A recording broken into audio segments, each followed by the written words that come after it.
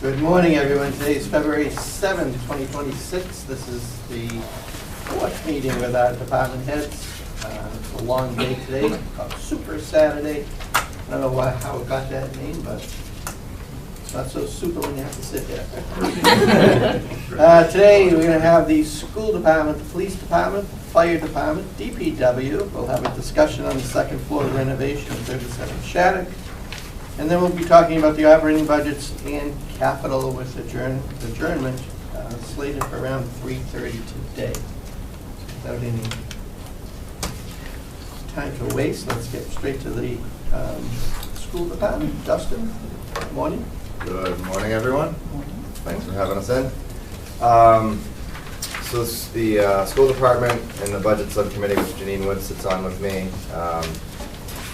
Steve Mark and Superintendent Dr. Clenchey have been working hard on our fiscal year 27 budget.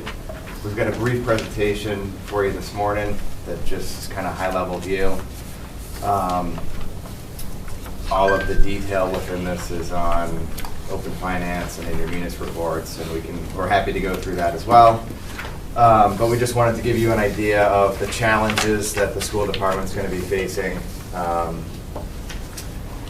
in the next few years. We're able to get through this year. So if we take a look, we've got our fiscal year 26 budget, what everybody's familiar with, the almost $4 million. Initially, we had put a lot of time and effort into trying to present the town a budget that we felt was well within the town's capacity. We had attended some meetings earlier in the year where we saw a placeholder of around 3% for the school department. We took efficiencies and certainly didn't want to reduce the offerings to our students, and we arrived at a $725,000 increase, which is around 2.75. When we did so, I shared the news with some of you folks, and everybody seemed pretty pleased. And that put us around the 27.1. Can you go to the next slide, please? As everyone's aware, we were then, everyone became aware of a projected deficit for fiscal year 27. Everyone was sort of asked to do all hands on deck. The town was reevaluating multiple approaches to solve this problem. And we worked to reduce our budget. I should say it's more of our operational spend, because the budget, our planned use of expenditures is about the same as to what we were initially projecting. It's a better way to put it. We have an appropriated request of $600,000 less, which I can detail you how we arrived at that on the next slide. Actually, I'm going to jump back to our initial request so you have an idea of what's going on here. Part of our initial request was a contractual salary increase of $874,000. School department is a large department, and everyone's aware there's steps and lanes within the contract. So even on a 0% COLA year, if there was ever such a thing, we would have increasing salaries. About 50% of our staff is progressing with their steps in longevity, service to the town, and then they're working hard to transfer lanes as they pick up additional credit and further their education. So 874 was the projected increase. This year, we earmarked $550,000 offset on that salary through a combination of school choice funds. That's not a spend down of school choice, but that's some money that we would receive from school choice into fiscal year 27 and spend. Grant funds, some allocation towards pre-K tuition, and we arrived at a net salary increase of $324,000. In addition to that, we had a couple asks, as we always like to try to get better and more efficient. You folks are all well aware that we switched up our busing for later school start times a couple years ago. This was going to be the last increase of that slide from running 3 runs to 2 runs, which the community has felt has been a very positive change to the tune of $134,000. We have a very robust curriculum evaluation process where we continuously evaluate the curriculum within all of our departments. That just to evaluate the curriculum takes money, and then to implement new curriculum, of course, takes additional funds. So we were trying to earmark about $150,000 from fiscal year 27 to help us move that along. We've seen a rise in substitutes costs. We've seen a little bit of a shift from short-term subs to long-term subs. It's also more difficult to obtain substitutes and to try to get them to come back and make it feel like they're not just there as a benefit to the town or you know, partially volunteering. That's the $75,000 increase makes them feel like it was a day's worth, well worth of pay. And then we had sort of this traditional $42,000 increase in supplies through across the four schools, a little bit about $10,000 a school. Of note, the schools had a request for an increase in the ability to make color copies. And that's how we arrived at the 725, which we felt was pretty lean, coming in at 2.75. On the next slide, I'm going to show you where we're going to spend out some of our own money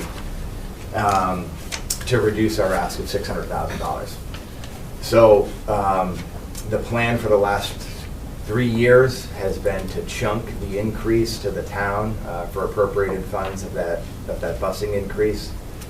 We, in the first year, we offered you a fourth of it, and we swallowed 3/4 of it, and so on. And I believe that this was the last year, and then the total increase was going to be in the appropriated budget. We're going to swallow it this year as well. So we're going to spend down some of our bus revolving fund money. We do have user fees for buses. So if you're outside of 2 miles, or if you're six plus, grade 6 plus? Grade 7 and above. Grade 7 and above. So I always get confused because it's not exactly the middle school. Grade 7 and above, or if you're outside of 2 miles. Inside. I'm sorry, inside of 2 miles. There's a user fee for busing. The school committee just recently raised those rates to our town, to our school community. So we're going to spend some of that money down. It's appropriate for us to have a bus revolving fund because transportation is a fluid expense, in the fact that things break down. We might develop a need, or a circumstance might arise where that could change on us. In addition, we owe bus money at different times over the course of the year, so it's nice for us to have a little bit of bus money. Keeps us flexible and nimble. Our $150,000 curriculum spend, which we're going to allocate money towards curriculum, we need to. We're going to spend down some of our Tiger's Den facility charge. Tiger's Den has a revolving balance. It's pretty healthy. It's still a super low cost, affordable option for families. It's a very nice, it's a sort of a win-win for everybody. Having Tiger's Den in the school is certainly convenient, but it's also somewhat inconvenient for us, right? There's wear and tear on the building, and we have to try to staff it, and it's not necessarily the same people, or I should say, by and large, it's not the same people. I think long ago there was an idea that Tiger's Den could have its own self-sustaining operation with its own facility. We've abandoned that idea for a bit now. And we'll limp this along by spending down that dream of Tiger's Den being something greater than it is today, and we'll use about $150,000 there. We're gonna our pre-K tuition receipts. Again, we typically like to retain some of those dollars so that the program is self-sustaining, opportunity for improvements or growth. We're going to spend that down $50,000. And then we've identified, which we hope to come true, a possible $100,000 savings as it relates to salaries, because we do anticipate some retirements. We're going to look to replace those folks with the very best possible candidate. But if folks are, yes, it's not just the superintendent's salary. I'll make that clear. Thank you for that clarification. Yeah. no one would take. That's the new superintendent. Are you sure you don't want a steak? Yeah, yeah, I don't think so. I don't think anyone would take that job for $100,000 less. There's a number of retirements that we're anticipating. We'll hire the very best candidate, but oftentimes folks are retiring out at the top of the grid or the bottom of the grid, you know, the high dollars, and lots of kids coming out of school and excited to be teachers, and we'll see where that takes us, but we do think that there's about a possible $100,000 savings there. And we've worked year over year tirelessly as it relates to our special education spend with a focus on out-of-district tuition. We had a presentation 2 nights ago at school committee. It was very well done. It's like 20 minutes if you want to take a look, by Dr. Snow, in the district's efforts to educate our students in town if we're able to do so. So it's not just, we don't think we can handle this, let's send you out of district, there's a special place for that. It's, can we create this program in town? Can we educate you in the town that you live in, among your peers, your after-school activities, all that good stuff. More convenient for your parents, it's where you live. So the district has made phenomenal progress in reducing our out-of-district spend. And in looking at that, because we have a student, one particular student where we believe a change is most certainly going to take place, and they're going to come in district, those can be high dollar spends.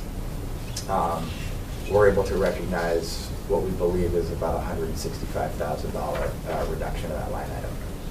So on the next slide, we present you with our very modified and humble request of a 0.48% increase. It's a net increase of $125,000. I need to reiterate that salaries are going up to be, projected $874. If you want to split hairs, you can call it $774 because we're recognizing that $100,000 increase. But we are well staffed, but it's because we need to be.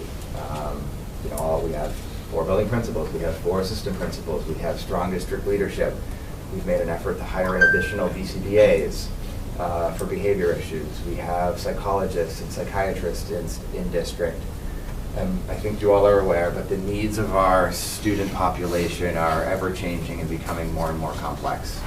We hope to deliver a very robust curriculum offering. We've got a dedicated staff that works tirelessly to further the education of Littleton. We're one of the districts, depending upon which metrics you want to look at, but high-performing districts. So if you want to look at, Northwest or the 495 or all that good, but we also strong competition. A lot of ours are 2 towns away are also strong districts as well. And there is a trend in Massachusetts that if you aren't getting better, as your school enrollment's going to go down. So you need to continue to offer diverse housing options to continue to have a school district that continuously improves so that people want to choose Littleton, because it's very easy to manage a school district at the enrollments level, or perhaps a slight increase. It becomes very difficult to manage a budget if your enrollment's going down. Not that we can't do it, it just becomes a lot more uncomfortable. So our presentation last night, it's ebbing and flowing a little bit, but nothing major. So we, if you date back a few years ago, we were higher than we are today. We saw a little COVID pullout. Those students have returned, and we're back to where we believe is a very sustainable enrollment number for us. So that's the high-level presentation. The next slide says questions. I'm happy to go through report. I've got some support here from Superintendent Clenchey and Business Steve Mark if you want to get into the weeds. But I'll say the spend from revolving funds, everyone's aware here, it's a spend out of going to get replaced to the same tune of the spend, otherwise we would, so this works for '27. To some degree, some of those same strategies could help, but it's not a long-term plan for '29 or '30. So, you know, we're negotiating with the team now. We're having conversations about how the contract is worded and what flex is in the contract. Be a little bit more nimble with the budget and the way that we spend. Can't tell you how those conversations are going now. Half the conversation, but hear from anybody that has questions or comments. Justin, first of all, I know we all like to thank the school committee and the superintendent for stepping up in a hard year. I know it was a difficult conversation we had with you. And, I'd like to thank everyone involved for helping us, because without that reduction in your budget, we couldn't have done this. We're still trying. This year's been like a roller coaster. We get good news, then we get bad news, then we get good news and bad news. We're trying our best to stay above water. As far as for future years, we will work with you and the school committee and the superintendent, new superintendent, whenever, to put a plan together for your revolving funds and make it sustainable, because that's the only way it'll work. You can't throw all this money into the operating budget and then it disappears, because that just kills us in the long run. So, again, thank you for all that you've done with this budget. Welcome. And we're all in this together, so, and you said that many times, so. I have one, excuse me, not related to the operating budget, but we've been talking about roofs and boilers for years. And I know the high school is coming up on the magic 25 years or whatever it is. And do we have a plan to, or what is the plan to go after MSBA funds? I know there is an accelerated program for some things and not for others. And if we just get an update on what your thoughts are on that. So the plan is to continuously apply for MSBA. I've heard that we wouldn't become eligible for that program once we close out the Shaker Lane project. We currently have an MS project. All right, so I've heard it both ways. So under MSBA, there's two programs. There's a core Right. program, which are under for the Shaker Lane program. right. And then there's an accelerated repair program Right. That's the for one. roofs and boilers and windows and Right. things like that. It used to be an application every year. MSBA's that application and award is now on a 2-year cycle. So we applied last year. We really applied under the core program last year. Well, probably because I misinterpreted the language or something, but they changed it, whatever. Denied for that. So we missed the opportunity in FY '25 for the core program. So the next opportunity is FY '27. So we plan on applying in FY '27 under the accelerated program. We plan applying in FY '27 program Okay. for the high school roof and boilers. Right. A little bit, the roof we still need to do. That's still a need. Right. It's not like it's leak place. We address the leaks as they happen. As flat roofs, you get them anyway. Right. So we're addressing it and managing it. The boilers, we actually just had to replace a section in the boiler because it was cracked. Excuse me. A year ago, when we had to replace a different section in the same boiler, another cast iron section, we were told that it was very difficult to find parts. We happened to find one in a warehouse in Leominster, I believe. We had to jump on it within like 15 minutes and say, yes, we wanted it, or it was going to go to somebody else, so we did it. The way I understand it is, some schools that had those boilers have upgraded their boilers, and so those, I guess, used parts are now available in somebody's warehouse someplace, and they're selling them. So It's not an immediate crisis that we have to deal with. We believe there are some cast iron section boilers available for our boilers if we need to. However, those boilers, as you pointed out, are still 25 years old. They're not as efficient as they used to be, et cetera, et cetera, et cetera. The plan is to still try to replace those if and when we qualify for MSBA funding.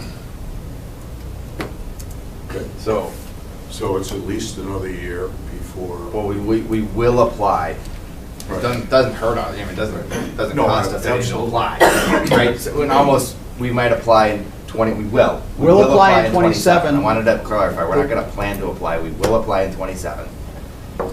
And if we don't get it, we will apply in 29. The plan is to continuously apply until we get it, and we hope that we get in the program before the roof or boilers go.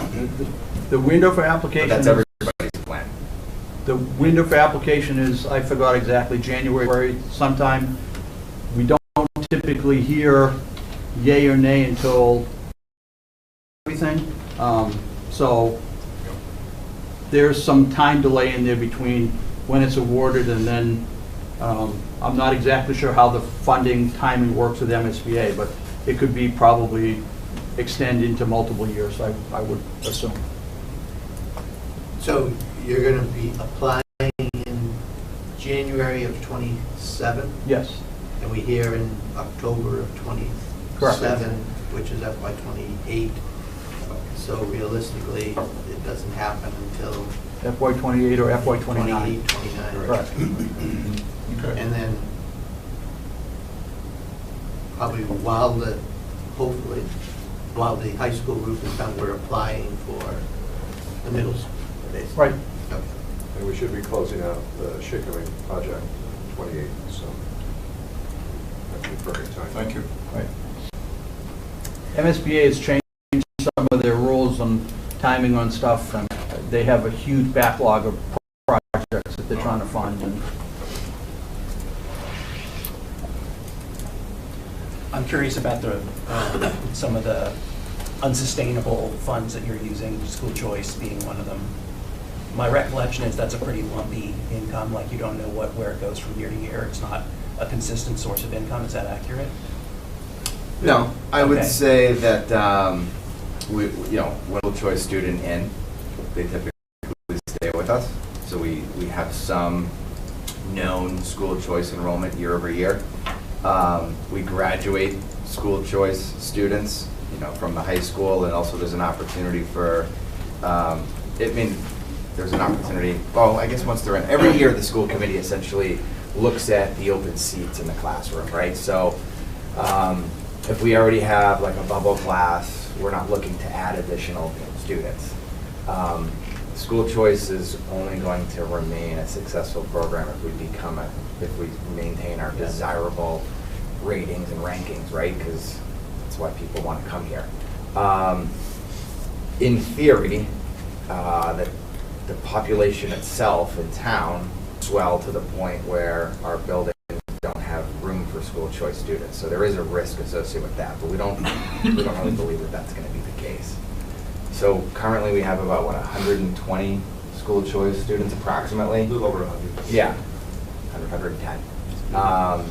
And every year we evaluate that and we look to see where we can add school choice seats if it makes sense. Families have an opportunity to choose alternative options like Neshoba Tech or Parker, and we evaluate offering school choice seats later. It's, a lot of times people want to get in early, first grade or so, second grade, popular options. It's a strategy that's worked well for in terms of the sustainability of the use of those. We all came to an agreement that we were going to try to make 10% of our budget in the school choice fund for things like extraordinary, so we would come running back to you mid-year and say, oh my goodness. And that's about where we're going to be. So my point is, if we were to continuously, spend down the school choice dollars year over year over year, we'd at some point be in a position where we've got well less than 10%. It's a healthy balance, as it sits right now, exactly where it should be. Yeah, I guess I'm asking, like, with all of those funds that you're drawing down that in a potentially unsustainable way. I'm curious, like, what the numbers are. So we collect about, we collect about $400,000 a year in school choice funds. And if we're spending $550, it's not hurting us that bad. Okay. Okay. And what are the other sources that are non, like, that you called out a couple, I think, besides school choice? Yeah, so the busing, Yeah. typically we'll receive busing receipts and we'll spend, the bus cost far exceeds what the user fees are, right? That's why it's in the appropriated funds. So we're carrying some money in busing to be a little bit nimble with that. That is a big spend that's going to reduce us drastically. Tiger's Den, we're spending about a third or a quarter of that money. Pre-K, we're spending it down almost in its entirety. Retirement savings. Yeah, the retirement savings is just a difference in, Yeah, it's just changed. I think it's busing that we're nearly wiping out. I've got the details, but it's essentially busing that we're nearly wiping out, and it's a big spend out of Tiger's Den. Okay, thanks. And then we're gonna spend more out of school choice this year receive. Got it. So that account's gonna move south. Okay. What do you have planned out of choice? 550? 550? Into the operating budget? 250 salaries. And then we're using schools to pay for some capital. Capital, 455 in capital. Right. Okay. So just so you know that the school stabilization, according to what we agreed to a couple of years ago, we're taking those dollars that we would have paid for capital and putting it into the stabilization account. Yep. It's $455,000, and we're also putting the $34,000 that you turned over at the end of the budget year into school stabilization. Right. Yep. Those two things are being done. And we have, Steve's working hard, we have our $450,000 worth of capital projects From last year. planned and earmarked and finalizing, ready to go. And that's one of the things that. And the track being one of them. I was going to ask because it's not on this list, and it's not on the CPC list, so I wasn't sure where it was coming up, or if it was still coming up this year. We plan to. Through school choice or through CPC? Well, we'll certainly investigate to see, so the way, I don't know all the intricacies of how that works, but if it makes fiscal sense to have CPC funds involved and we're all in agreement, then that's the path that we should take. But You just need to get that application in sooner rather than later. Yeah, I had conversations with Saul from Park and Rec, Park and Rec. We initially thought we'd try to get the track resurfaced using CPC funds last summer. That just didn't happen for a bunch of reasons. I'm working on bid documents now to go out to bid, get a price, and then we'll go to Saul and say, how can we use the CPC funds so the town gets the matching CPC funds and we turn over money from school choice to the CPC funds so they get that match. I'm not exactly sure how it works, but we started those conversations. We haven't started them up yet again. I'm waiting until I get the bid out and done and get at least a hard number what it's going to cost, and then we'll have those conversations. I think probably the best way to handle this is, if CPC is willing to pay for the entire project or at least partial of the project and use their funds and save your school choice dollars for the, depending on how much is in the recreation bucket for CPC. That's our intent. But I talked to Carolyn Mueller to figure out when you have to have the application. Yes. Yep. We put the application in last year and then it kind of fizzled because we didn't get out to bid for a bunch of different reasons. And Steve, what was the cost for the track? To resurface? I'm estimating it is around 165,000. That's for a resurface. Yeah. And then there's a small area, has to do with the pole vault, that they use mats that they want a permanent runway installed on the hot top. That's there, so That was kind of the initial quote that we received from Cape and Island Track, of what it would cost. And because it's over 100 grand, we got to put a bid together. Stu, thank you. I had a question. So the transportation cost, is that inclusive of the special education transportation, or is Yes. that in the special education budget separately? No, the transportation Is with the busing? right, it's in there. So that's your fluctuations. Because your contract with busing is pretty consistent. It's still that population in 1 year, you could all of a sudden see a huge spike if you had. Correct. Yeah, we're under contract with D-Bus for the town routes, and there's a COLA built into that as well. But yes, it's the out-of-district or even the in-district special needs. That's what your buffer is that you're talking about. Correct. Yes, yeah, we're fortunate to use Case Collaborative for most of our out-of-district populations, but every year we end up in situations where they can't transport students, so we're hiring contractors, and that's where the unpredictable costs come in, much higher. The only other question I had is the contract, union contract. When is that? The current contract. It expires June 30th. June 30th. Okay. That's it's a big, I'm not going to say unknown, but it's a, okay. It's a big unknown. Yeah. Yeah. But, we've had a number of meetings. Dialogue's been great. Yeah. Dedicated staff working through some contract language. They have asks, we have asks. I remain optimistic. I wanted to commend you guys on keeping enrollment stable. I've been to several meetings with through the Affordable Housing Trust with areas, and most schools in the surrounding areas, their enrollment is going down. Some of them quite precipitously. So I think we were one of the 2 school districts that was presented that didn't actually have a major decrease. So that's pretty commendable. Enrollment across the state is down almost 16,000 students from FY24 into FY25. And they believe that trend is going to continue. Immigration, people immigrating out as well. They get tired of us now, I don't know. Negative immigration. Yeah, wild. Like Massachusetts is like 1 or 2 top, in education across all 50 states.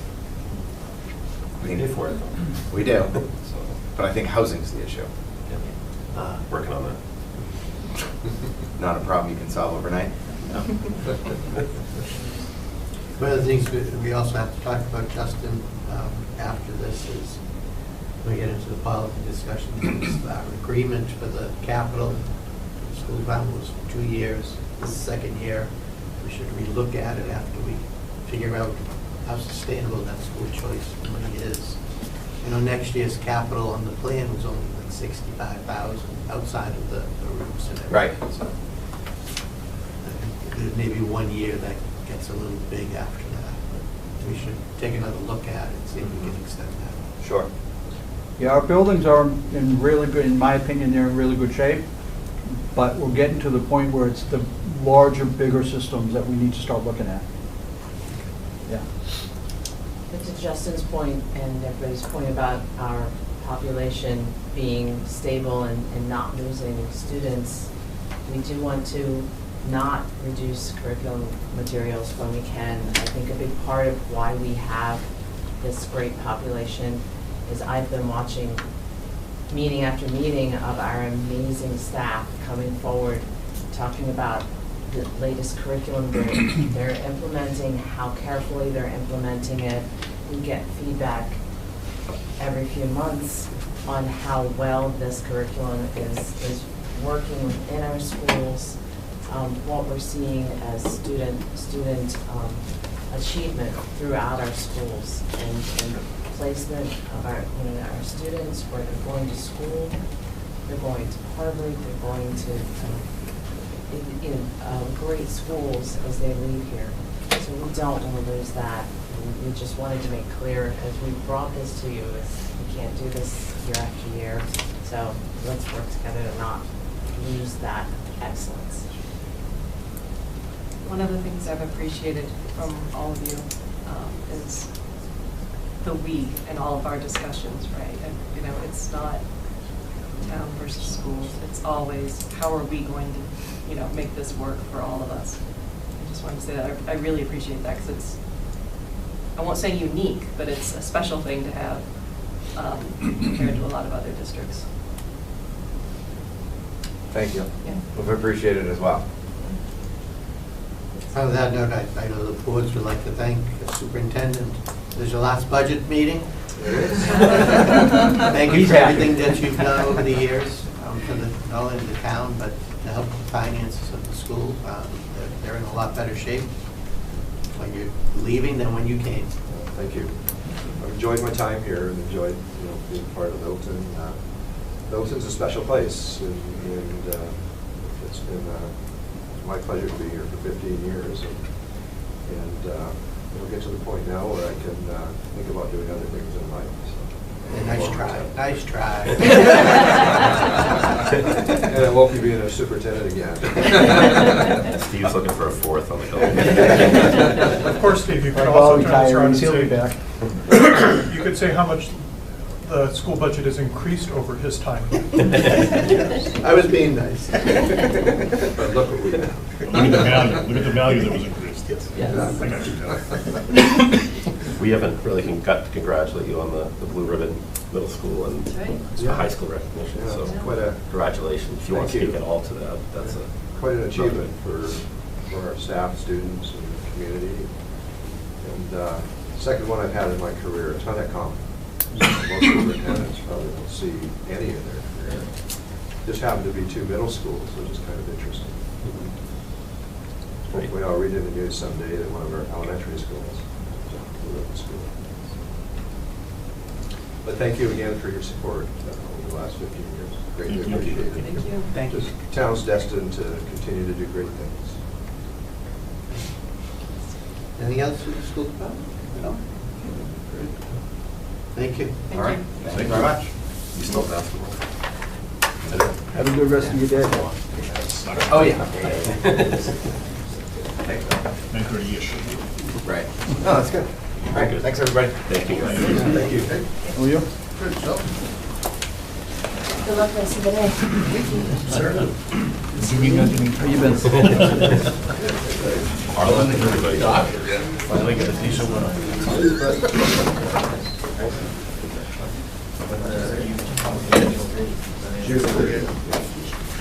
How much are we expecting out of this one? 4 or 5, I heard? Everybody's like 2 pockets and then it's swipe. It's like 1, 2 products, like 1 to 3. Oh, okay. It may be only an inch out there. I don't know. Closer to the handle. See ya. Oh, exactly. They're like, we'll see. I don't know. Does you ride in?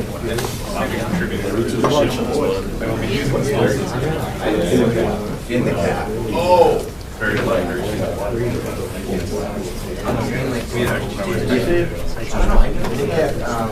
Good day, everyone. Thank you. All of our friends, 1 or 2 say, It's a good... You have to... The same one. It's not in the door, then you're allowed. 35. And then Is this building maintenance? Bill Cole.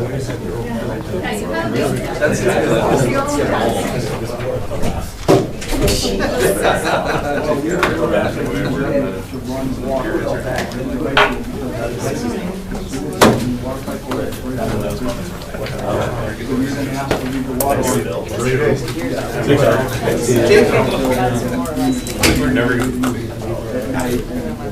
that's much better. Take that off all bill, but we were actually one.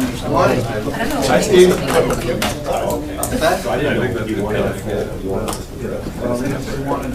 this clock. Eric, can we, Hey, Gary, take it outside. They wanted Please can wait. Sorry. I forgot the exact, they wanted like 40 gallons or something an hour or something like that. But yeah. Thank you.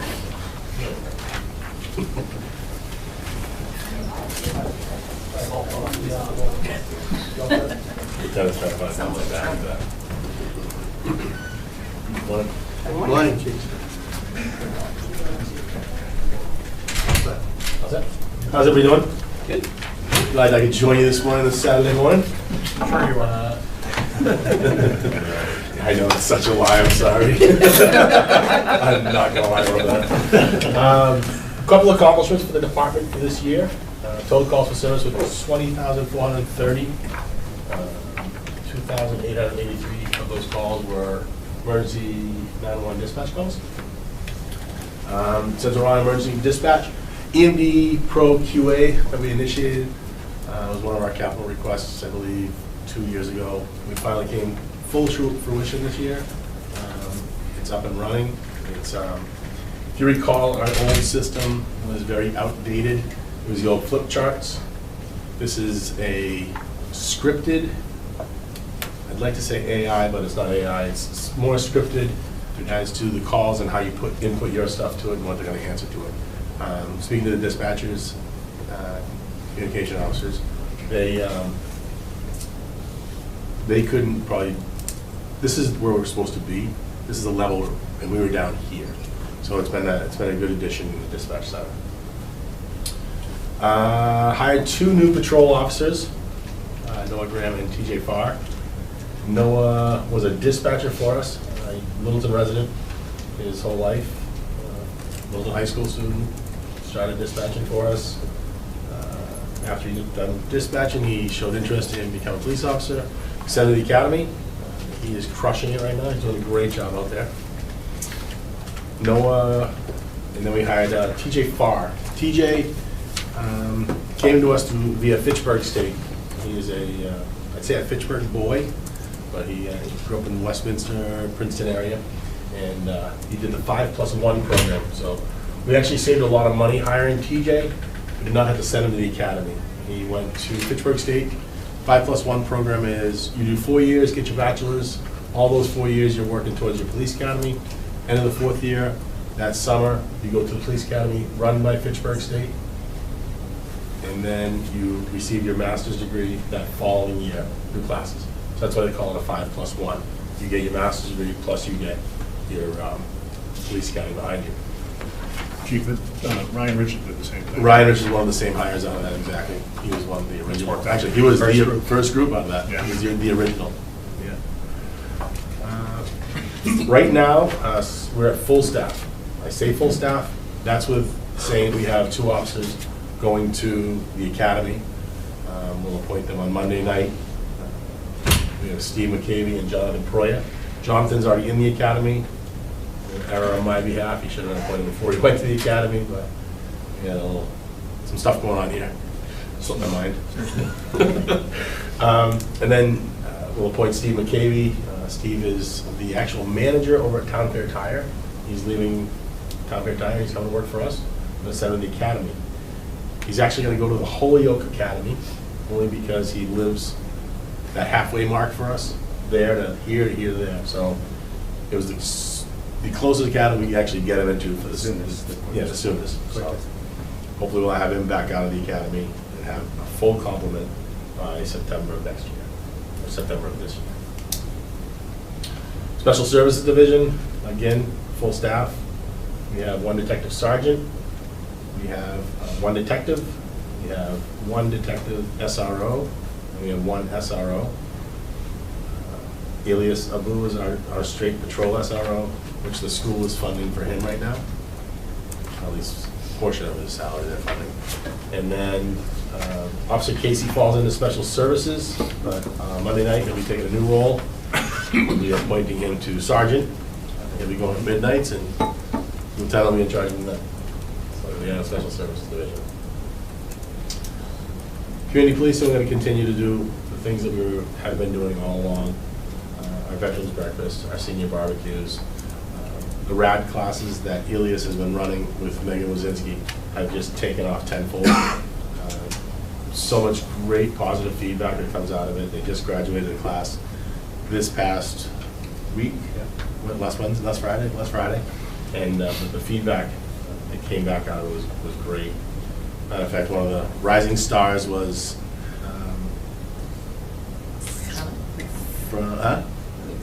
yeah, it was Brianna over the town hall. She had a great time. She actually had to pull her off the guy. He's going too hard. But yeah, we're gonna continue to do our community policing as much as possible. Big year for us in regards to grants. I know you guys keep getting the emails in regards to them. I should probably include finance so they're aware of some of the grants that come along during the year. But the Burn State Crisis Grant was $67,629.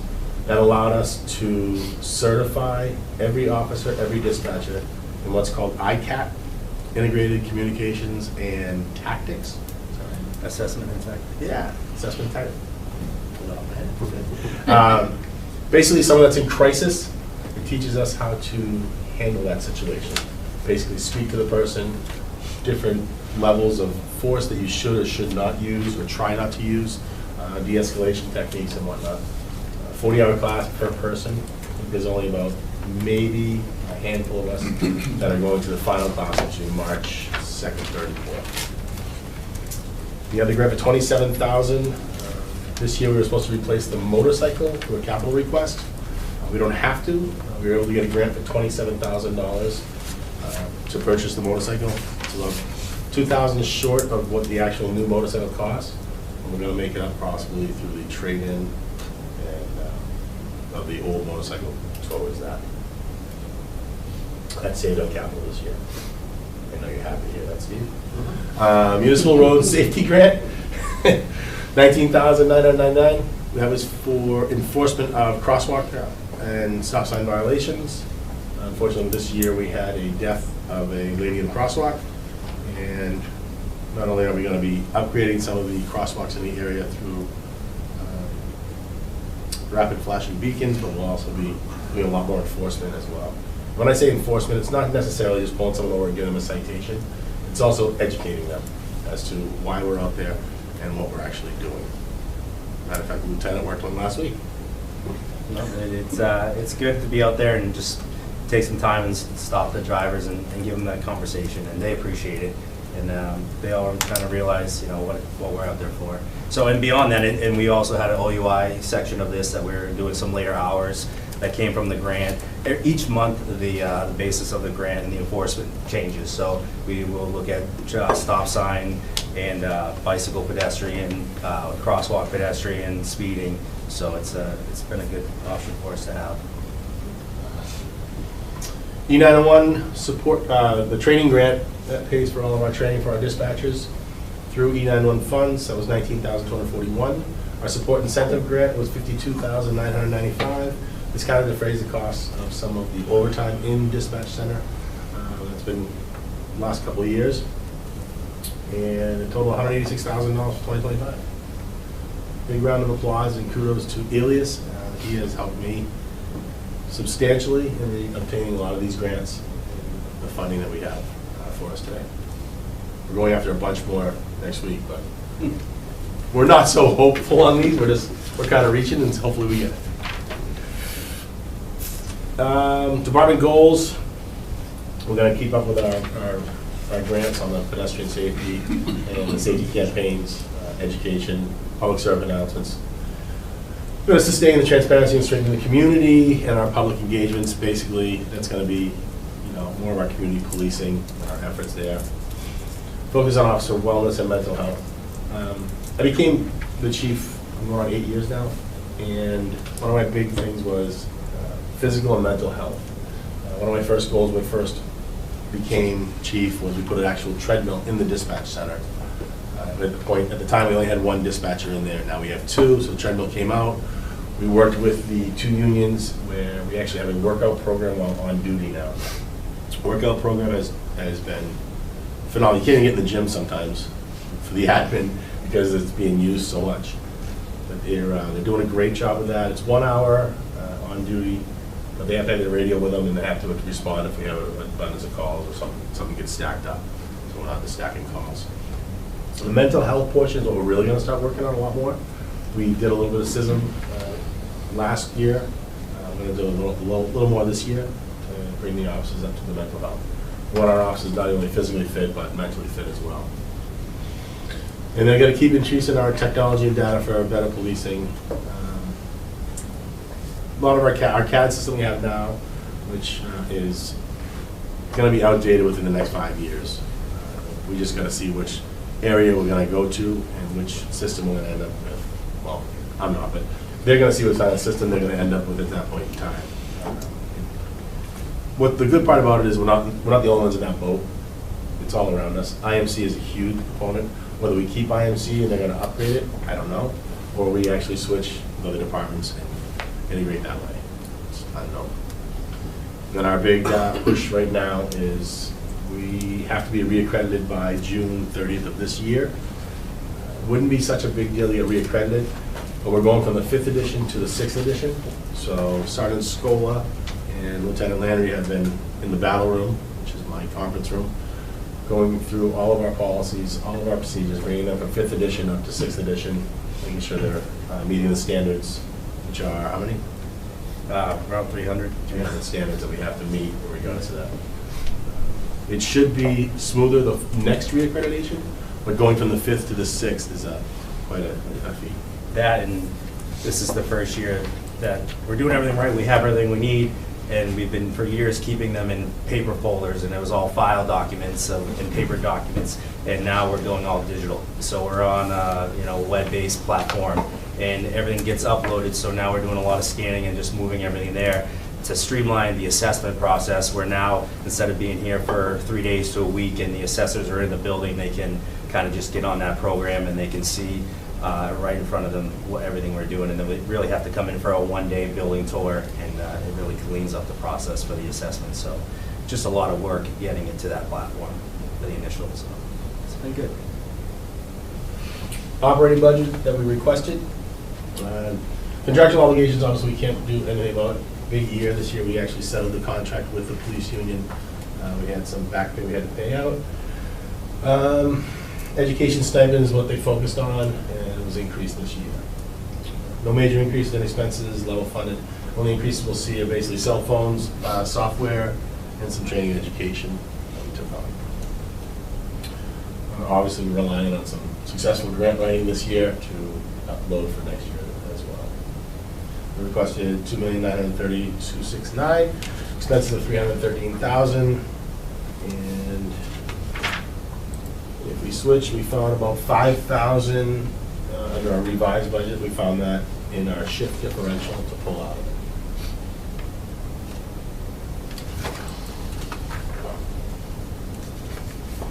Questions, comments, concerns? I had a couple in your budget. Yeah.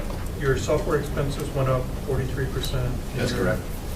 And your radio maintenance went up 40%. Can you just comment on? Yeah, absolutely. We took over all the software in regards to maintaining it ourselves now. Town Hall IT will not be doing any of that. So we have it all integrated into our budget now. Okay. Radio maintenance. Fire department's going to need some upgrades this year. We're putting that also on the camera systems. A simple portable that we have, that we carry, a digital portable. The simple way to explain it is, one of these portables is $8,000. So it's really not a lot of money that we're talking about. If you think about putting 2 officers on, that's $16,000 right there. Right now, we're maxed out. We're trying to purchase a few other radios under the radio repair budget we have now. Fire department's in the same boat, same as the batteries for these Motorola's. We have the best of the best. I'm not saying that at all, but that's the only line of communication if something's going on. And I want the best of the best for our officers to be able to communicate with our dispatchers. So this is just a general comment, not on the police, but just on the software as we transfer. It's hard to see that the savings in like the IT budget, right? We don't see the IT budget coming down by $17,000 as the police take it on, because these things aren't broken out in such a way that you can see one line item moving to the other. So I don't know how we solve that or what we do to make that clearer, or if we're done moving things that way. It just makes it confusing. That's the police side. Communications FY '27 operating budget requested. There's no real major increases in expense levels. We are relying on the 60-some odd thousand that we're going to receive in 911 grant funding. We were able to find some funds in there to cut out. I requested $780,000 for our wages and $8,500 in expenses. A lot of the expenses that come out of dispatch are very minimal compared to police, but they're in the same building as us, so we're able to utilize the same exact expenses. We were able to cut $10,000 out of overtime. Again, I'm going to utilize the 901 funds for that. The part-time wages, we're down to two part-timers right now. We did have 3 or 4. We're down to 1 at this point. And then the shift differential, we found $5,000 within shift differential for us to pull money out of that. So we're going to cut $20,000 out of that requested budget. 2.6 decrease.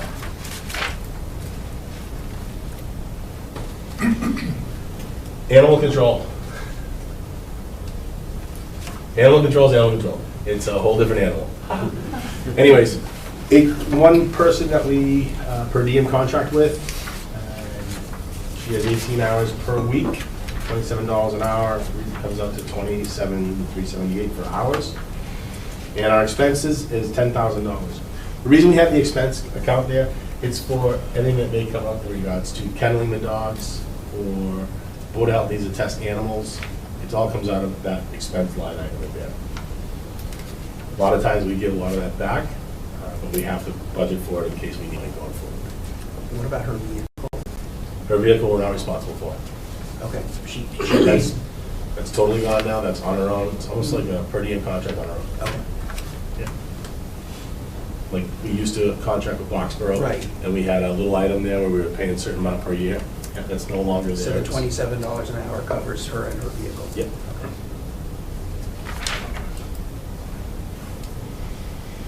Any questions with regards to animal control before I move? It's pretty cut and dry.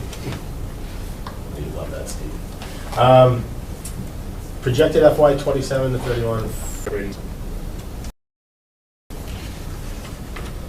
The cruiser replacement program, which we replace 2 cars per year, in some years it's 3 cars. Right now, this year was a 3-car one, but the motorcycle was supposed to be one of them, so it's only a 2-car replacement year. This has worked well. It's really kind of kept our costs down to in regards to maintenance of the vehicles, and it keeps the officers in vehicles at that point. I know there's a lot of talk about these cars that are being traded in to go to different departments, and we can definitely repurpose them. They're great and back, but as for responding to an emergency call, they're not there. So that's why it's been that point. The big question is, what do we see ourselves in 5 years? We're going to have to add bodies onto this department. There's no ifs, ands, or buts about it. The increase that's happening in town, the possible 750 housing units or businesses that are coming in, are going to cause more population, more traffic, more issues for us here. So what does that mean? We need the bodies to actually make sure that we're actually fulfilling the obligation for the town and giving everybody the right service that they request. Dispatch, we're only going to need to add 1 more body in there. Right now, we're running 2 bodies per shift, except for the 11 to 7 shift. There's only 1 person in there, and we have a supervisor. So the next body, they'll go in there and bring them to complement of 9. That'll have us at full staff 24 hours a day, 7 days a week, which means 2 dispatchers in there at all times. Administration-wise, I've been saying it for the last couple of years, we need to have a records clerk at some point. You know, I really wanted to ask for it this year, but I know where we are at funding-wise, and then that's the reason we didn't go forward with either a records clerk and/or another officer this year. Pushed back, and we'll hold off another year. We can make do with what we have. Some big things we need to look at. Obviously, within the next 5 years, increase in staff. We're getting ready to burst out of this year as to where we're going to be in 10 years. So does that mean we start a feasibility study in 2 years, 3 years? What what is this building gonna get us? Where can we go? We know ourselves that how this building was constructed to put a second floor on. Do we need to look at that? What is what is the gains for that? Do we need to go out, or do we need to somewhere else? I don't know the answer. That's why we need to think about that at some point in time. Some of the bigger items, I know that Eric Derber brought it to your attention. We have some heating system issues here now, and he's been working on those. He knows that the system's gonna have to be replaced within a couple of years. We'll figure that out and tackle that when it gets to it. We'll work with building maintenance in regards to that. Again, our only capital request this year on 2 police cruisers. Didn't ask for anything else.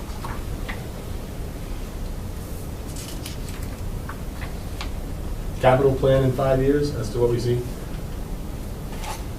We talked briefly about the heating system here.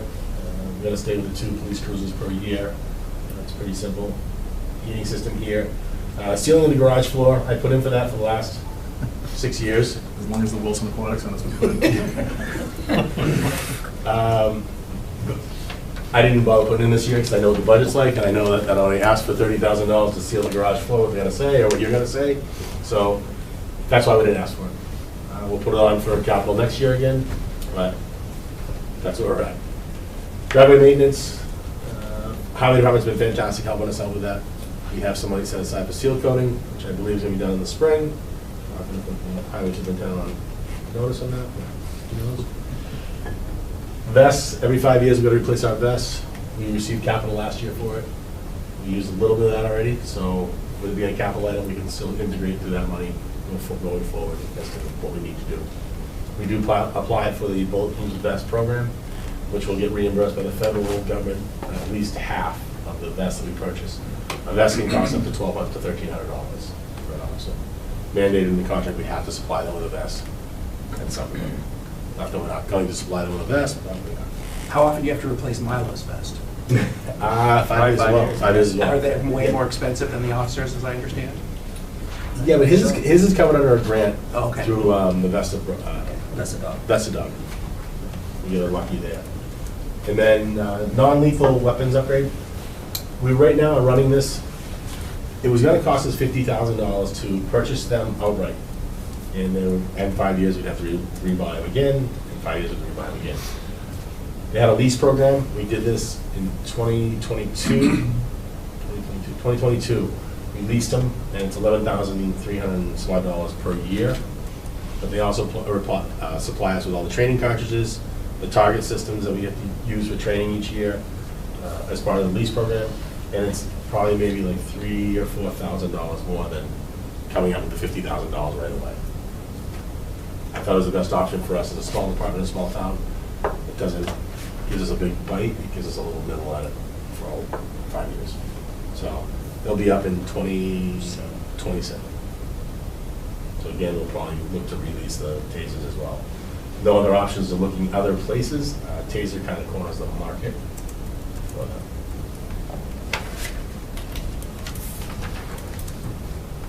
Any questions, comments, concerns in regards to police, dispatch, and/or animal control? I'm curious, like, can you talk about the call volume and the 911 volume compared, like, historically? Is it Yep. increasing? So last year we had 20,000, I believe 600 and some odd, maybe a little more. So we're right around the same exact call volume as to last year. 911 calls have gone up, which is actually a good thing for us because the more 911 calls we have, The more money you the get. more from money the we get from the Yeah. And then you said you were fully staffed. I see 3 vacancies. So one of them is going to be filled by Officer Casey. Like, so there's a sergeant vacant, there's 2 police officer It's vacancies. the 2 that are in the academy. Okay, and then the And then sergeant vacancy will be Casey. So is that getting backfilled by another officer, Yeah. or who's that going to be? Oh, Brian Casey's position? Yeah, No, he'll stay K-9 sergeant, okay. but then we have 2 vacant positions, which would be the 2 we hired. And we already have one that hired. So Well, it was at 3. Brian's police officer There's a position. total of 24 sworn. Okay.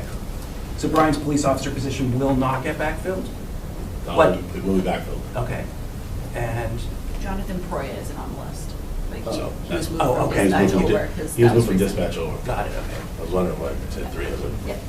And then just an aside, Karen and I attended a fascinating discussion about dark skies and streetlights. And the LED, bright blue LED streetlights actually make things worse because of the glare. And this person had some evidence that using warmer light actually increased visibility at night. And so I would be really interested in having a further conversation with you and Mr. Yonley about whether that would potentially reduce issues on crosswalks. And also save money for the town because they use less energy. Yeah, and obviously, yeah, Littleton. They were great, by the way. The light department, huge kudos to them. The lady that was struck in the crosswalk, the next day they had some crew out there not fixing, but readjusting better lighting in that area, putting them another light. It's just an unfortunate incident, I think. Thank you. I'm going to ask a question about the non-lethal. It's kind of in its infancy, but like the burnout launchers, is that something that police as a whole, as a profession, has looked at, has evaluated? I know that it's a big push to get people away from buying a personal handgun, but kind of trying to push people to get these non-lethal, which is like a pepper spray and of course. projectile. Yeah, we have those tools. We actually we have some less lethal shotguns. They're not out implemented right now. They're in our armory. We just haven't had an instructor to kind of put our people through that yet. And it was something we were looking at. So you have less lethal shotguns in our profession. There's like a beanbag round. It's a true firearm shotgun, but has different types of ammunition you can shoot out of that are considered less than lethal. And then we have 40 millimeter launchers. That is very popular. They shoot like a racket ball, right? And those tend to be more safe because the standoff distance is much closer, but you get one round, right? So every call is going to be a little bit different, so it's not easy to reload those. We like the tasers. They have multiple shots in them. The deficiencies with those, I guess, is if, like the wintertime, if you're wearing a lot of clothes, right? And you do have to be somewhat close with the tasers. An option out there right now that I was talking to some of my partners that I used to work with on the SWAT team is pepper ball. Pepper ball OC is a very low level force considering for some situations, so that's something we could look at, and we could definitely look at it as an option. But right now, our only kind of impact tool at distance is taser. We obviously have OC, we have batons that we train with regularly. We have a lot of tools in our toolbox that we can use before we would ever in that less lethal confrontation. But yeah, they're definitely out there. I know you're speaking of with that burn around, but the less lethal shotguns, which we have, you lose that tool when you kind of get into a house. And a lot of things we're doing is in a house because the standoff distance has to be pretty far. And when we're dealing with a lot of these situations in town, they're in residences or buildings and stuff. So it's not, the liability is there a little bit more with that round if you don't have the good training for it. So, but the pepper ball or those 40 millimeter launchers, they've been hard to get because of the environment. The manufacturers are trying to keep up with getting them too. So we've had some success with the taser. On the non-lethal, you said you're basically leasing them now? Yes. So that would basically mean that it's in your operational budget now, and it would be coming out? Correct. We have it in the firearms budget. It says firearms. Yep. And so it's not defensive tactics. It's not necessarily a new expense. It's just potentially a chunk versus an operation. Right now, we haven't been out into that operational budget just because we know it's going to be. We knew it was going to be $11,000 for 5 years, so we put it into the firearms budget that way. You mentioned 3 positions, a records clerk, an officer, and a dispatch. Are those 28, 29, 30? What fiscal year do you expect? 28. All of them in 28? And the station fees of the station expansion you would expect in what year? 5 to 10 years. So the feasibility is 3 years? 2 or 3 years. 30 out? Absolutely. The sooner the better for the feasibility study. We have no lockers left. There's no lockers left in our locker We're room. maxed out in the locker room. The office space is getting tight, but Yeah. working through it. We're doing it. Anything else for Chief? Thank you. Thank you very much. Thank you. Enjoy the rest of your day. No time? 4 minutes ahead of schedule.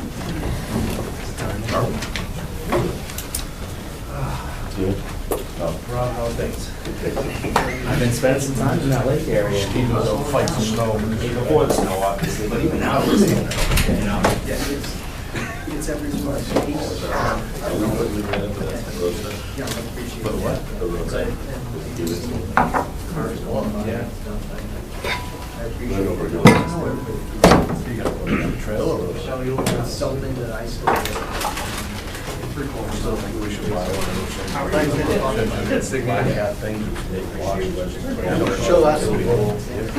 I had a class yesterday afternoon. Oh, you put it all in your. I have to show all my students. Yes. Demonstrate score assumption. But all those numbers are from New England. Sorry. I want to see if someone's ag. There's probably more money to be made by picking the Seahawks within my class. I go up, put it out. Yeah.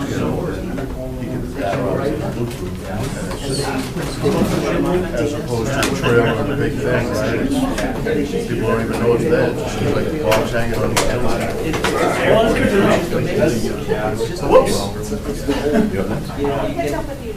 All right, sounds good. I'll come in and check on Stephen. How are you?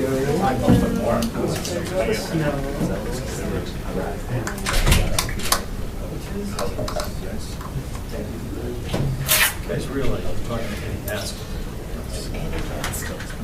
Interesting. Eddie Haskell. Oh, Jay, you look so nice. Thanks. Jim, you look very, really sad. Very sad.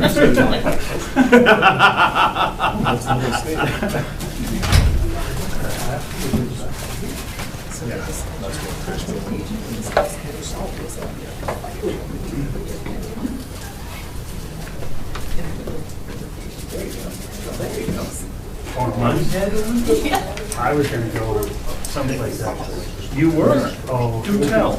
It was gonna be a good one. I'm reserving my for later dates. I'm saying you gotta really look at the presentations and make put something Okay. like a plan. Okay. And then Tony threatened to do the same thing. Actually, give me 3 times. I was for it. I mean, absolutely. You're not going to embarrass me, no? Wouldn't bother me at all. How'd you do that? I was sitting on the beach the other day. See if I can find Not the quite, schedule. yeah, 2 short days ago. I didn't, I looked, I can't find They it. walk up and down I the know beach that selling Tom drinks was and massages. operating that pool Yeah. open, so you might be able to look at 22, 23 timeframe. Is smoking seal still 25, or did it get increased? So it increased, but I have conflicting things. Okay. So it's 50. So that's, Flammable storage is 25 on some, 50 on others. Well, the select board stipend must be pretty good. so. See, I doubt it went down. 100% increase from last year. 1,000% from 2 years ago. No, I know that Tom brought the smoking seals forward, so that's why 22, 23, because that was after I had left. If that narrows anything down, I don't know. But, It's just going to be easier. Okay. oh, the whole schedule. So just reapprove the whole. Buddy, chief? Good morning, how are you? Excellent. Whenever you're ready. All right, well, thank you. I'd like to start off this morning by saying something about the department. We have an absolutely amazing fire department here in town. I could not be more proud of the men and women that serve the town on a regular basis. So I certainly wanted to start with that so that everybody knows that, I think you all do know, but acknowledges that we have some really great people here. Fiscal year 2027, I'm going to flip through my book simultaneously here, if that's all right. So fiscal year 2027, we started with our operational needs. This looked to make some adjustments with some structural issues that existed within the budget. So the budget 3.2 and change with this year, some occurred. Those specific went into a few different areas, one of which was overtime. So the initial budget looked to increase overtime to $349,000 in fiscal year 2027. And that is not a random number. That was actually calculated 3 different ways. The first one was looking at our historic usage, what it looked like, how that adjusts out into 2027 terms. The second was calculating it, looking at what we have for time on the books that people are likely to use in a given year, training that will occur, pretty much any liabilities that exist. And the third way we looked at it is what would the cost be to fill to 5 all the time? And for your information, that's about $442,000, and then using 4/5 of that. That all came out to around that $349,000 mark. As we look at currently in 2026, we're ahead of schedule on the 205 we had in overtime, so we felt it necessary to start to make those adjustments. When we made cuts to the budget, the $200,000, we reduced that to, that $349,000 to $249,000, and then made some other cuts in other areas such as per diem training, preceptor, which is used to train new paramedics, and then a slew of expenses, professional services, training and education, building maintenance, fire supplies, EMS supplies, and travel. So that brought us down to a budget of $3,065,415, or a net increase over 2026 of $87,019.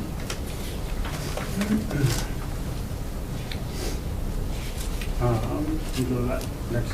Do we want to do like that thing when we were in school where the tape would have the beep? I'll just go beep. That would be perfect. So this is reiterating the same information that we talked about.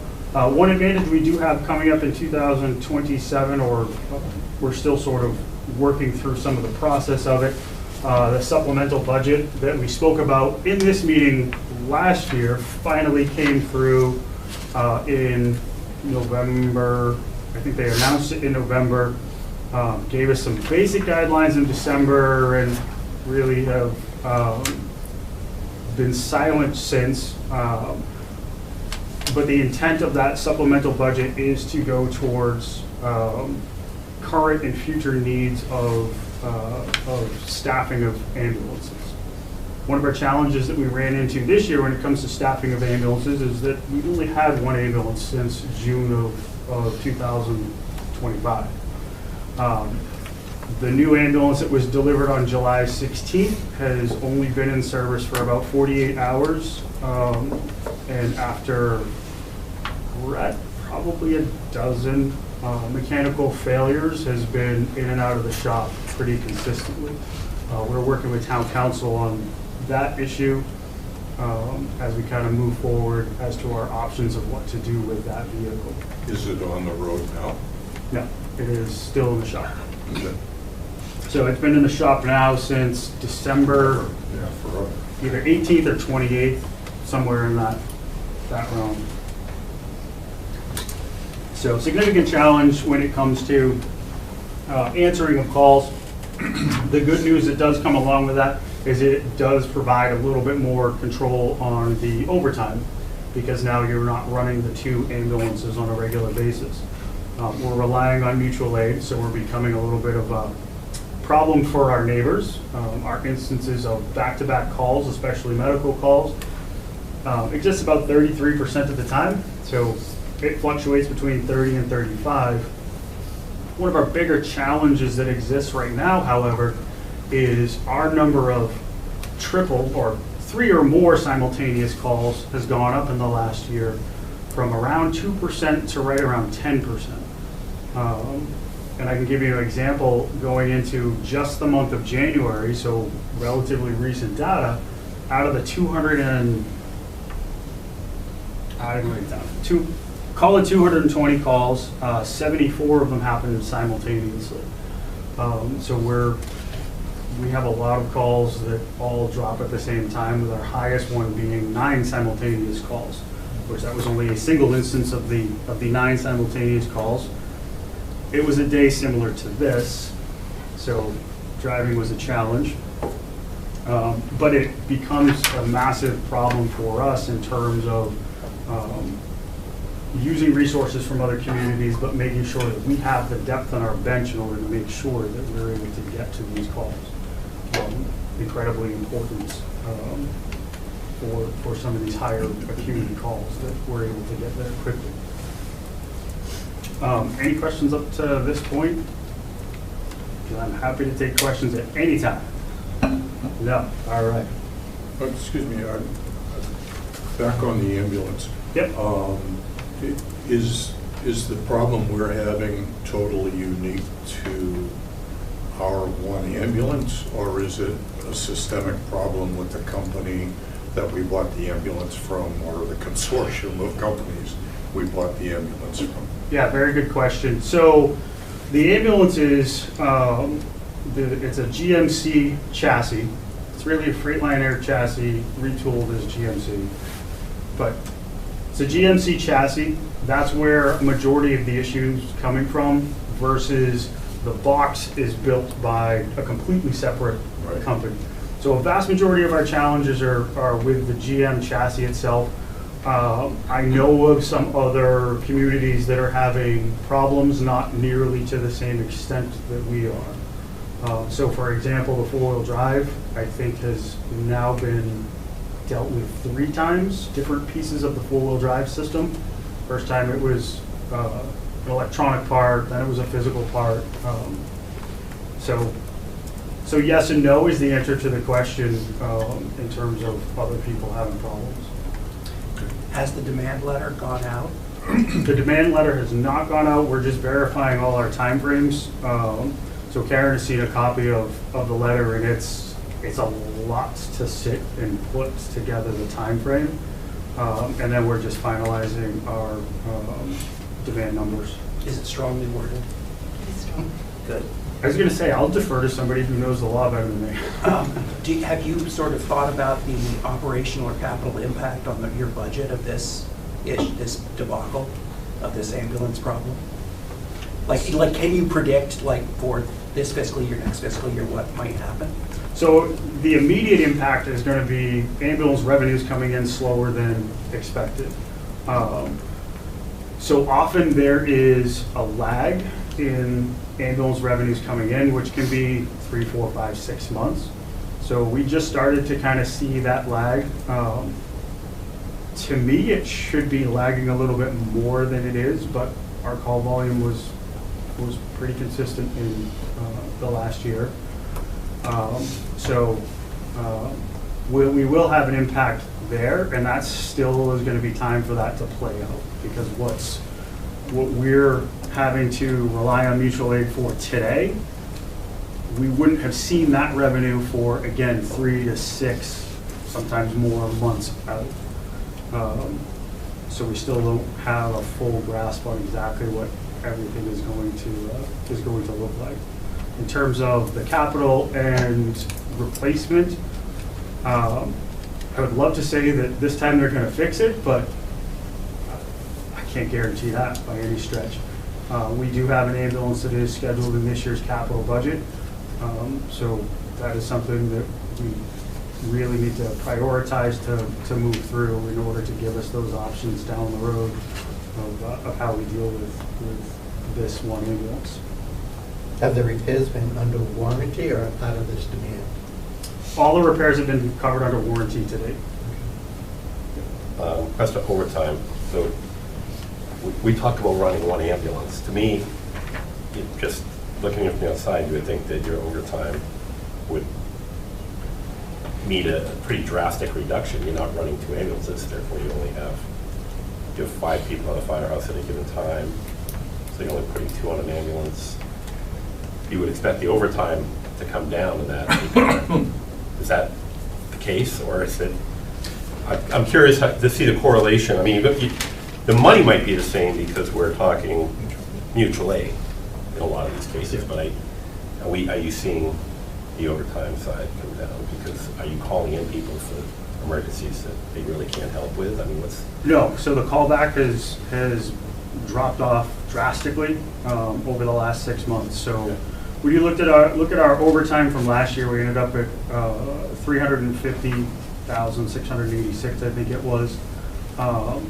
This year, when I did the tracking, now this is a couple weeks old, but when I looked at the tracking of it, I'm guessing we're going to be in the low 300s, maybe 325. So there's definitely going to be a little bit of a pullback there.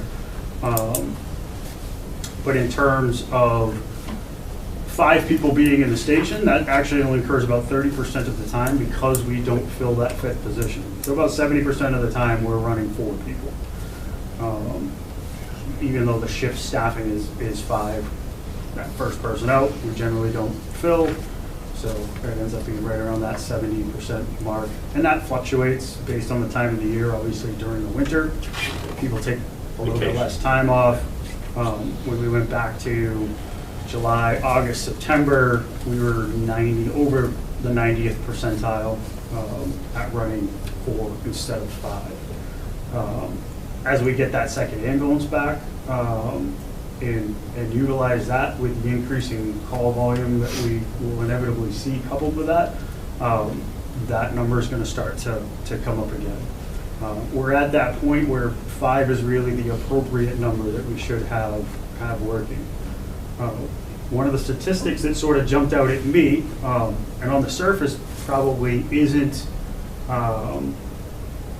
something that jumps out, is that our call volume remained unchanged in 2025. Right? So layperson, all right, so there was no increase. Well, typically in a given year, there's another 150 to 200 medicals that we would have done either mutual aid or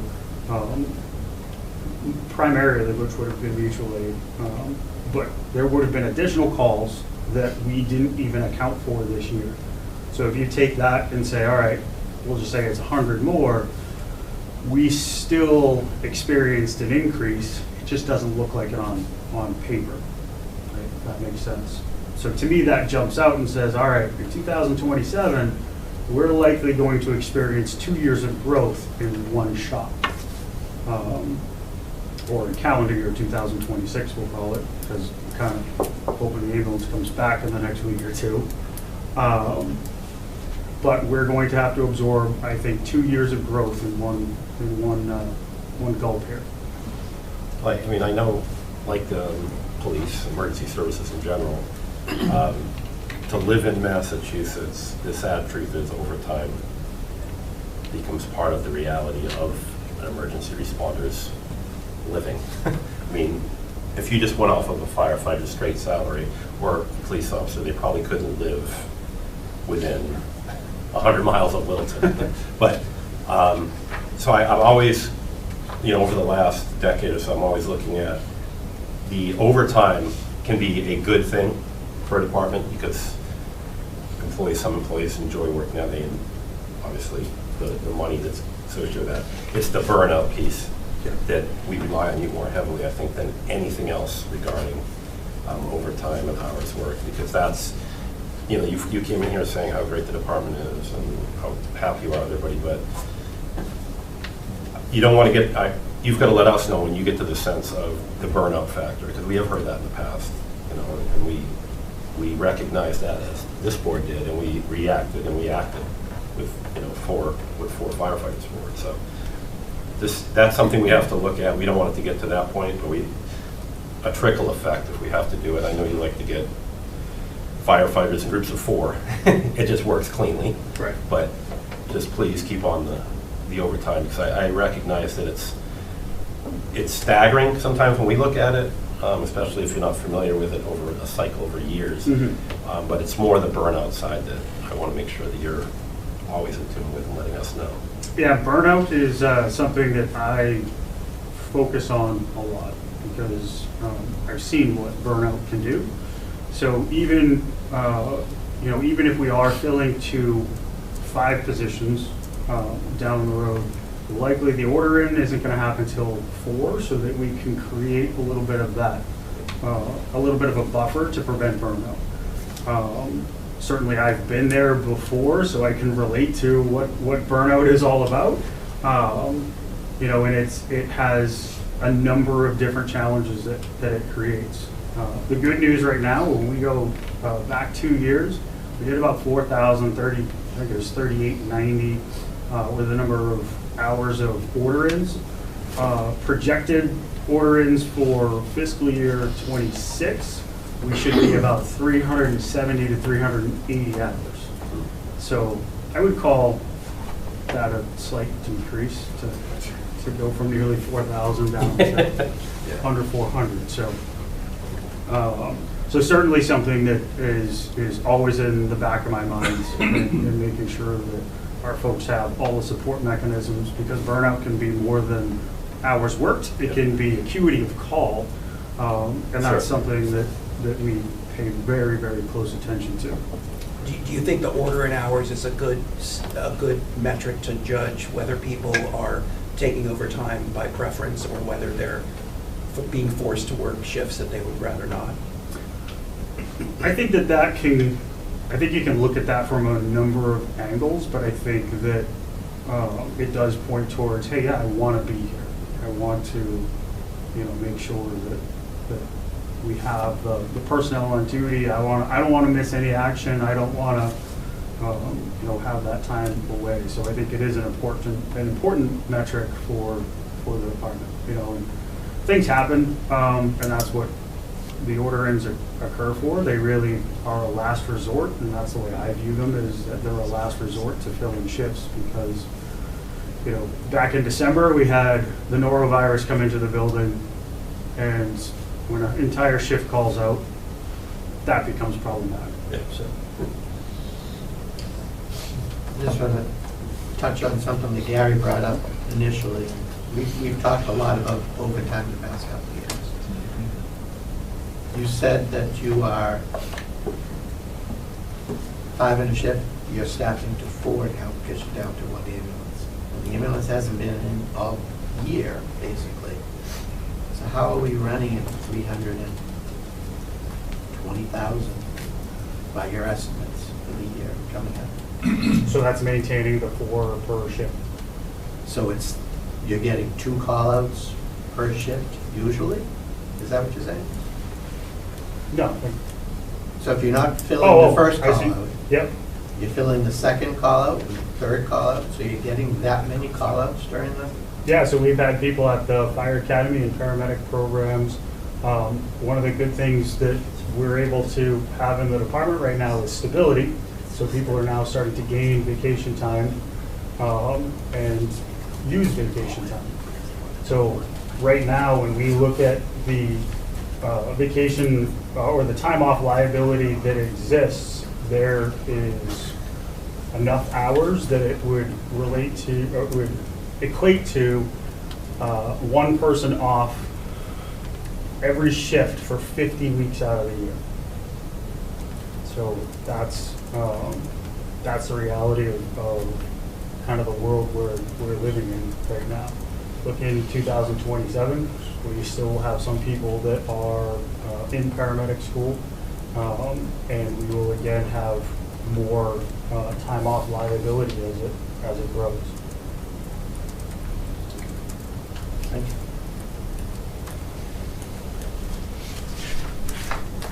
All right, the good news is I think we hit a lot of slides. So we might be doing some skipping of slides. Okay, yeah, we just talked about that.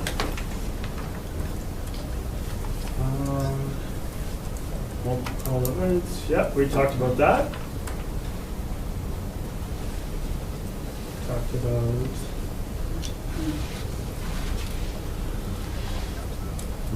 Yeah, so we talked a little bit about staffing, staff fluctuation. So when staffing fluctuates, it changes the entire dynamic of the day. So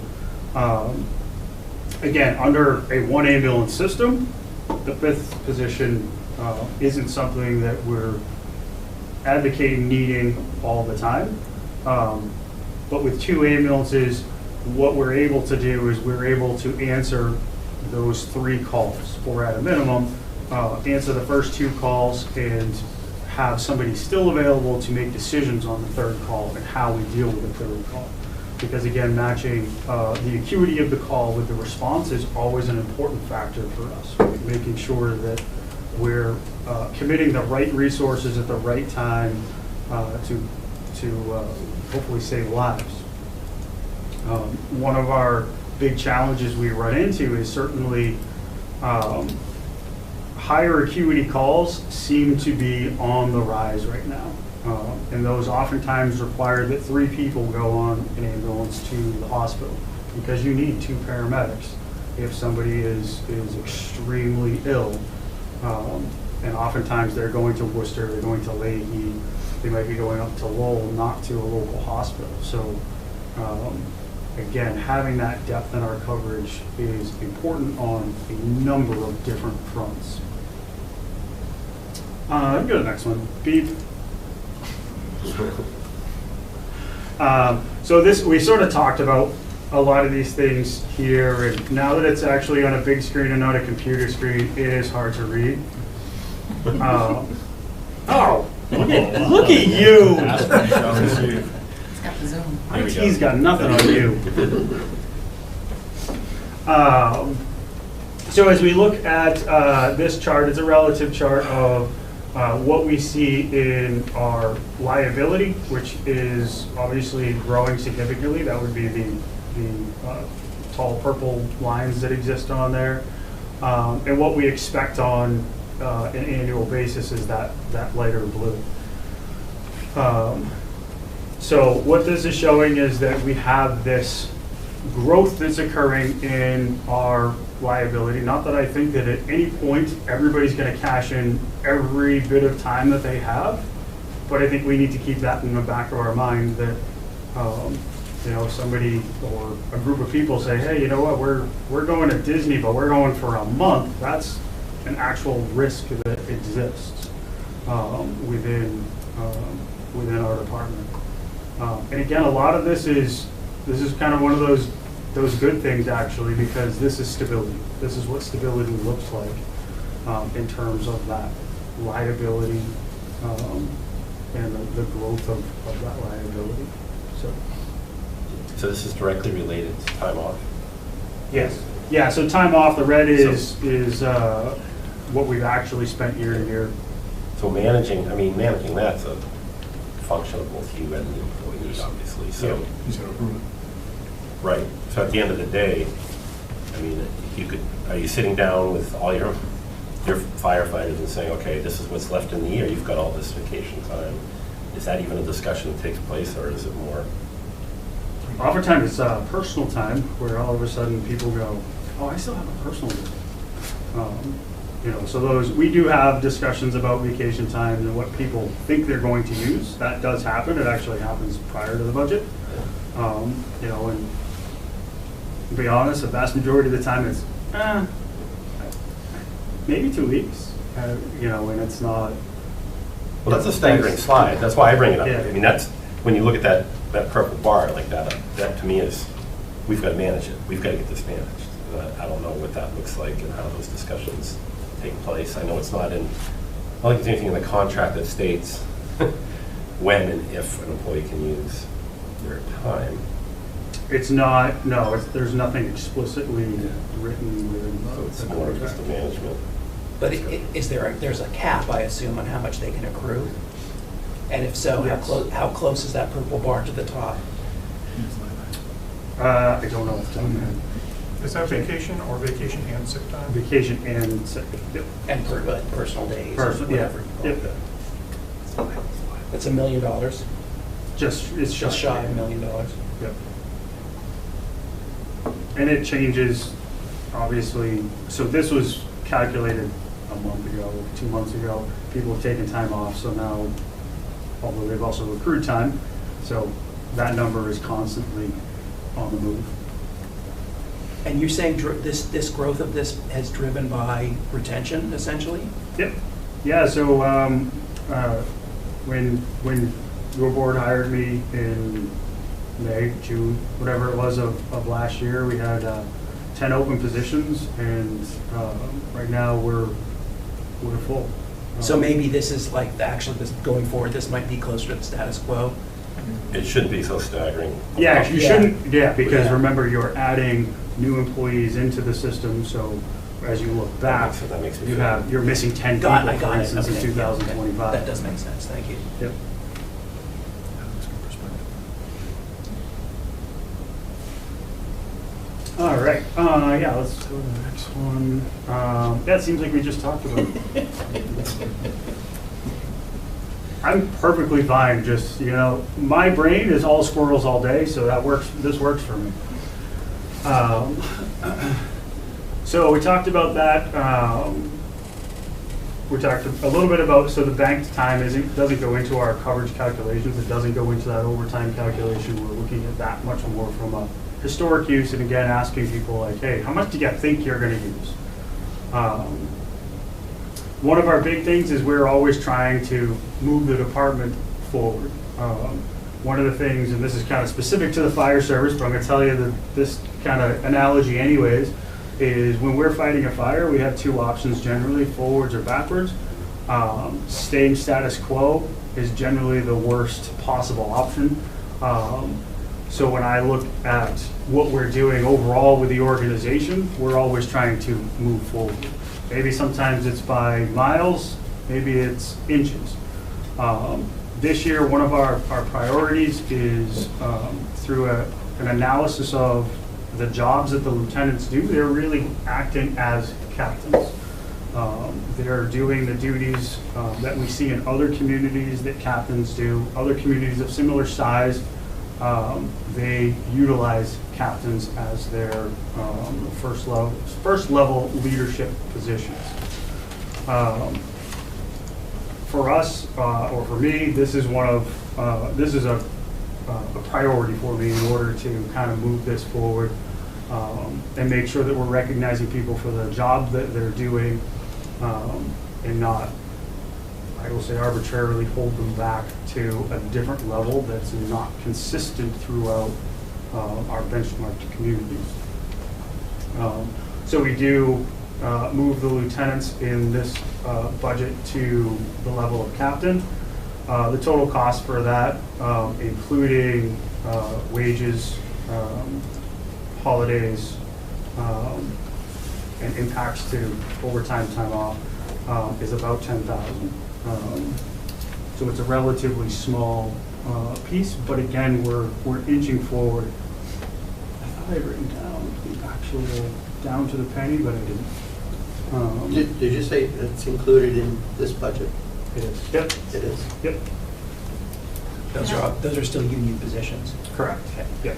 So was this was never bargained for, correct? This is, you're making this from a management. So captain has always been there. So so the first captain that ever existed within the bargaining unit was me. So that, yeah, it has been there. The actual position exists and it is bargained. It just hasn't been filled. So, but you're trying, as a manager, as a strong chief, you're making a determination now, obviously with discussion with union personnel, that the captain structure makes more sense for your growing department.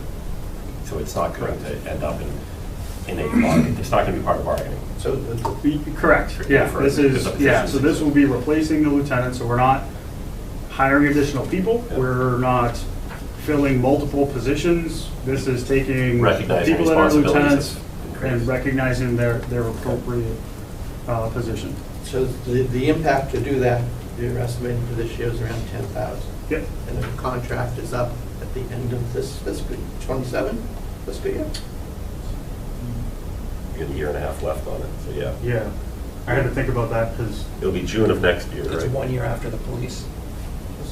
No, it's the same. So Yeah, June of it's next year, so June of their next FY year. 27 is last year, this contract, FY 27 is the last year. I just couldn't remember off the top of my head. Thank you. So, so it's not really going to be 10,000 because they're going to be going into negotiations and they say, oh, I'm a captain now and I should be getting. That'd be for 20. That'd be for 28. Right. The cost of Right. 27 Next- is that 10,000. next budget. Agreed. But then, then We can it's expect a bump. negotiable at that point. Yeah. And then the ultimate goal would be to, you have these captains and then promoting some lieutenants. So that would be further down the road. That would be after we add more people based on growth of the town, the community, and having those multiple tiers now of leadership to deal with the simultaneous calls, because we see those as being our biggest problem moving forward. And it allows us an avenue for success for people to move up the ladder incrementally, so that down the road we have all the right people in all the right places and they're all homegrown. And how many more people can you fit into the fire station? So, so we can fit one more, at least one more on each shift, and I'm just trying to think. I don't have the perfect answer for you on that. Is at least 4 additional people can still fit, no problem. It's whether it's 4 or 8. That's what I know we can fit more people. I'm just debating whether it's 4 or 8. How big the bunks are gonna be. Yeah, bunk beds. Yeah. That's what the roof is for. The ultimate goal is to have a captain and a lieutenant. Ultimately, you'd have a captain and a lieutenant on each shift. Right, but you're looking at having 6 or 7 Right, per got shift it. at that Like point. I'm saying, when much you bigger. expand more. Yes. Okay. Yep. Yeah, there would be no plan to do it at the current 5-person shift. It would stay with the captain. Yep. In my mind, I'd see it going the other way, that we'll keep it at lieutenant, and then as we grow, that's when we'll make that internal adjustment to move some people up to captain, backfill lieutenants. It's the same, we're going to run into that problem. But It's a top-down, you're going a top-down approach. I guess the question is... I'd rather see the bodies first. Yeah, I understand. But the next 4 firefighters we hire potentially, theoretically, will be lieutenants. They won't be lieutenants, the upward movable lieutenants. Yeah. You'll still have 4 firefighters per shift, a lieutenant and a captain. If we do it in the next 4. Right. Which, The decision of whether it will absolutely be in the next 4 or if it would be in the next 8 is I got you. Okay. That's That's still it. up for right. discussion. Yeah. It's not any more top heavy, you're just moving. It's the same. Title comes with something that's Have you No, thought I about understand your concern. when you're shaping the department, That's, I understand that. the second deputy chief instead of captains?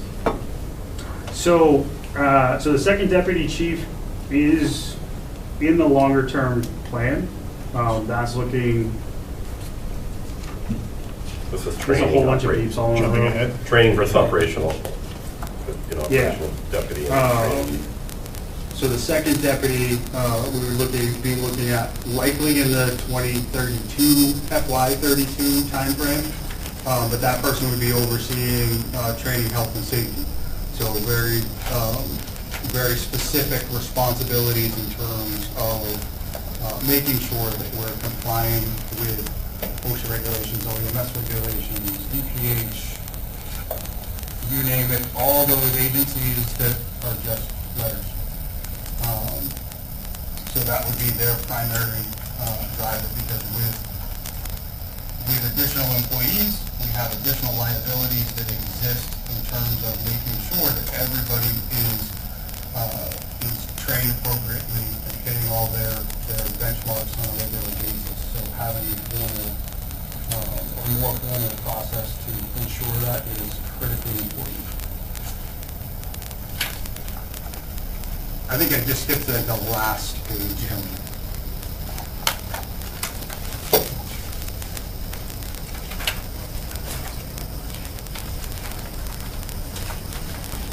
Took it.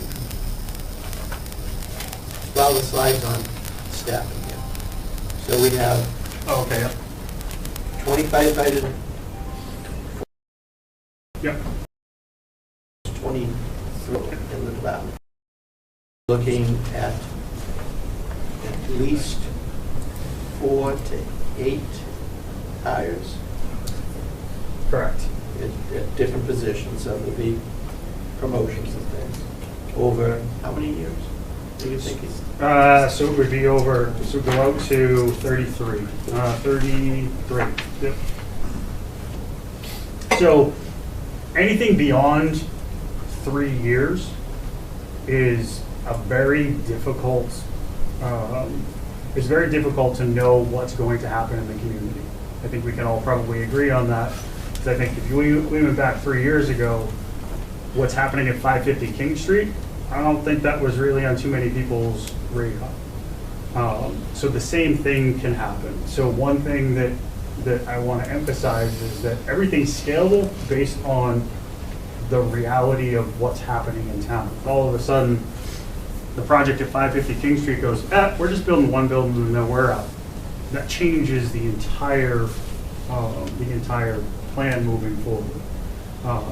So one of the things, you have slides about future staffing in front of you, is that it has to consistently be looked at, adjusted, and made sure that it's still a reality for the community. And obviously, it can go either direction. We could all of a sudden have some other building or project that comes into town that just blows everything out of the water, and we go, oh, we need to move in a much more aggressive fashion. So I think we have to keep that in mind moving forward, hence why it's not on this year you have to hire this many people. It's very much, it's 4 to 8, and reality is going to really dictate what the final options are. If that makes sense. That's why it's so difficult to be proactive, I think. And Absolutely. Specifically for fire, it's more of a reactive. And we saw that when we hired 4 fire. We were reacting to a reality. Well, right now we're trying to predict what it's going to look like and what 550 is actually going to do, plus everything else that just naturally happens. When we look just at the 550 King Street projects, utilizing local comparative developments and then applying a multiplier to it, we looked at potentially upward of 950 additional calls per year.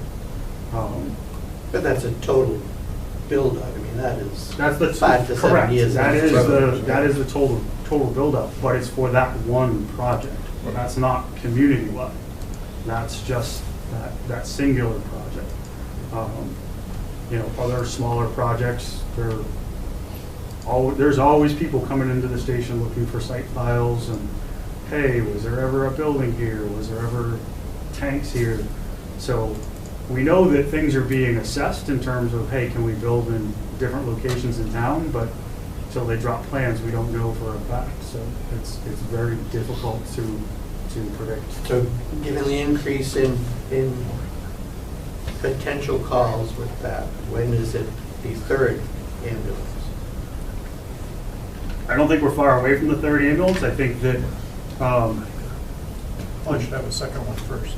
yeah, well, I was going to make that joke. You beat me to it, though. So the third ambulance. Let's assume they're running. Yeah, we'll make that assumption. I don't know. Maybe we're down to 0. I don't know. So this year, the replacement that's scheduled for an ambulance this year, the initial plan was to keep that as a mechanical backup so that we have the third ambulance, so that if all of a sudden one's not running, we have the second one, which would give us that option down the road when we move to 6 people a shift or 7 people a shift, that we can put that third ambulance into service. That's going to be all call volume and staffing based. Exactly the time frame of that ambulance going up and in service. Just one second, before I lose this one. You get we have one ambulance now, yep. And you're having a lot of overtime just staffing to 4. If we go to 3 ambulances, 2 per ambulance, that's 6. You have 700 shift. You're going to run into still overtime issues, even at that staffing level.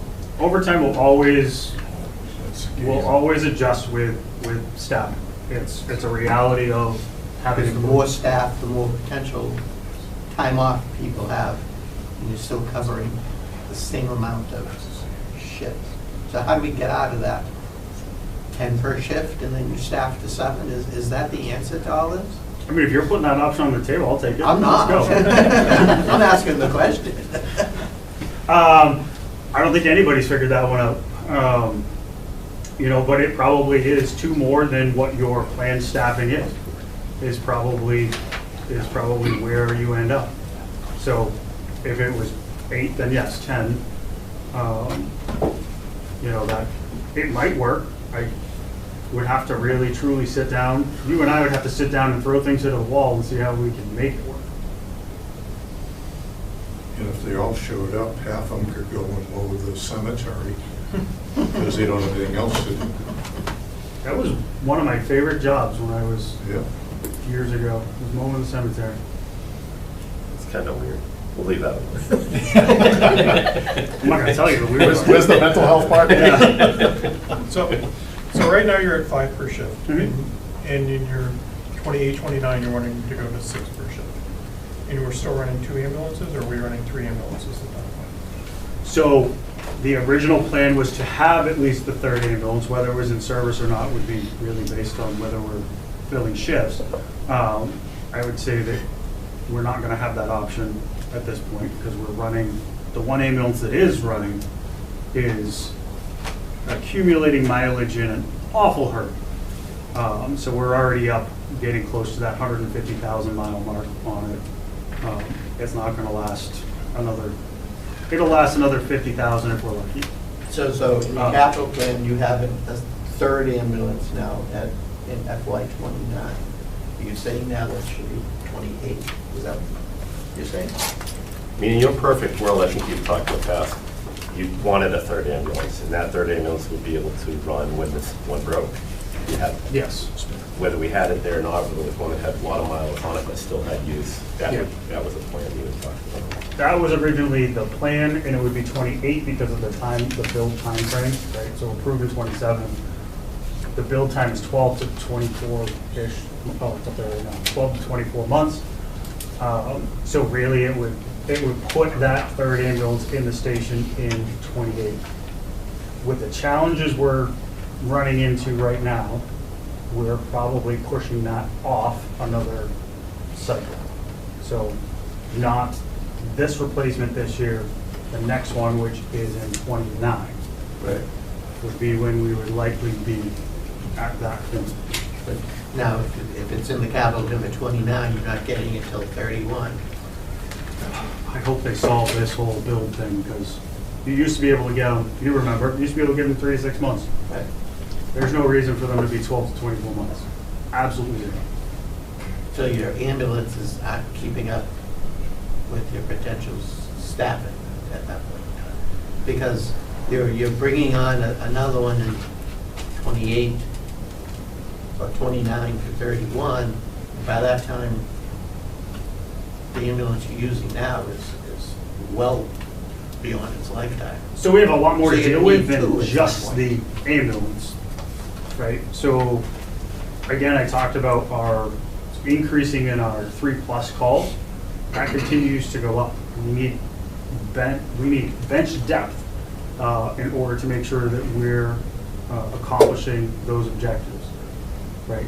This year, one of the things that we found is that the number of ambulance calls, as a function of percentage, has actually come down from 70 to 63. And that could be because we don't have a 2nd ambulance. But what we did see was we had a good bit of growth in non-EMS related calls, right? So if we're looking at purely, hey, we're just dealing with the ambulance, 30 to 40% of the calls are not involving an ambulance. So we have to be able to factor those in as well, right? And somebody being there, a paramedic there, even without an ambulance, for somebody who's having a medical emergency is certainly important in the chain of survival for that person, right? So while we don't have the 2nd ambulance, having somebody that can take the pickup truck or the engine that might be out on the road to go to a call is a critical step in that chain of survival for patients in town, even if we're waiting for an ambulance to come from another community. So in your call, in your data that you just talked about, 730, whatever it was, you're not counting the mutual aid calls from that Westford's covering or AIR's covering or whatever? So we do count those. Oh, Yep. they are counted? Yep. So even with those calls, mutual aid, your call volume's going down for ambulances? That's what I'm hearing. As a percentage Yes, of total because now calls. we're utilizing mutual aid. It's not mutual right now. We're a drain on the system, Mhm. so we're not returning the same. Generally speaking, we return as many mutual aid calls as we bring in. This year, those numbers are all out of whack because we can't. Yeah, we simply we can't return the favor, I guess. So that's most likely where you're seeing that decrease.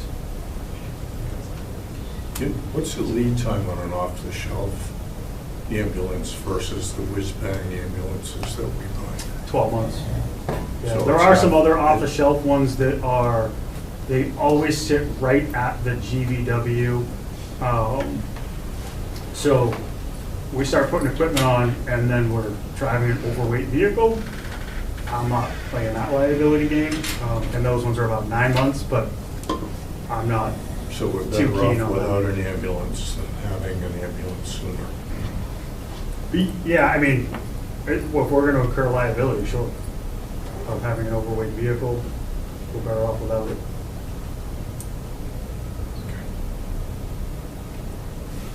So, I'm not sure that you answered my question or I didn't understand your answer, so. Oh, fair. When you have in your budget for 28-29 4 new staff, Mhm. do you want the 4 new staff before you have an ambulance, or do you need the ambulance first? A third ambulance? Oh, I mean, I would take it either way. My preference would be to get the people in because they're going to have the fire academy, they're going to have training. So even if they come in a year prior to the ambulance, we're not going to have full use of those people for that year. So likely that third ambulance, even if we wanted to, wouldn't be an option. So you need Under the that 30 scenario. ambulance, so you want the 30 ambulance when those people are fully functional, Yep. as opposed to hired? Correct. Okay. Yeah, it would need to be that way. So yeah, you would need at least a year in time. Okay. Thank you. Chief, with all these moving parts, I don't There's know. no moving parts. No, it is, the future I'm talking about. Yeah. Is there a way over the next month or so that you could sit down with Robin and Kim and kind of like project a future budget as you're bringing in this staff, what it's going to look like? Because we're not seeing this type of growth in any other department right now. And this is going to be a huge expense. So not only staffing and operations wise, but when is that new fire department station going to be needed? When is the equipment actually going to be needed? Do we need to look at this capital plan and shrink things in, start ordering it earlier?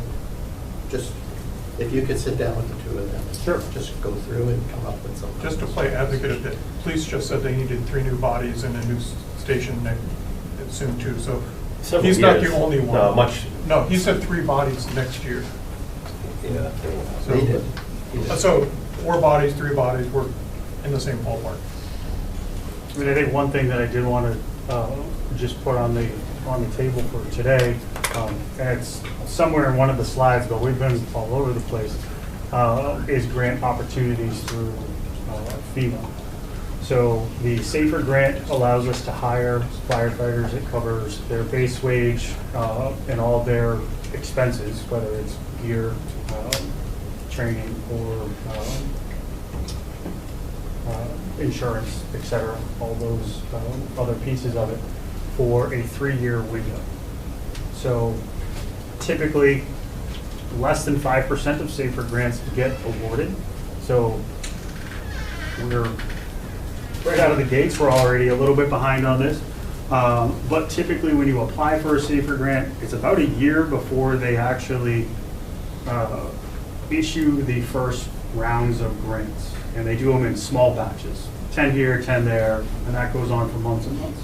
One of the opportunities we have with a growing community is we have a good narrative, we have a good message that we can put to FEMA and go for the additional staffing sooner rather than waiting until it's a critical need. So what I'm looking for is a discussion or approval that in May or June that we are able to apply for a SAFER grant for 4 additional people. Again, likely would be a year before we know whether we're getting one or not. And then we're not on the hook for those 4 people for 3 years after the day they start. So just say they start July of next year, July of 27.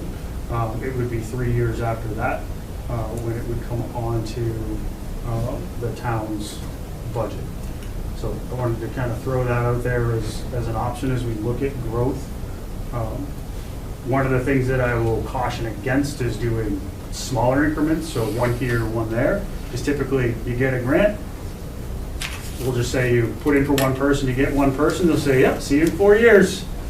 So I would caution against going small there, but I wanted to throw that option out on the table for discussion purposes. Is the SAFER grant base salary only or salary and stipends? Salary, stipends, Overtime? benefits, overtime is not. So overtime would be the only thing that's not covered. I guess is an easier way to put it than listing out the rest of the stuff. And after the 3 years, then it's 100% that we're responsible Yeah, for. correct. It used Yep. to be gradual, but now it's just. Yeah, it used to be a 5 year, so it would be like 100, then 80, then 50, whatever it was. Now it's 3 years and then it's yours. I mean, we can all agree that by then we would need the 4 firefighters anyway. Right. So, I mean, well, one would speed it up probably a little bit, and one is more on us. You can gauge and determine if the need is. That's all. But I just think it's, you said 5% or less, so I'm not gonna go to Vegas unless. Yeah, I mean, it's not great odds. Again, it's depending on other things, sometimes it's less than a 1% chance. Like your bond rating factors into the entire thing, so there's a whole algorithm to it. We haven't been very successful in applying for those. No. Well, we have. We got a meeting. Oh, okay. Game on. Now, no pressure on myself on that one, right? That's a good performance. Yeah, there we go. Metric fee. That's fair. We're going a little over our time, but. Yeah, I Want apologize. to talk about the engine? Yeah, so Wait, can I ask a question before we leave the operational? The Neshoba Valley's money that we're Yeah. getting in, how does that factor into your budget this year, and what will be the impact in '28, based on if there's no money if you're spending money this year that we're getting, if it's helping supplement your overtime, for example, and then in '28 there's not that money, we're gonna have to either cover it or something else. That's my. Yeah, valid, good question there. So the money, again, has been released. There's still some cards being played there. So it will expire come June 30th of 27.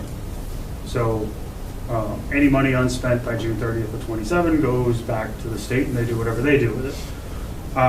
So when I look at this current year's budget, the condition of the budget, yes, overtime is over, but we've had a position open. We've had somebody in military where we only cover a piece of their wages, and we've lost some people that hire on, or one person who's higher on the pay scale.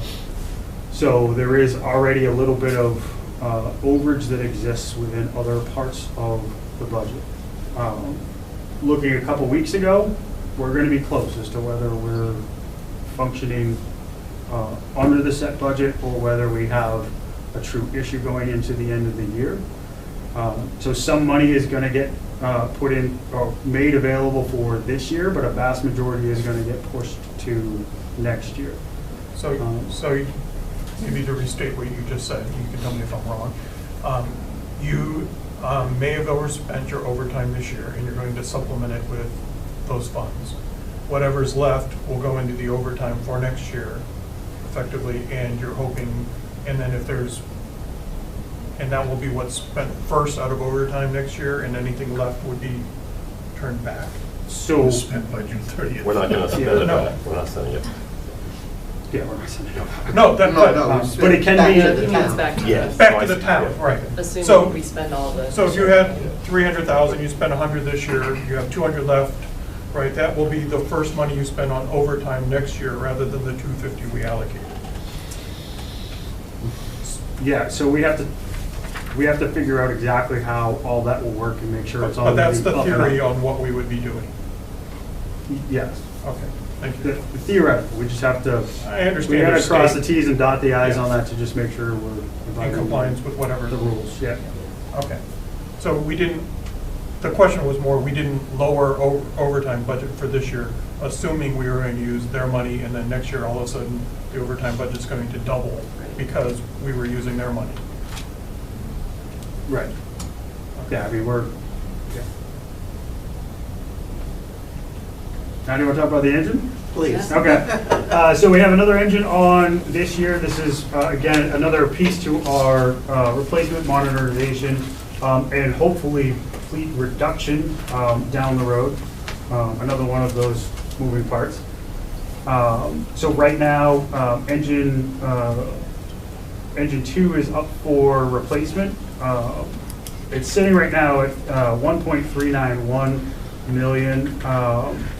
That number is likely to come down, but they don't release the next, the budgets typically until mid to late February. So I was sort of hoping they're going to be early this year, and I was going to be able to come in and go, hey, guess what? The number's going down. Here it is.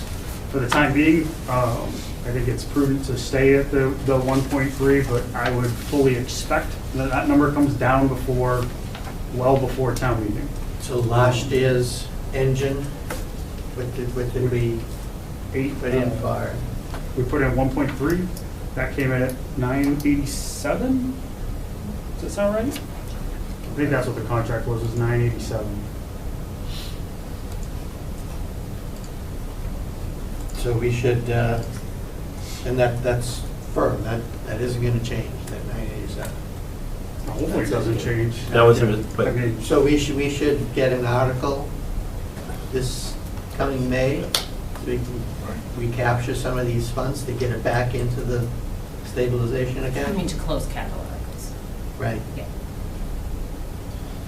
you and I have talked about some of the engines, some of the previous administrations, I'll say, or whatever we will look at it. Certain pieces of that engine, power, different things were the first things to be cut, and it ends up hurting you on the other end. mhm. When we're looking at that last year's, the 987, what does that engine look like? Is that engine something that you're comfortable with? Or is it, we're looking at the price of the 1.391. You want these engines to last as long as they can. And I know when you first came in, you evaluated the fleet, and there were a lot of issues with the engines that you, if you were chief, probably would have not cut into you made certain cuts to individual engines. Specifications of those engines. So is that still something that you have in this plan that you're? Yeah, so the truck that's on order, so the way that the decision was made as to exactly what components in the truck, Yes. we have a committee that vetted a lot of fire trucks. They went through and put together an unbelievably good truck. When you say committee, in-house committee? In-house committee. Okay, good. Yep. Because at the end of the day, I'm not going to drive the truck generally. I'm probably not going to be the person that's pulling the equipment off of it. So the firefighters need to be comfortable with the setup of the truck. But I'm very confident in the truck that they have made, have put the specs together on, that it is going to be a great truck. And really, its maintenance is what kind of drove us to where we are now. We have an incredibly robust maintenance program at this point, and an aggressive maintenance program where We're doing our oil changes probably a little bit early, but a little bit early is better than late. What year is engine 2 now? Steve? Engine 2's a 6, I think. Yep, it's a 16, and I figure a 3 years old time. What do we do with the old engines? Trade in. What do we usually get for them? All depends. So. They're all expensive. How much do we have to pay to take it from us? So, not in this town, but that's happened. Yep. Yeah, generally it's not a lot. By the time somebody's getting rid of a truck, the market is not great. Ends up in a parade. Yeah, pretty much. So we have ambulance, 525. Yep, ambulance 525. That's on the normal replacement schedule, so that replaces Medic 2, which again is right around the 150,000 mile mark right now. By the time anyone comes in, we'll be flirting with that 200,000 mile mark. From the same whiz-bang company we bought them from our ring. I mean, I figure our luck's got to be better the second time, right? Yeah, no, won't be done. Rescue boat? Rescue boat, so the rescue boat was originally on the schedule, I think, 2 years from now. It had to move up because it has trouble staying on the appropriate side of the surface. So typically, boats like this have a 10-year expiration. This one's about 20 years old, so we've gotten our money out of it, I think. So that's an important piece because of the number of bodies of water we have in the community. So being able to go out and It'll be a moneymaker, then gonna rent it out for bass tournaments. Yeah. actually, that's a good idea. I didn't think of that. And those are the 3 items that are on this year. Previously, there was another vehicle on there. We found an alternative funding for that, so that's off the list. Still, that's Zodiac style? Yes. Yeah, you don't like pulling people over the side of a hard boat because then you do more damage than it's a bad idea. Any other questions for the chief? Thank you. No problem, thank you. Stay warm. I'll be all right. Tomorrow. Tomorrow you won't be I'll still do this. Won't be for very long, but I'll do it. You have a vested interest. Stay well. Steve, thank you for being patient. Appreciate it. Yeah, give us a second. Okay. I just watched the snow out the window.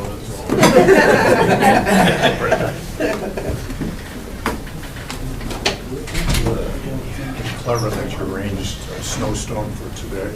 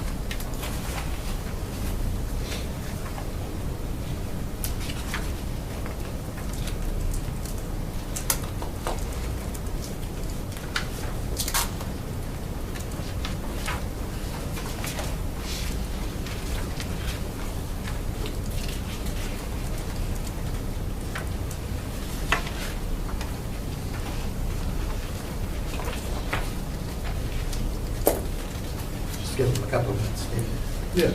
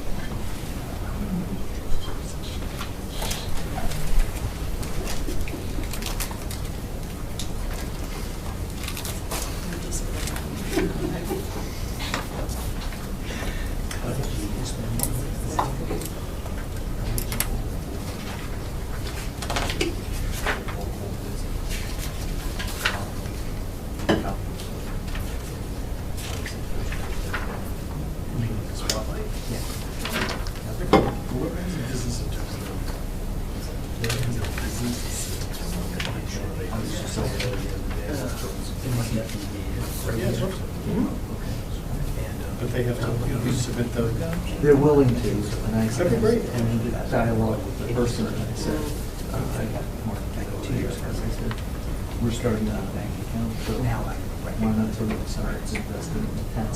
Sure. I said, you can't go to another. Nice. Other line, Perfect. Would love that, thank you. Yeah. I had that for my second pregnancy, I did as well. Yikes. Back here, that area. Yeah. Straight down. Yeah. Down to your leg. Yeah. Yeah, it's hellish. And it's primarily driven by Moving fire. Oh. And shovel. Yeah.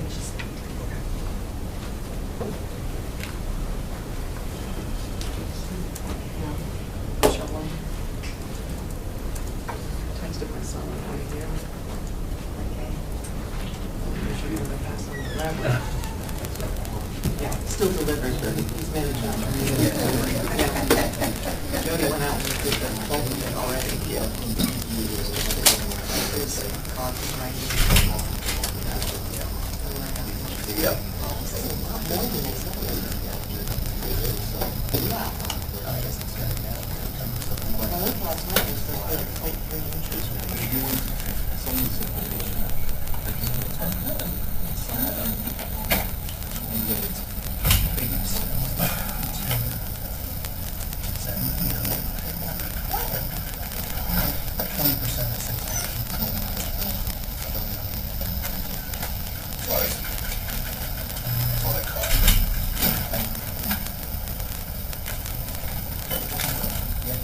We got the capital ones that went as well. You're supposed to wait in line. Oh. Didn't say that on the door. Send her the drink. What pub were you? Let's stay classy. How's that, Steve? All right. Thank you for having me. Lovely day outside. Should you be somewhere else? Yeah, well, I can kind of see out the window, so. We've got people. Yeah, we have people to handle that. I think it was clever that he did arrange the snowstorm on the day that he's in presenting his budget. Absolutely. Pretty You good can only get plan. everything else to work out like that. I wouldn't be here, that's for sure. So, a few things we did over the past year at Public Works. We did reconstruction and repaving on a total of 10 roads. That totaled out to a little over 4 miles, cost of roughly $965,000. We did the installation of the rapid flash in the Goldsmith Street corridor. We contracted for 4 of them. The 5th one, which is by the Shaker Lane School, we received from a grant from DOT. So now it's the 5 sets that the town owned up Goldsmith Street.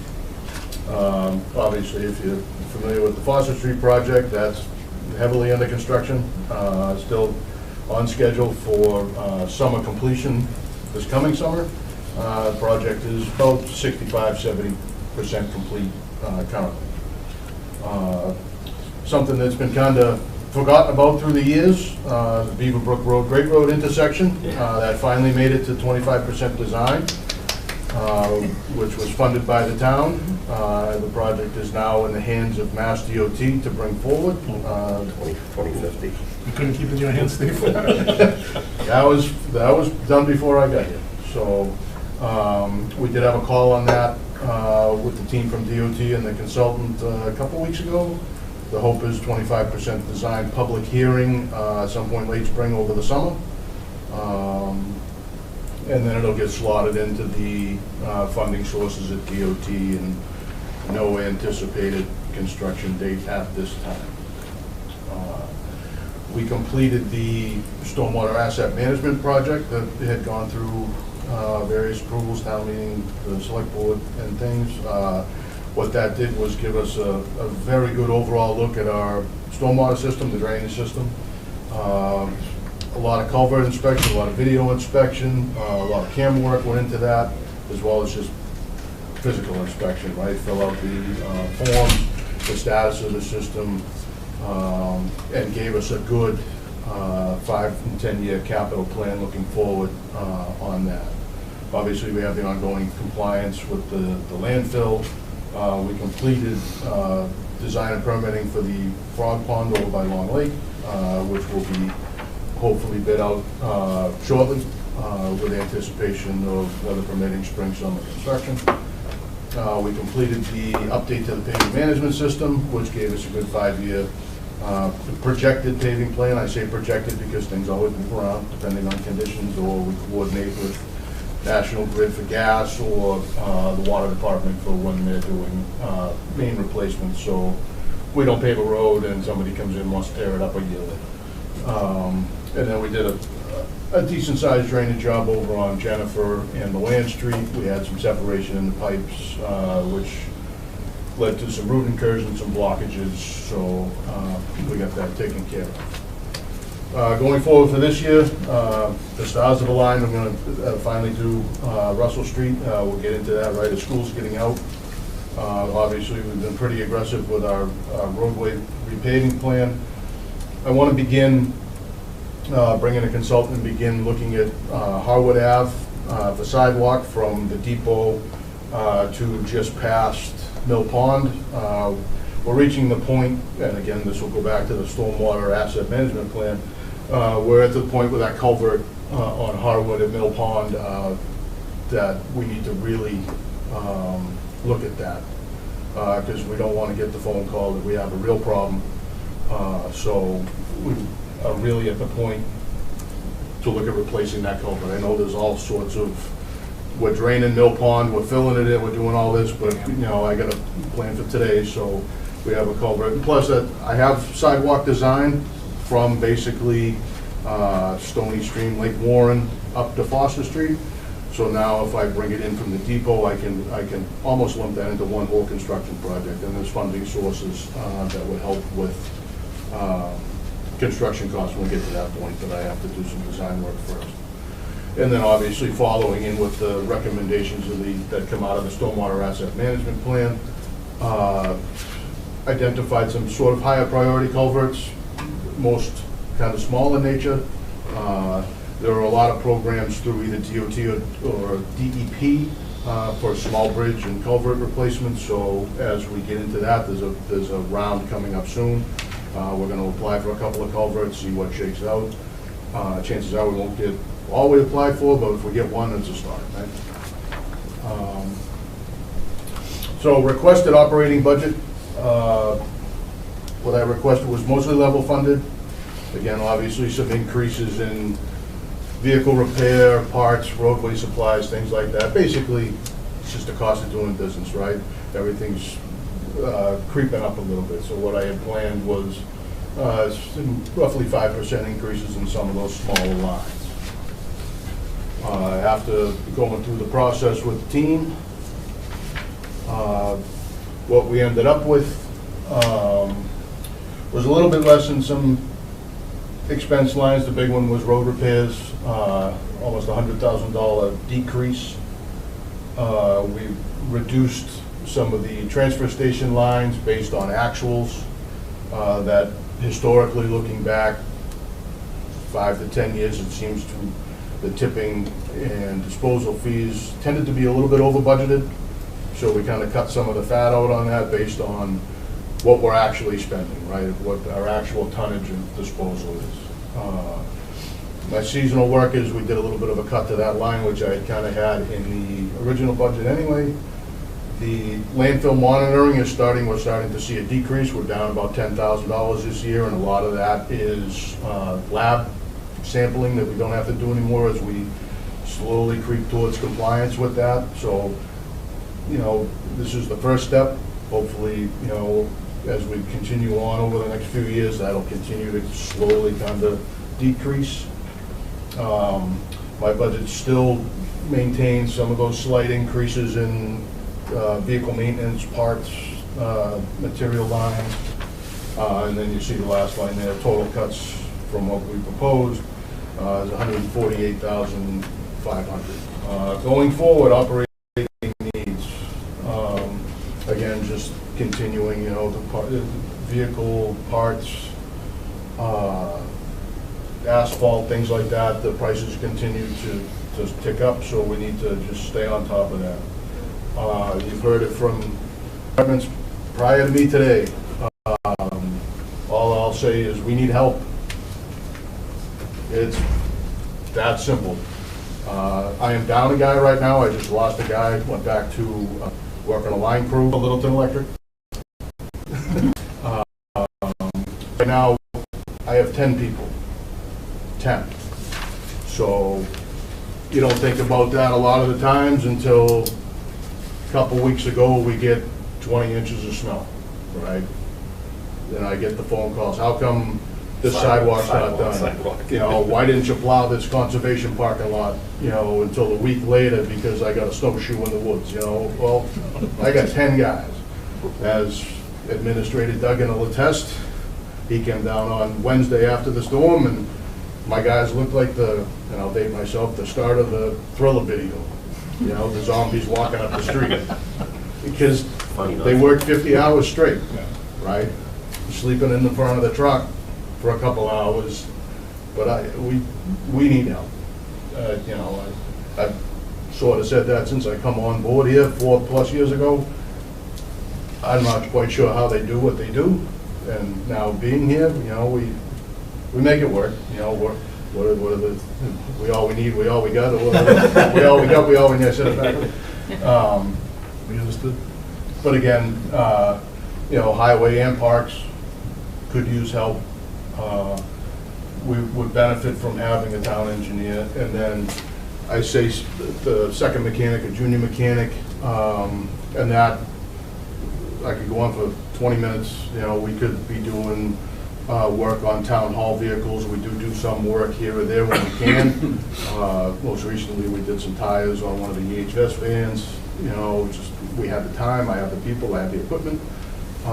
This time of year, it's a little tougher because I got to rotate. You know, we're always fixing plows, fixing sand, just making sure we're ready to go.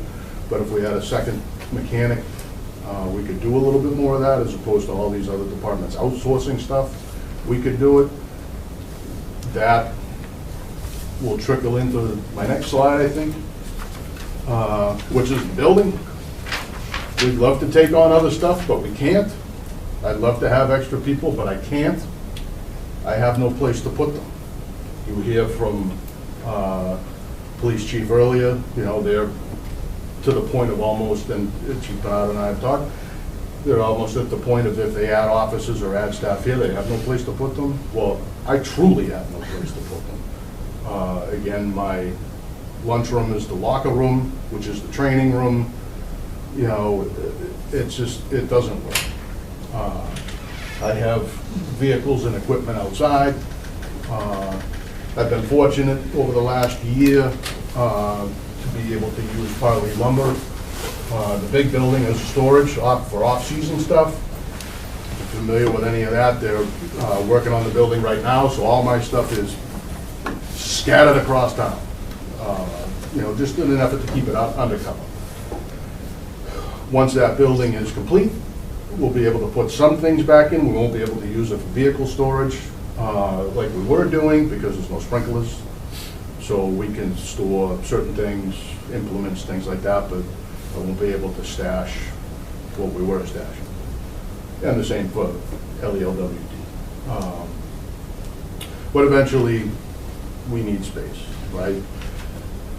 Come down the garage on Monday, first thing, you'll see every truck parked in there like this. I still have some stuff outside, stashed under the thing, plugged in. So it's just, not only does that decrease the life expectancy of a vehicle or a piece of equipment, it's just, it's not a weight off. We have no wash facility. So, you know, this past week, you know, it's 0. So how do I ask guys to go out and wash a sander outside? It's 0.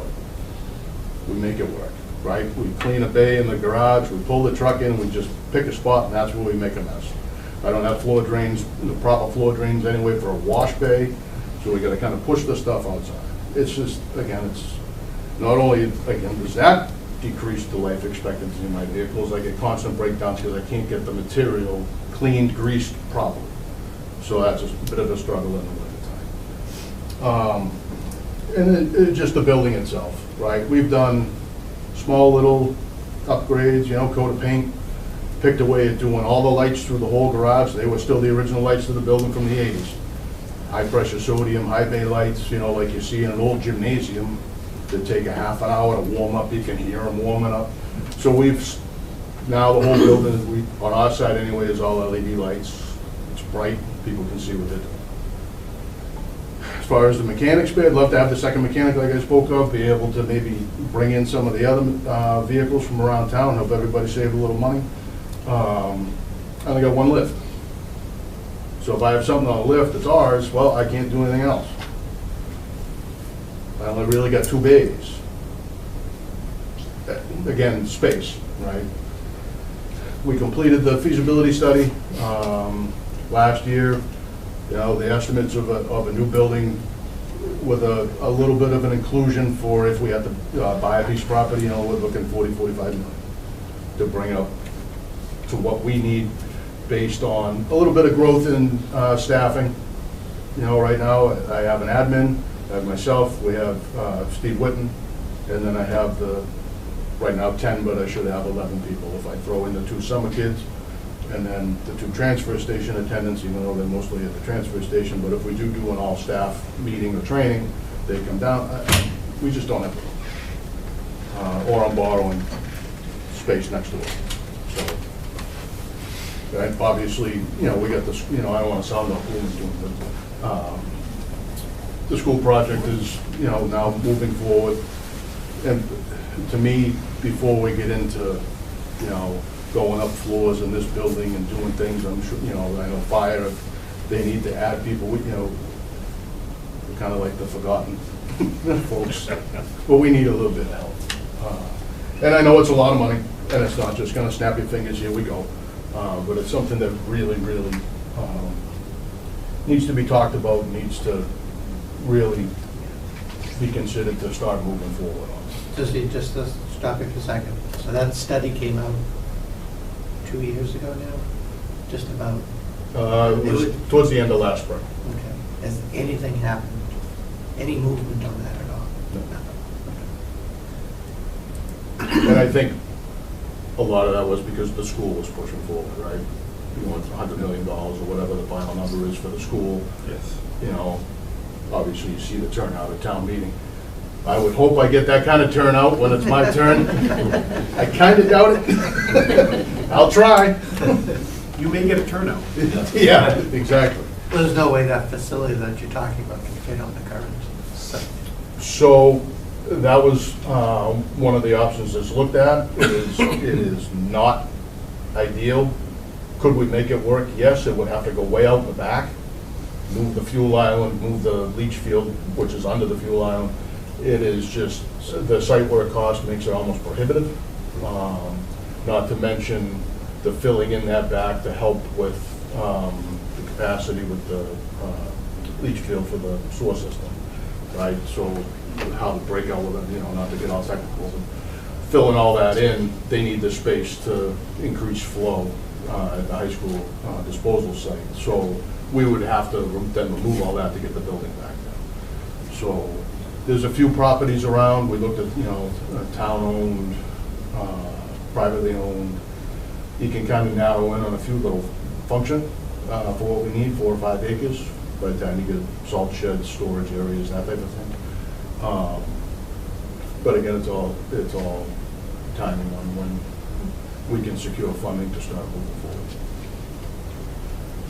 forward. As far as this year's capital, kind of continuing along with the simple vehicle and equipment replacement, plus a few other things. My items for this year were replacing the mechanic's truck. It's a 2008 Chevy. Starting to get a little bit of rot on the utility body. Mechanically, it's pretty good, but it's sort of reaching the point of its useful life for us. As you heard, some of the trucks are, you know, it can take a year or so to get. What I've seen recently is that the actual truck, the cabin chassis, we can get pretty quick. It's any outfitting from another source. That's the problem. Second on the list is irrigation over at Whitcomb Field. Now that the baseball field has been renovated, we want to add irrigation and a point well to that rather than pump out of the mud hole, I'll call it. I don't want to call it a pond. But we can do, the good thing is with the work that was done for the ball field, we have crystal clear water at about 5 feet, so a point well will work. So previous years, my capital request was a little more because I thought to be drilling a well. Now we could do a point well with a pump, real simple, and have, again, crystal clear water. Fence and gate replacement at the transfer station, basically from the corner, if you were coming from Hartwell, down into the dip, and then you almost see a transition in the fence. I want to get to that transition. Replace all 3 gates, the currently swing gates. I want to get them to a roll style, a little more stable, if you will. Not so much stress on the hinges. We've welded hinges, you know, we've done the whole thing. But the middle gate, we want to electrify, so we can get in and out just at a click of a button, like a garage door opener type of thing. We pull up on the roll off, guy can hit the button, the gate's open, we go in. So that's something that is included in that price of $50,000. And the last item on is purchase of an excavator. The last 2-3 years, we have been renting for 9 or 10 months. This year, it was $4,200 a month from the rental company for the size machine we wanted. And we used that machine on all road projects, drainage projects, you know, through the course of the construction season. And then, I think this is the last slide, but just looking out ahead, again, it's just a continuation of kind of the equipment and vehicle replacement. Obviously knowing things are gonna get moved around. You know, some of the stuff, specialized equipment is not cheap. Obviously, like the first one on the list, sidewalk machine, $245,000. I would replace that with, currently we have 2. We have a 2008 Bombardier, that's the one you see, it's on tracks. Truly a single-purpose piece of equipment. It moves snow, otherwise it sits. So it's not much of an investment. We would get away from that to let the other machine it's a wheeled machine, MT trackless. So a few years ago, we had the supplemental fall purchase of a boom mower for the front. We can get that, you can get blowers, you can get sweepers, you can use that machine year round. Right, so why spend, you know, if we're way up in Canada someplace, yeah, we're gonna need this track machine that'll tackle any kind of snowstorm. But let's get a machine that we can utilize year round, as opposed to just sit in the corner where sitting does them no good. Does the Bombardier have any value on a resale? Yes. Do you have any idea? Somebody will come from Presque Isle, Maine. You know. Yeah, usually people will buy those for various reasons. Yep. Gentleman I used to work with bought one of the old Chelmsford machines at auction and took it to his hunting camp. And that's how we drove around. But a lot of, if we trade it in, a lot of times they'll, you know, tune it up, that type of thing, and it'll get shipped up north for resale. Okay. Or if we auction it off, somebody will come all the way down to buy it. Replacing just the first couple, replacing the tree truck. You know, our current tree truck is a 1998. Obviously, it's a specialized machine, but we've looked at something different, a smaller unit. To replace that unit in kind, I'd be talking about $450,000. I can bring that down to a smaller chassis instead of a full-size chassis 6-wheel truck. I can bring that down to almost what I would call like a 5500 chassis and like a F550 type of thing. We looked at them. They'll do what we need to do. No reason for us to have a large tree truck. We don't have a full-time tree crew. We do stuff off-time, but no reason to have a truck like that at this point. And then again, the rest is just some, you know, replacing trucks and parks mowers and things. They start to creep up on their ending useful life. With that, happy to answer any questions. Expected life of an excavator. Excavator, 20, 25 years.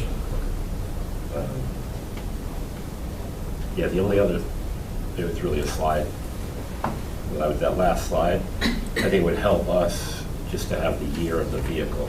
You have the FY requests, obviously. Sure. The year of vehicle, that kind of, it really shows your aging fleet and how old it is. 'Cause Yep. it's unlike any other Yep, no, we department still, in town. Your fleets are, truck 13, it's out on the road right now, I'm sure, it's a 1993 Mack, so it's, you know, I know probably 15 years ago or so, I think, Jimmy Clyde had put in some money and they refurbished 2 of them, you know, did the frames and that type of thing, but, you know, it's, I think the town got the money's worth out.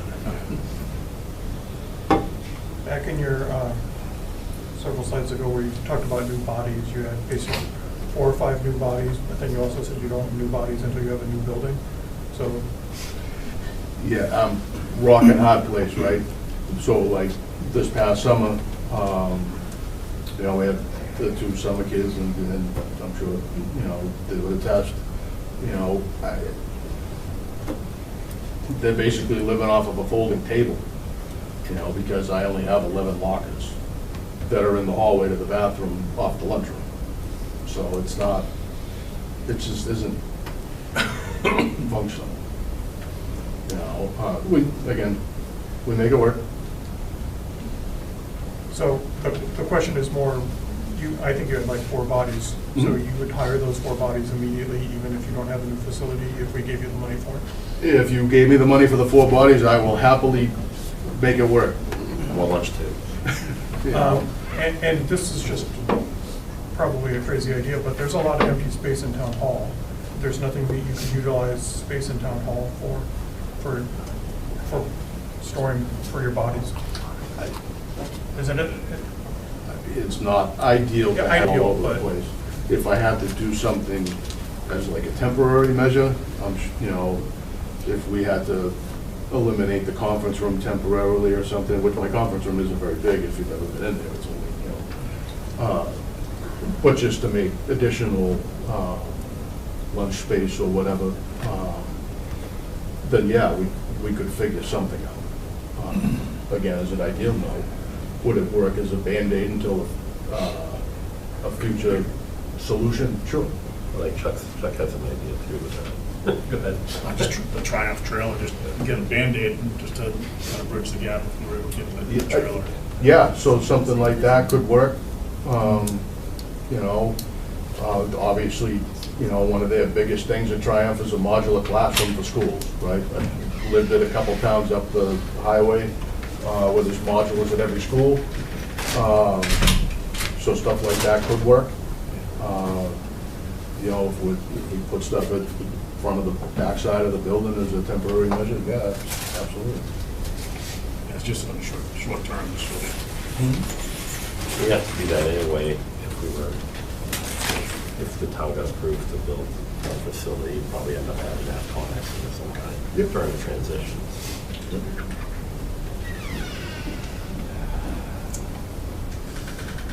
Cemetery needs a mini excavator. Very Mini. Yeah. Is there any way that what they need and what you need can be served by one machine? I mean, mine would be, the machine that I would need would be a little big for what they need. Right. Especially as you're getting in between graves and stuff. I need a machine that will be able to lift the drainage structure. Yeah. The machine that they're getting wouldn't be able to lift what I need to safely, you know, put a sump in a hole or things like that. So we're off probably 2 or 3 sizes of the machine, unfortunately.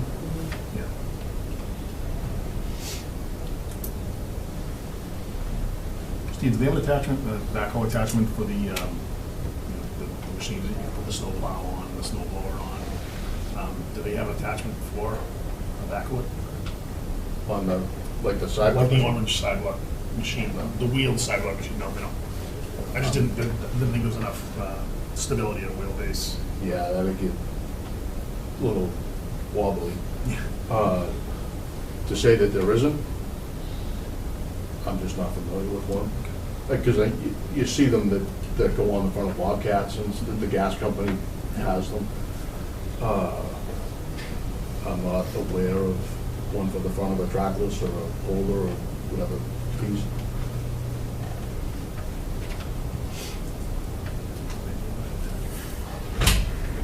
Anything else for Steve? Thank you. Gotta get you in a new home. Thank you, Steve. Gotta find it. Would you say 4 to 5 acres, Steve? That would be ideal. I have a few pieces in mind. Thank you. Thank you. Thank you. Thank you. Thank you, Steve. Yeah, right in the middle of that. That'd be perfect. Thanks, Steve. Right on the corner? Yeah, Baptist Church. Just as it's in the ends. Parking under? Park under? Yes, but No, we just put a big garage door in the summer. Take a pizza. Awesome. Lunches.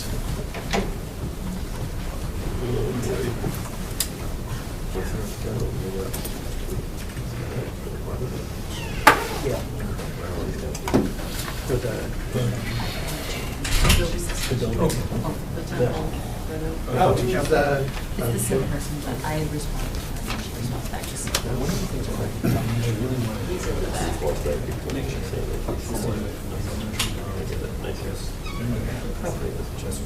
Yeah. we're gonna do a day, trying to figure out how the meeting is gonna do something. All special lighting. I really want I emailed you. Yeah. It's funny because I was going to ask you the same, because I also have an interview with the Express Trust. I thought it was so. Is lunchtime? Just not safe. We don't have Just any break sources. Yeah. Right? I mean, there'll be at school drinks. Then you think we're trying to be safe. Let's do a bylaw. We don't get out of We don't get out of this. as much as we can. There's no end. Oh, yeah. I agree with that. Is it more? I'm definitely working to the main arteries, across the street, the ones that are around schools. But no matter how far you do that. I sent an email. When you stop,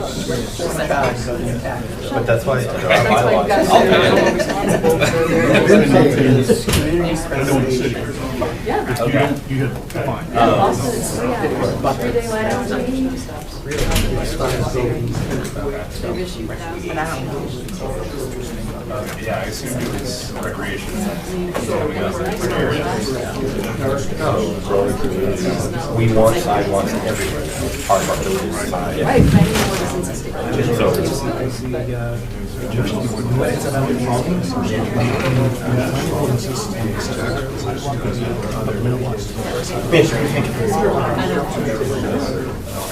Isn't it called? I think we finally fixed that.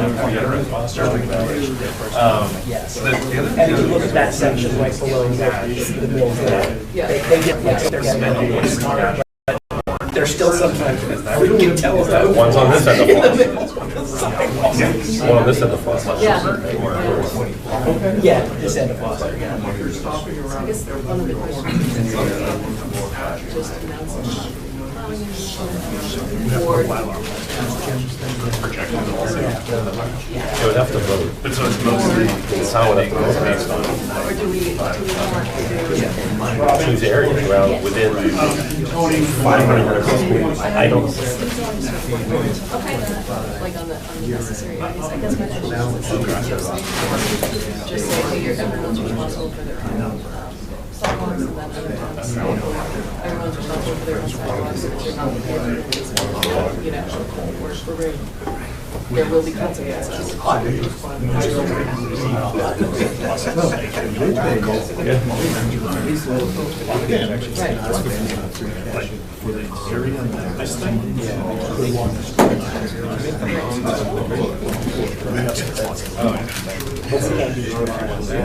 didn't create the 2 mile, that was an architect. Yeah. No, because I'm looking at that. Oh, it's still, but it's still. Yeah. Okay, let's walk if you want to use this. Yeah. There's no kids that's gonna walk. In my day. Well, it was in the snow too, we didn't have the sidewalks plowed. We walked down the street, we bumper around something. Yeah, that's the lights. This one. When I teach a class, I have, sorry, like, but it's still the same thing where a lot of the time, you have one, that's the last thing, right, you turn off the second thing, everything goes off. Less Mr. Anderson. We're fairly dark rooms, with windows, so I start on glass. The lights were, it was very nice. And then like as the semester went on, it started getting very dark. Like 3 weeks. Oh, yeah, you mentioned that. I know, I didn't think that way. And then I look at those. They're all being registered, not land. Steve, we're ready when you are. Whenever you're ready, Joe. All right. Wasn't too much. Just a sandwich. Okay. Thank you. Thank you very much for adding this to the agenda. So what we would like to do is we'd like to go through and present in a more comprehensive manner that for the proposed second floor town hall space reuse project, which what we're doing, we're proposing is to take the team that works collaboratively down in lands and buildings, which consists of Board of Health, Conservation, Facilities, Building Department, Planning, Zoning, and I think that's it, right? And basically provide them with a space that has got confidential space, the ability for confidential space, but there's none right now. It's a cubicle farm. There is also there's no room for further expansion with interns or anything like that. There are storage concerns with that in that area also, and it's something that I believe it's in the best interest of everybody down in lands and buildings to provide them with a cohesive, good working space that is still that is highly functional, and one that is also good for the public in terms of access, and also lastly provides a respectable, very, very good working space for the team, which they deserve. So here we'll just go through this outline. So the purpose of today's presentation, outline the operational conditions driving the space reuse project, explain the proposed layout, improve service delivery and coordination, discuss the scope of the work, the procurement, the timeline, and the approval to advance the project. Why it's needed, land use and regulatory departments are operating in undersized open cubicle spaces. Current layout does not support privacy for regulatory enforcement or general office work. Land use matters routinely involve multiple departments simultaneously, requiring coordination that the current layout does not support. Space size, layout, and existing mechanical systems allow for private offices, shared work areas, adequate storage, and appropriate climate control without major structural or HVAC reconstruction. Locating these functions here improves workflow while keeping related services accessible to the public. The space can accommodate the public-facing departments that require privacy, accessibility, and extend customer interaction. proposed space allocation, the overview, reuse of former second floor library space, approximately 3,000 square feet total program space, which represents a 35% increase in space dedicated to land use functions compared to current conditions. Office size to staffing levels, statutory duties, and privacy needs. Shared workstations, meeting space, and storage areas identified. And the layout allows for growth by leveraging the corner offices adjacent to conservation and health. In addition, the open floor area near conservation provides flexibility for expansions as needs evolve. And that will be depicted when we come to the layout. The breakdown for the accounting office is 580 square feet, 464 square feet for the health department. Planning is 346 square feet. Conservation, 297 square feet. The building department, 262. And facilities, 127 square feet. Shared and support spaces breakdown in the proposed location is 287 square feet. Flexible workstations for cross-department coordination, interns, consultants, and for overflow work. Centralized storage areas, 152 square feet. Secured file storage to meet the statutory record retention requirements and reduce duplication. Meeting and collaboration spaces. There's two of them, 356 square feet. Shared conference rooms used for meetings, interviews, collaboration, and staff breaks. Bathroom facilities, existing, the ones that are there, 75 square feet. And public-facing support areas, including with an overall layout, ADA-compliant visitor counter space and public waiting areas integrated into circulation space. Department level overview by function. We have the health department. As you all know from the different meetings with all the departments, the public health supports health administration, clinical services, inspections, enforcement, and direct staff support to the Board of Health. Planning and building departments support the zoning administration, permitting, development review, inspections, enforcement, and staff support to the planning board and other land use boards. Estimated cost of the project is $158,000. This reflects primarily non-structural improvements, partitions, lighting, electrical, fire safety, HVAC adjustments, and painting, with contingency for minor scope adjustments. The project would be advertised for bid in early spring, with construction anticipated to be completed by the late summer. As a cost safeguard, the bid will include ad alternates. So one of the things we wanted to do, okay, the what ifs, anticipating potential questions. What if we just upgraded the existing AC system that's down in the current space? So that would include engineering, design, stamp, mechanical plans. That's a cost of between $50,000 and $80,000. New or upgraded air handling equipment, duct installation, controls integration, and system balancing.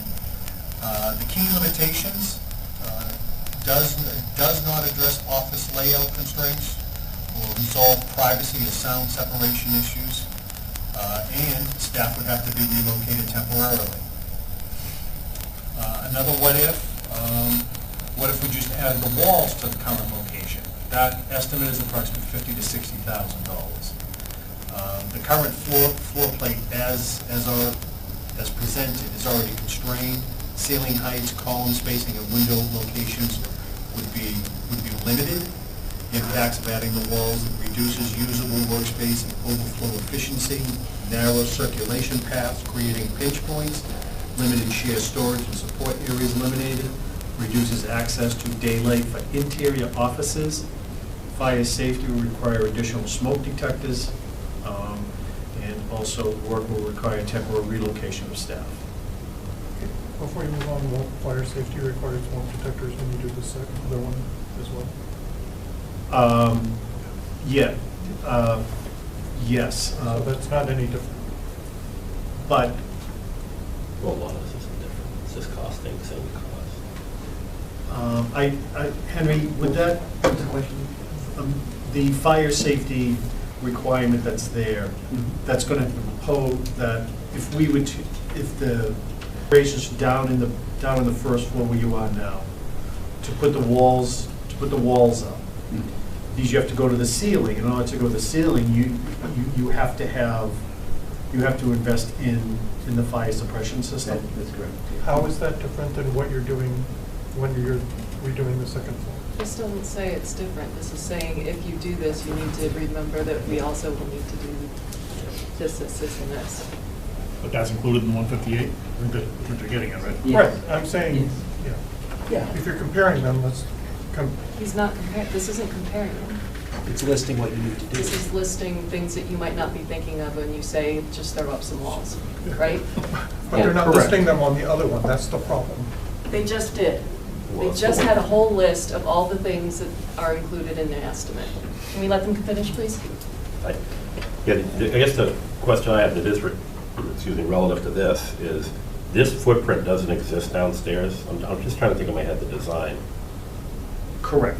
Why this doesn't work downstairs, I guess was my first question. This doesn't work, there's not enough space. Okay, that's what I'm saying. So Yeah. it's not, I just can't picture my head, it doesn't mirror the first floor. Oh my goodness, no. Okay. It's- The structure does, but not the space. Okay. All right, we'll continue, thank you. Functional outcome results in a smaller, poorly proportioned offices, does not improve workflow or adjacency needs, introduces long-term constraints that are difficult to undo. Reconfiguring the existing layout would consume square footage without adding function, leaving the town with less flexible space and no meaningful operational benefit. What if we did nothing this year? Existing space constraints remain unchanged. Privacy deficiencies for regulatory work continue. The issue returns in a future budget cycle, likely with higher costs and negative impacts on workforce morale.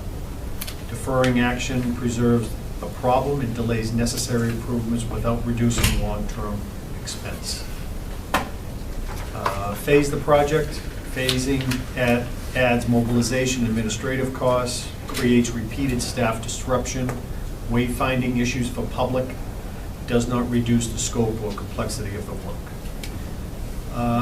So why the space that the team really identified and selected, existing systems, or why that space already has existing systems already in place, closed offices without major HVAC reconstruction, circulation and egress, adequate infrastructure capacity, existing public access and restrooms. What that allows us to do is support coordinated land use review, creates office spaces, integrates shared space intentionally, and limit construction scope and cost.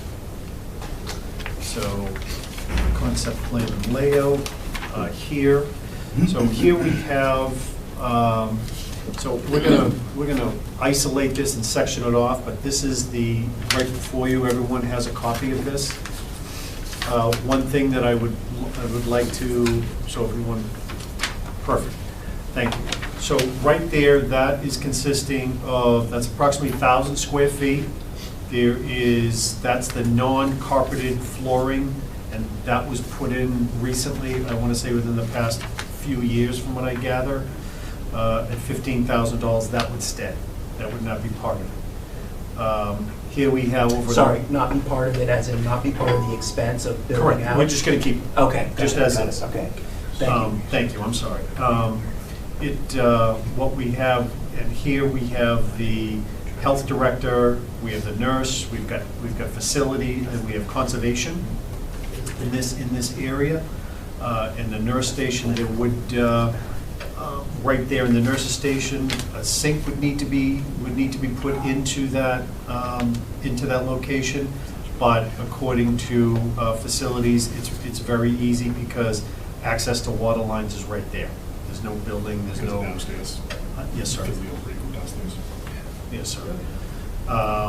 And obviously, so we have, includes an exam room, and then the areas for facilities and conservation.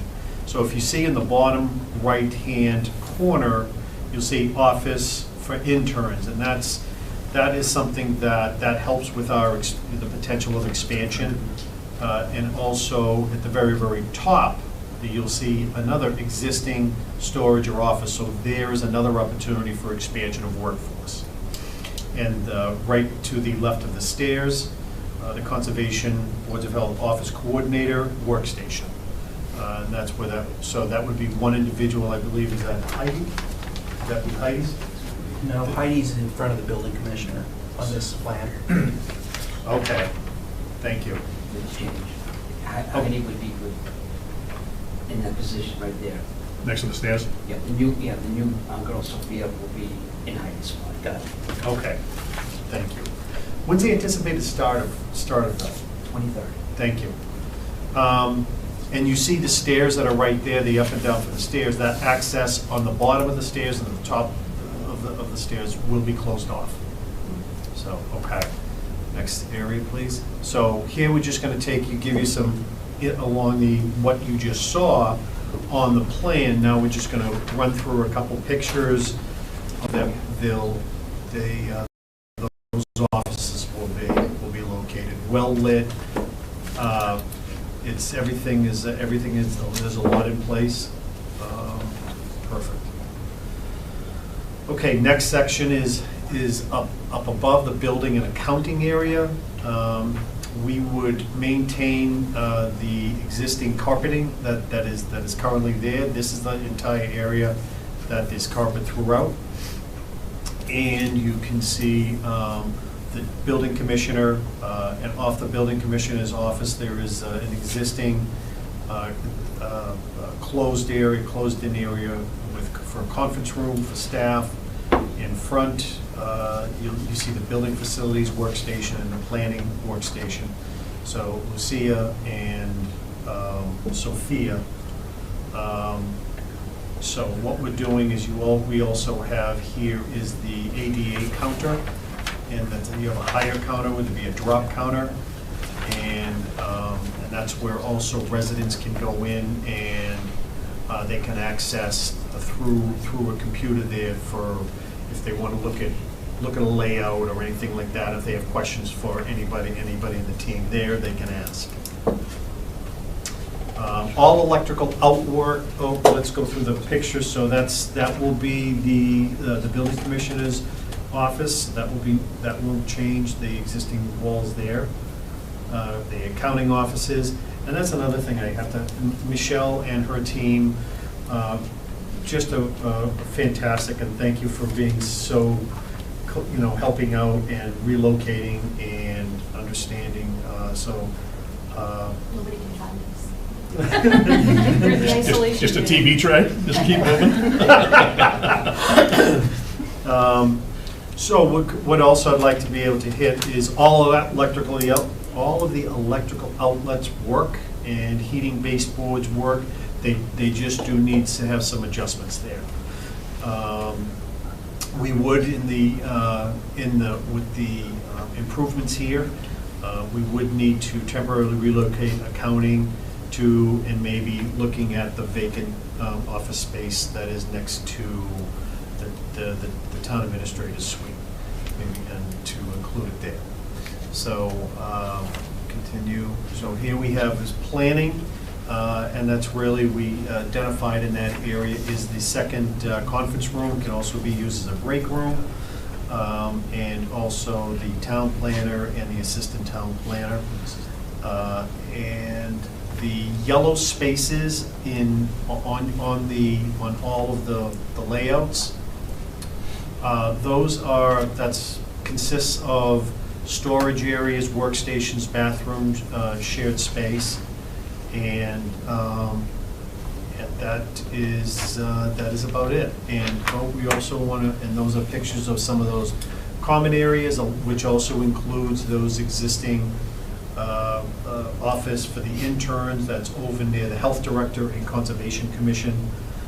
There is the entrance, and to the entrance, as you can see in the picture on the right hand side, there is a lift there, and that is up to date with inspections by the state inspections.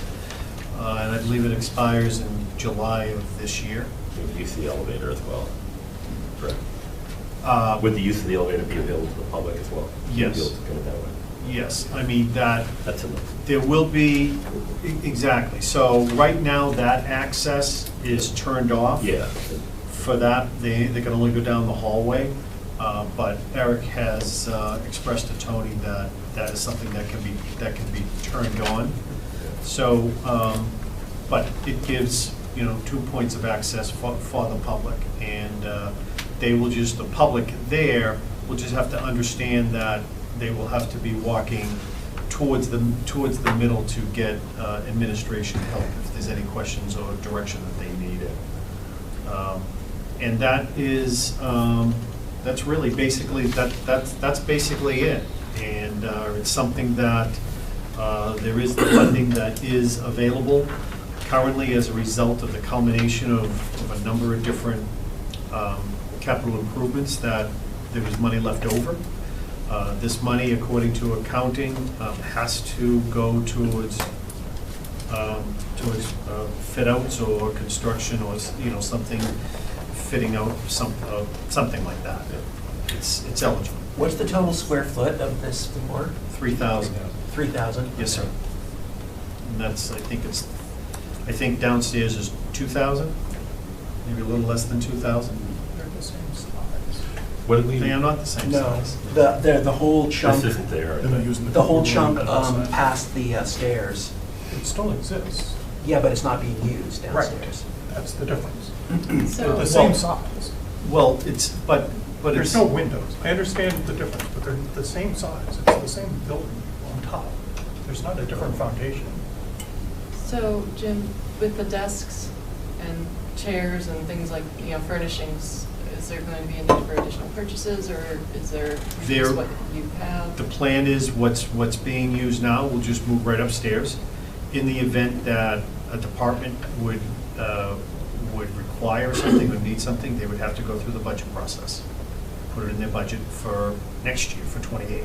And there's room, somewhere there's room for, the need for space to lay out plans has been mentioned Correct. multiple times. Is that something that's already in the budget and already there? Yes, there is that adequate, the space and the tables to accommodate that. Right. That as you walk in, that counter that's there, kind of a greeter's station. Yes, sir. So that has to be staffed at all times. And there is staff around there. As you can see, right now, it's looked at as the names with Lucia and Heidi are there. But because of the activity levels that, as you are all aware, and the work that gets done there, there's a tremendous amount of foot traffic with employees to be able to recognize if someone needs help. Is there going to be something to the sides of that counter to prevent the public from just walking around the entire? Signage. That they have to be escorted to, say, the building commissioner or the conservation agent? I mean, the wayfinding, we could absolutely do that. That's more of a concern coming off of the elevator, to your point. Yeah. Because here, they come off the elevator, they can go right into accounting, or they can go over to the planner or something like that. And we would like to be able to, A TV screen or something. But currently, there's a desk currently that needs to be staffed, and you can walk right around the far end of the desk on the ground floor to get to the cubes. Not without going through a door. correct. Oh, is there a door? Yes, there a there door is. all the way It's across? covered. Okay, all right. Right. There is that. Jim, can you, It's at the end of the stairway. or, All right, at the end. Yeah. one of you on that end, the 158, a number of different sources, can you kind of just shine some light on where's it coming from? When was that, I don't remember exactly when it was repurposed, but there was a number of old capital articles that were combined into one, as we had done in the past, a few times. We didn't spend to that. And, yeah, unspent balances in capital articles and repurposed. It might have been in February of '23, I'm not quite sure. But are you asking how did we come up with the cost, or did we design to the Where'd we amount get of the money money? we had? I think there's more money in where you're pulling the money from. No, No. this is it? No, This is it. You're right. So you basically said, we have this much to spend? Correct. Okay. Plus, what, a 10% contingency or 20% contingency? Oh, I don't think there's that much. Guys, can you shed some light on any type of a soft contingency? 5%, anything like that? I wouldn't say any more than 5%. We referenced there's a contingency built in. Yes, yes. And No. 25. Right, that's why the deducts, the Adults. the alternate adults and what they had for the deducts. So with all the adults, that would bring it up to 158. We don't know. Right, it's gotta go up. Yeah, thank you for this. This actually helps me kind of visualize for sure. No, Tony did a great job. I think it's, we needed something like this, obviously, because when the town spoke, we realized at a minimum, you're gonna be in that building for 5 years. Correct. And I think this, judging by everybody being in here, meets your needs. You were all part of this, so I really appreciate you putting this forward. I guess what happens to the first floor? We have no plans yet. Just gotta keep the thrift store out of there. They're gonna be knocking at the door. Yeah, no. No, there's conversations, is it accessible for any program with Parks and Rec that they have, that they would use, that, It's still a pretty good because space. they don't have the room that's down at 36 King Street, but it's still, it's an open conversation. Yeah. To jump on what Gary just alluded to, basically, is I think since we are going to be in that building, there needs to be some type of plan of what we're going to do. A 5-year plan. Right. Probably more than just a 5-year plan. Right. What's the ultimate goal for town hall? Yeah. And how long is it going to take to get to that goal, and what do we do with this building?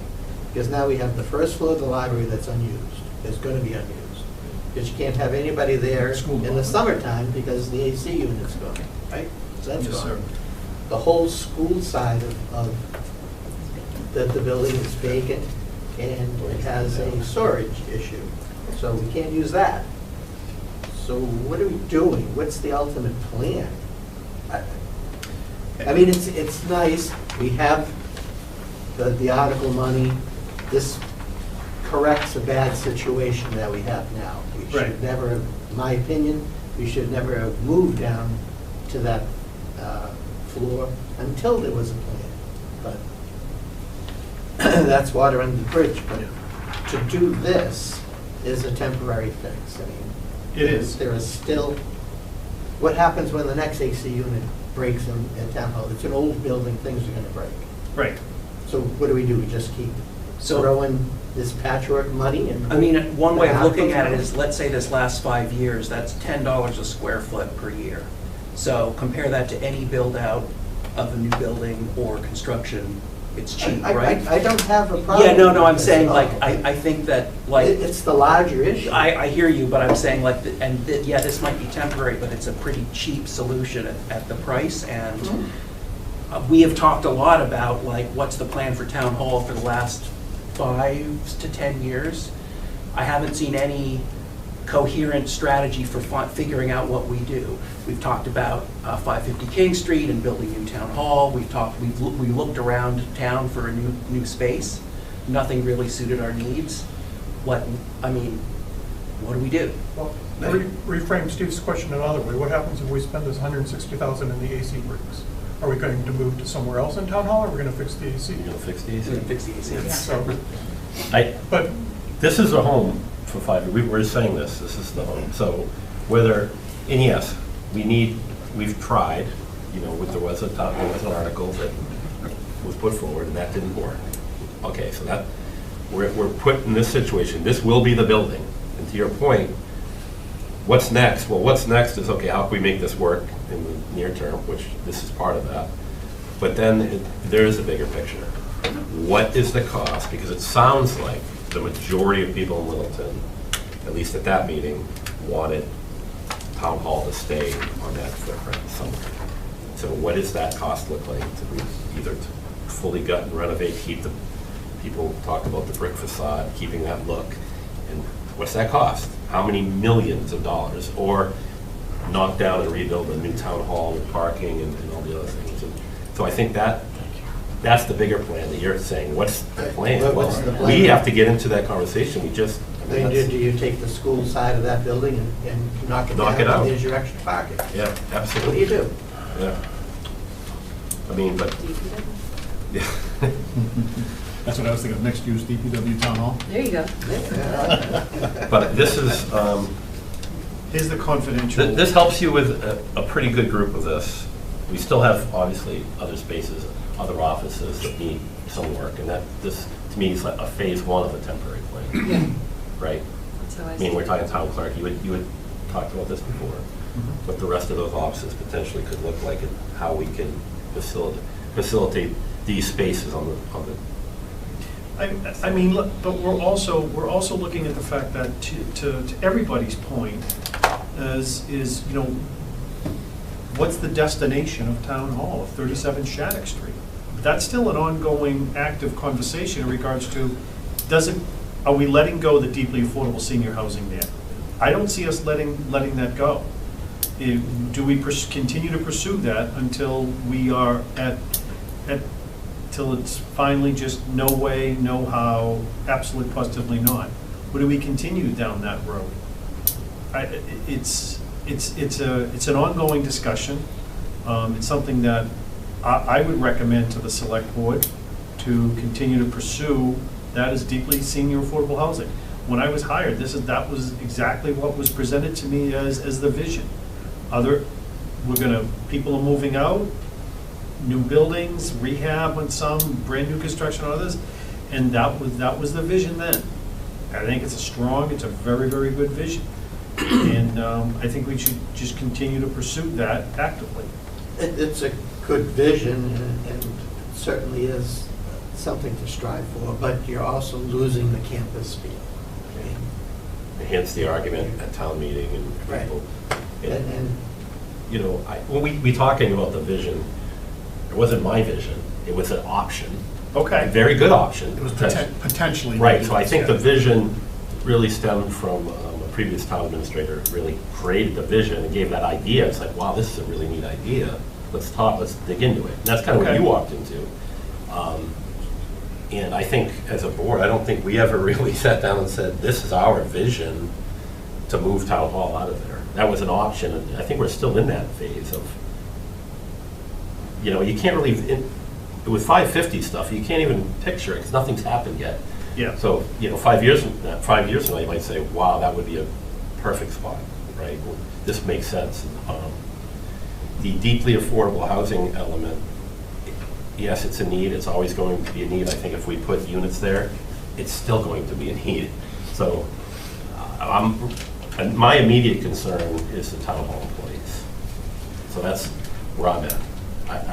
Right now, this I think solves, yes, part of the problem for the near future, and we should continue to discuss the long-term future of town hall and get serious about rebuild, redesign, knock down, move with those options that were discussed, 6 months ago. I think that all of us here want the best work environment for all of our employees, right? So in this, you guys are here, so clearly it meets, this will be an improvement for your current situations. And we just need to get there. That all has to be part of whatever that vision is, whatever that, this is phase one of, we don't know what the rest of the vision is. Yeah, we need to get together and start discussing that. But I do have some questions relative to, do we know what the assessed value of the town hall is? Yes, we did that when we were talking about, I think we gave it Mish. No, I thought that it was, So the reason I'm asking is because of ADA compliance. Depending upon how much we put in now, I don't think 160 is. Right, when do we hit that oh, bar? that's not gonna hit the 30% threshold. Right, but it's a 5-year look back. So what have we done in the past 4 years? Plus the 150. I don't think that's gonna be the tipping point, but I just want to be aware of it. Okay, well, that's, thank you, okay. Or what will we be doing in the next? Right, what other improvements might we do in that whole 5-year Right. accumulation? But I think also your point is, let's not let perfect be the enemy of good enough. Let's do this, because clearly it You're right. solves a lot of needs. I Mm-hmm. don't think it's so much money that we need to worry about backlash, let's say, from the residents. I mean, I would like to put this in front of the Disability Commission, because, I mean, just to see, that lift has been there a long time, library, and it worked. I don't think it's a great thing, but. You talking lift at the front door? Yeah, the front door, the elevators. I mean, That's not a works car, very is it? good. Lift? Yeah. Yeah, it's No, still it's there. is it, I thought it was just a So that's, ramp. so. No. Well, it does say lift. So if there's a cheap option, if you will, that ADA, we can use to get rid of that lift or make it more accessible, then that's something we might just want to look at in this design. Maybe it's the second phase of this, but I would like to get some ideas from them on, it might be a simple fix to, instead of using the lift, we could use a ramp, if you will, for small money, just where it wouldn't hit the threat. We're not going to solve all the ADA compliance of this building, I know, but Right. that. And that, to your point, the way where that can happen is we have a grant from, I just signed it the other day, for the ADA transition and evaluation plan. Yes. And that will be highlighted as one of the areas, and that will come out of recommendations and, for alternative ADA compliance So issues. sometimes, and Henry can certainly speak to this, depending on the height that you have to go up, that length of that ramp is. Right, so right, long. slope. 3%. Yeah, Right. I think there's not enough space. You I get that agree. multiple You range. Do it in front of the. You show the garage, then put it over there. I have one question, I guess for Eric, is to Mark's point earlier, the AC unit that controls this, is that upside down in a hallway somewhere? That's on the roof and it's a lot newer. Can I jump in? I just have a couple more, and it might be you, Eric, as well. So all these walls are going to be built out, and one of the primary reasons we're building out walls is for privacy.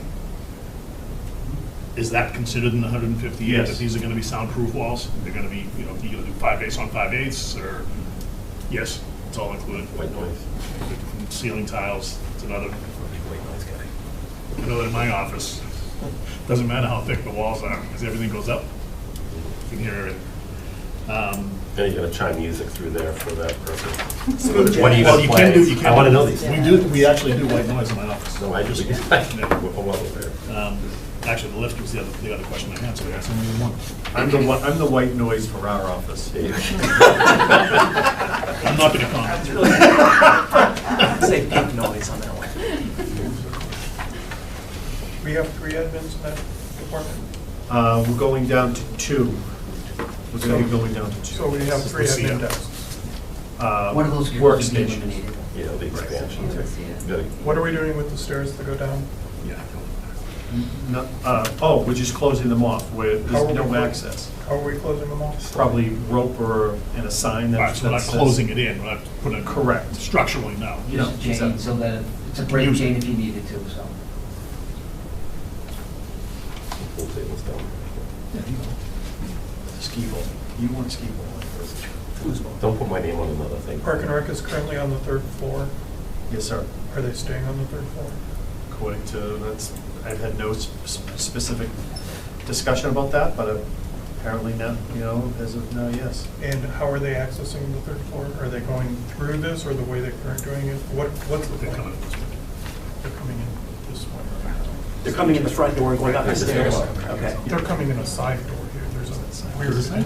I didn't even On know the it was landing. there. Yeah, on the landing. Accounting pointing it out to me that there's a door off the landing. I didn't even know it was there. So you go in the foyer? Is and that then still back the left. plan, or is it gonna come, are they gonna come through? No, they're not going to come through. They have it signed right now, so it's clear where the preschool people should go. They have signs. Are they called wayfinding? Yeah. Wayfinding? Wayfinding. Yeah, that is going to be, I'm sure, I think, Gary, you had said something about it. At the elevator and at that entrance outside of accounting, I would imagine we're going to do some sort of signage. We mentioned TVs, or just to direct traffic. get people down to the admins. Right. Maybe just something on the floor. Right. Breadcrumbs. Probably Red dots little to help, dots. Yeah. green Little dots to dots. help. Yes. No, Very it's. pleasant voice, keep moving. I said move. The moving sidewalk is not to it. If I could just speak to the accounting office, right now, I'm in the conference, the yellow conference room in the corner, and Alicia's old office. yes, and Ashley and Megan are in where Tim and Kaz were. Tim and Kaz were. So even right now, we're sort of disconnected, Yeah. but, you know, we were happy to kind of, you know, offer up. HR truly had a need for confidentiality and sound suppression and things like that. And we said, regardless of if this went forward or not, we could temporarily move here, and then we would figure something out if we had to construct some cubicles where we are now. So, assuming this goes through, what are you guys gonna do with the cornhole boards that you have out there right now? Are you going to move any of the cubes up, or is it all going to be new walls and offices? All All new. walls. All new. Yeah, okay. So the workstations in front of like the building commissioner office, those aren't going to be cubes? We thought we'd move some of the cubes upstairs, simplify it, and have that move up, because it has built-in desk with them too, so we just thought Okay. it might be a good idea. So those three workstations will be cubes, but the rest Yeah. are office, okay. It'll end up being two. One, Okay. Yeah, one for conservation, one in front of the building. Got it. So there is some opportunity still on that first floor, because it's not being tampered with a ton. To potentially do something with limited if we need it Except in in an the summer. emergency situation. Yeah, except in the summer. Except, yeah. I see. Yeah. And timeline, quickly, can we get this done before summer? That's the goal. That is the goal, because we have an amazing chief procurement officer that whips those out. That, and, right, yep, part of the dynamic duo here, so. And how long would the expected displacement be? Ask the construction people. 2 months. And where does accounting go during? How much vacation do you have? Yeah. Plenty of time, sweet old HR. This is the cost of doing business, you know, so this is what. It's the right thing to do. Yep. This is, And thank you for your support. So, and thank you all, the team, for give up your Saturday. your patience and cooperation and help with this also. Thank you. Thank you to the FinCom. Are we, do we want to make a motion? Because this is outside the, Right. Yes, please. Do we have a motion, or should I just make it? What's Is this on our what's the agenda? amount? 158. I'll make a motion to approve. Yeah, this was on the agenda, It is. Oh, Yeah, Yes, it was. Yeah. to vote on? Yep. Yes. Discussion, okay. Sorry. Yep. Vote to approve $158,000 for the renovation of the second floor old library space as depicted in the plans. Second? Do we have to say the funding source? Seconded by Matt. Do we need to say the funding source? It should.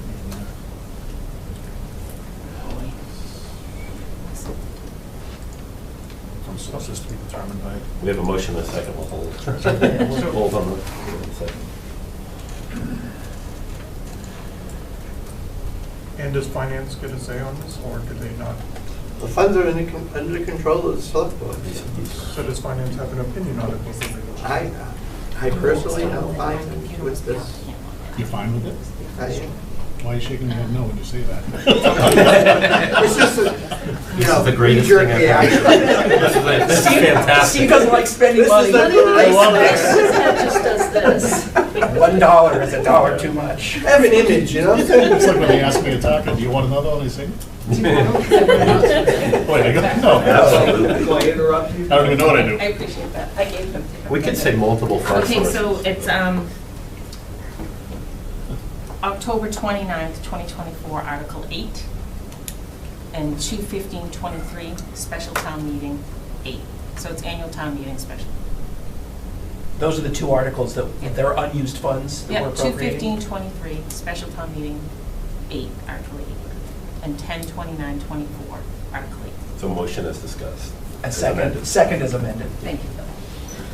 See, we always get you asked for that. Gary, seconded by Matt. All those in favor? Aye. Is that, that's 5-0? Yeah. Thank you. Thanks, everyone. Thank you. Thank you very much. We don't expect you to run over there and start. We will, break time. Take a short break time. We're gonna have a working lunch to talk over the budget.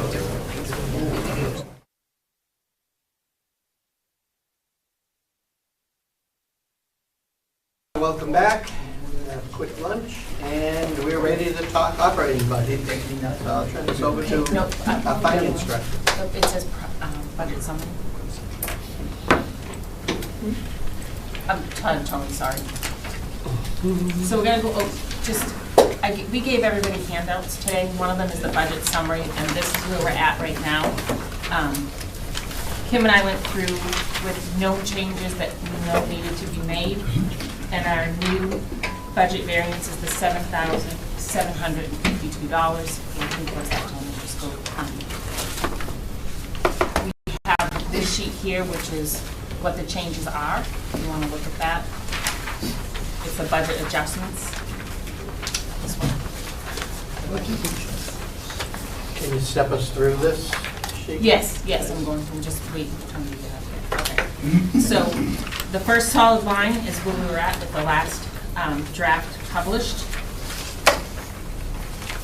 The first line is the health insurance changes. This is if we keep the current plan, we're anticipating worst case scenario. We don't know what the settlement's going to be for the health insurance, but we're budgeting the higher end right now. There's a step increase for the clerk that wasn't included in the initial budget. There was an adjustment to the library for some FTEs that were off when we pulled in the projections, so that's an adjustment. We relooked, Steve, you know about this, the CAMA for the assessors. We relooked at her budget. She got a new quote, and she needs another $12,000 on her software line for the CAMA system, so that's an adjustment there. We added $10,000 for a town meeting for any driver's cost child care that could be potential out there. In conservation, Light and Water has agreed to take, we only had budgeted 4 hours at Light and Water weekly. They've agreed to 8, so that we've gained that back into the budget. Conservation reduced a line of $540 for subscriptions.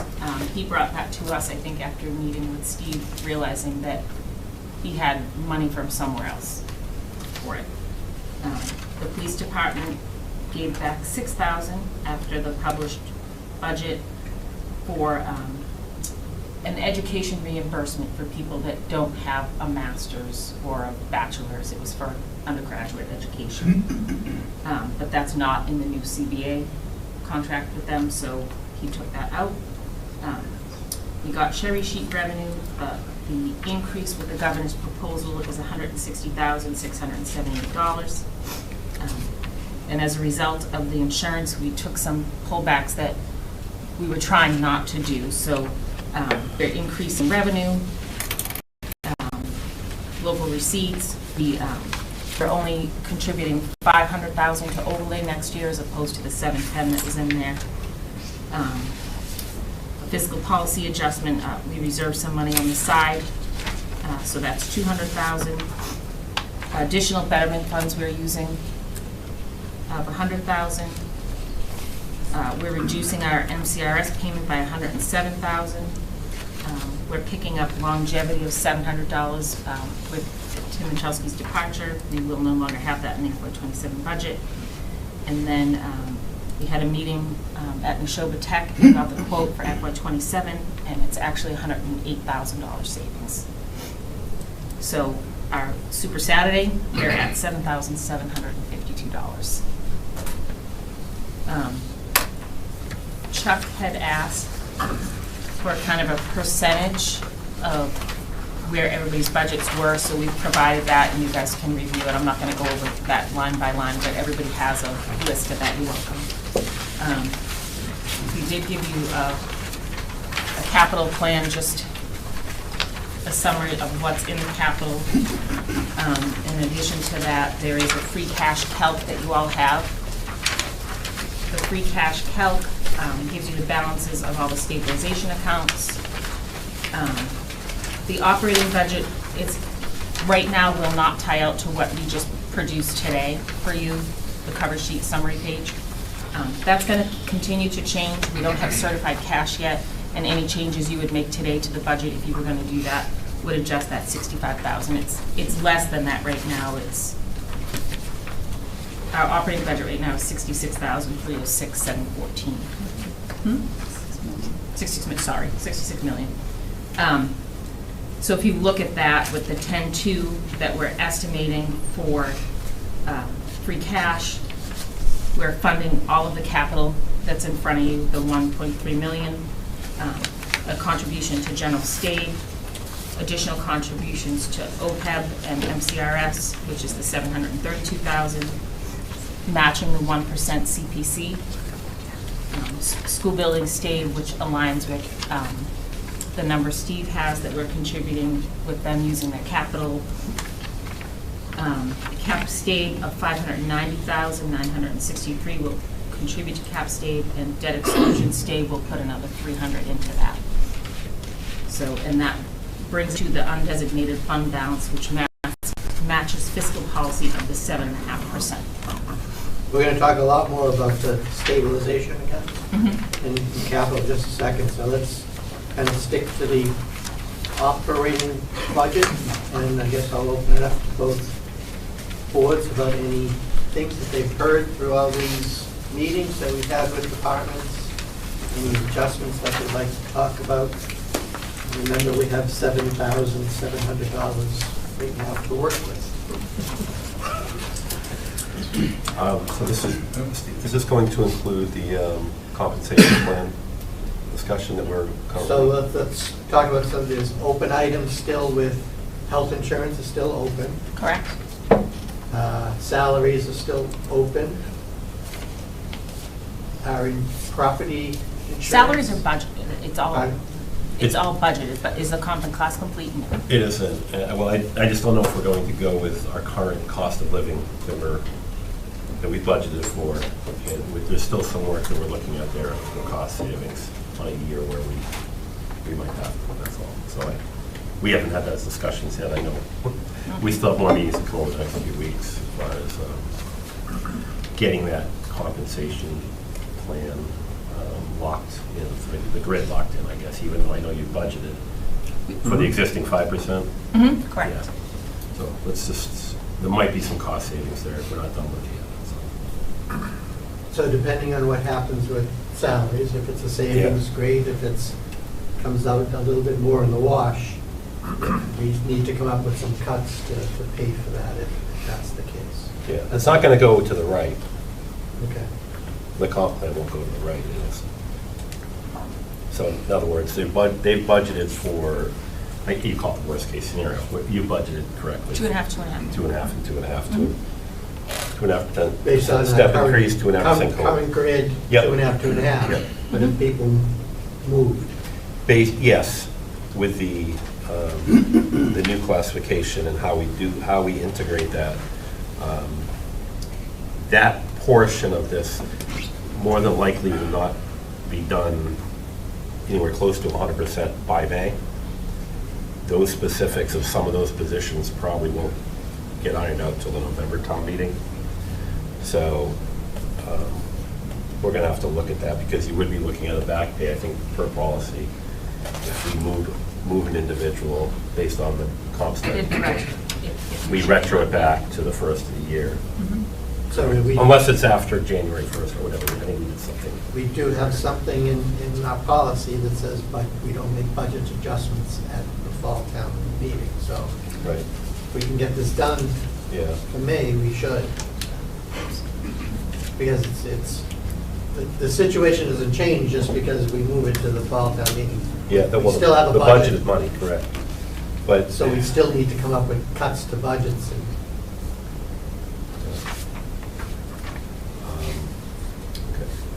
so it's a lot. There's a lot of work. I know. I don't see you completing the comp and class before I springtime. don't know how it can, so I don't want to. so then we need to, The grid will be done. we need to estimate something Okay. and work it into here and put the money aside, Okay. maybe. And then it's just, Yeah. we have the money, we don't have to start changing budgets too much. Well, that's why I was talking about if we look at the 2.5, and we go 2.5 and 1.5, that would probably, Save enough to cover. yes, cover any issues that we had with the reorganization of some of these positions based on the salary study and the comp study and everything. But, So the only danger now is that salaries are in this book with 2.5, Yep. and all of a sudden we're telling employees that this may not be it. So we just need to be ready for that. That's Well, it's a all. danger of doing a budget book, obviously, while the comp study's going on. We haven't, right? I mean, and we've had years where we're zero, right? Yeah. I mean, so we haven't. Well, last year, remember, we had the money in a separate budget, and didn't really come out with it until the time was right, so. I mean, But that was for contract negotiations. Yeah. Well, we did No, it for town no, hall. Tom, the 2.5 was not in the budget. Try, we reserved it. And I will, absolutely, that was my call. I mean, when the class and comp, when we were doing the budget, to bring the balanced budget, it was like, okay, the class and comp, we can't do both, we do one or the other, and there's still a lot of work left in the class and comp. All right, let's just, if we do it for this year, and we look at a larger approach for FY '28 for when the class and comp would start, and in terms of other savings that could be identified. That includes The danger everybody. in pushing it off, Jim, is we're already using 3-year-old salary information. Yeah. Trying to, But I'm strongly recommending, if we can't, I would not suggest, you already brought the point out, Mr. Chairman, of you have to be careful because of it's already in there. It can't be on the backs of non-union. It can't. And that's exactly what is being discussed. I do not agree with that.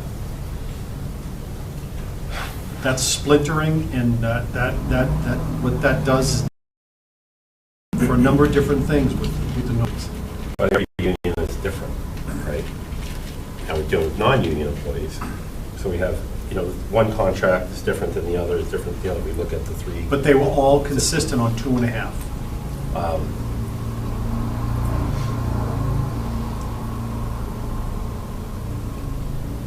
We didn't budget. I think it's a little different, Jim, because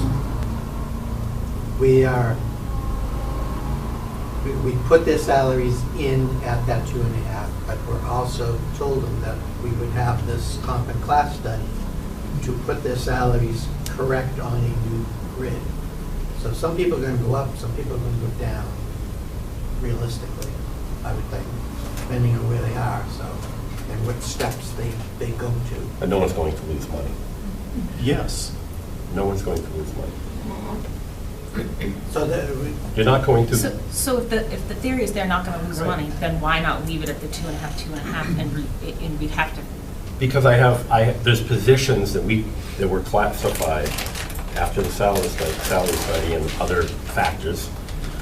We don't solely go off just the salary study, but where some of these positions, to stay competitive, they're going to be graded up.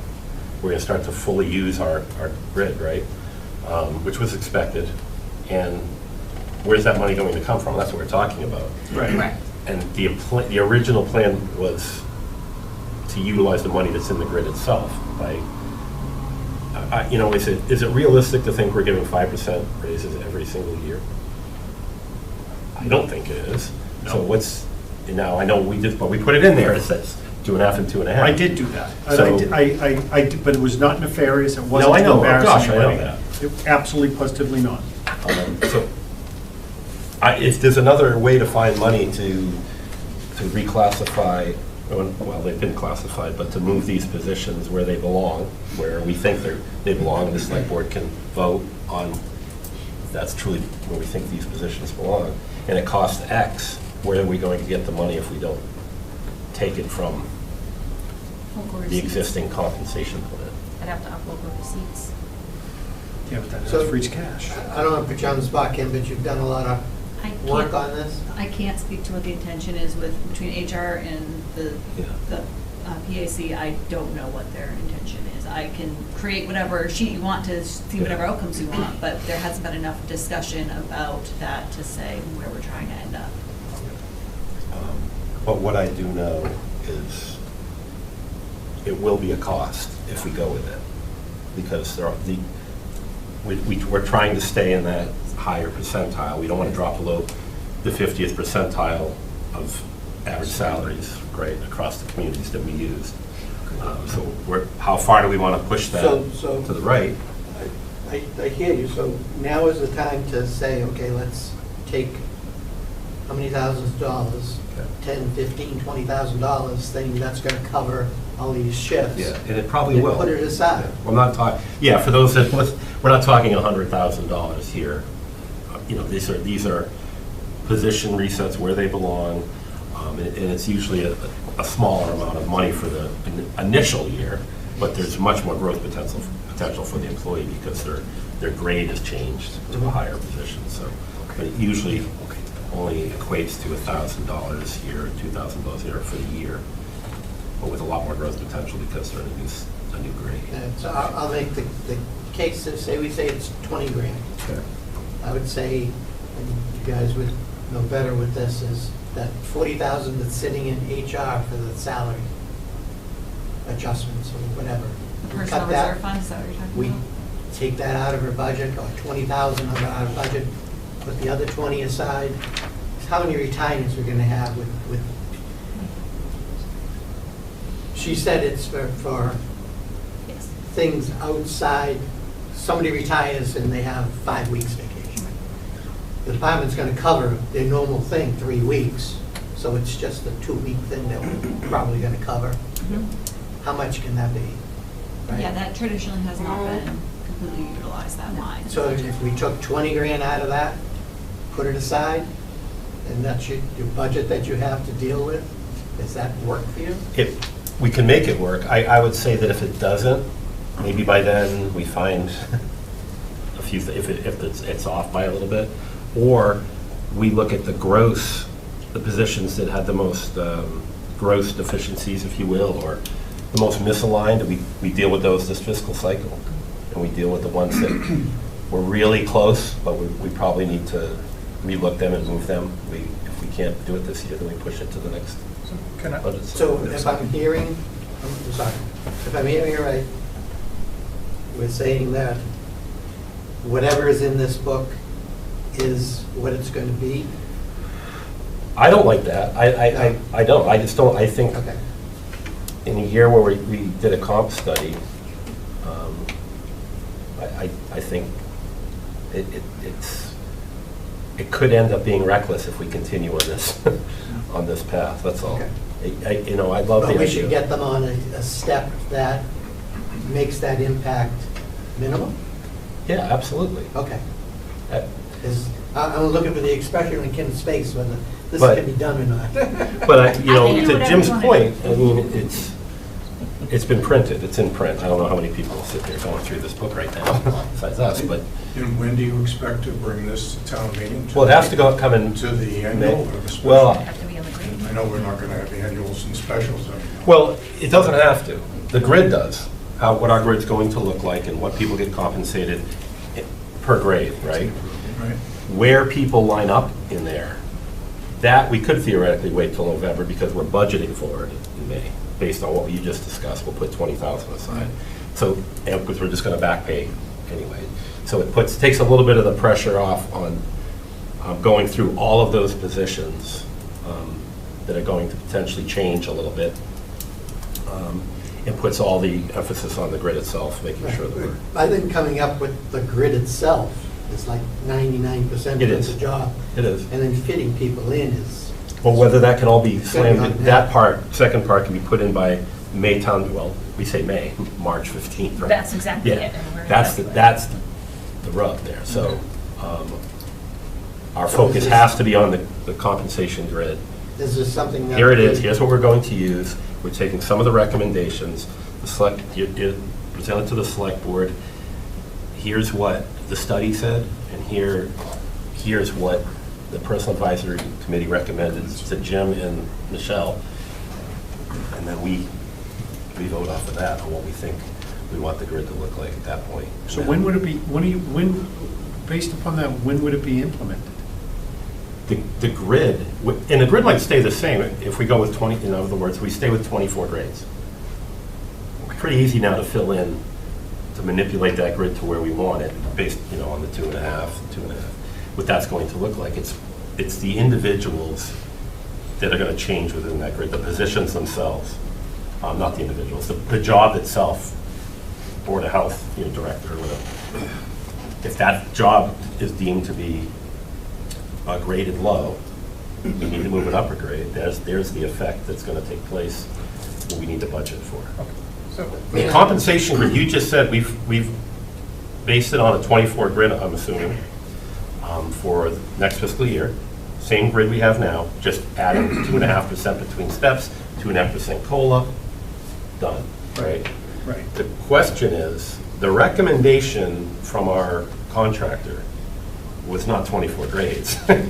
No, it wasn't. It wasn't 18 grades. Right. So I think it was 15. It was 12. It was 12 grades. Right. Which we escaped 12 grades I don't know how many years ago. It didn't work. It was horrible. 15, it didn't even work for us. So this is the whole reason why we built the 24. So that's where, if I'm sounding like a little skeptical on how we're going to design this, it's because they were so different than what we wanted. And I think that they utilize what a lot of communities use that they represent, or that they've worked with. A lot of our communities use 12 Yeah, grades.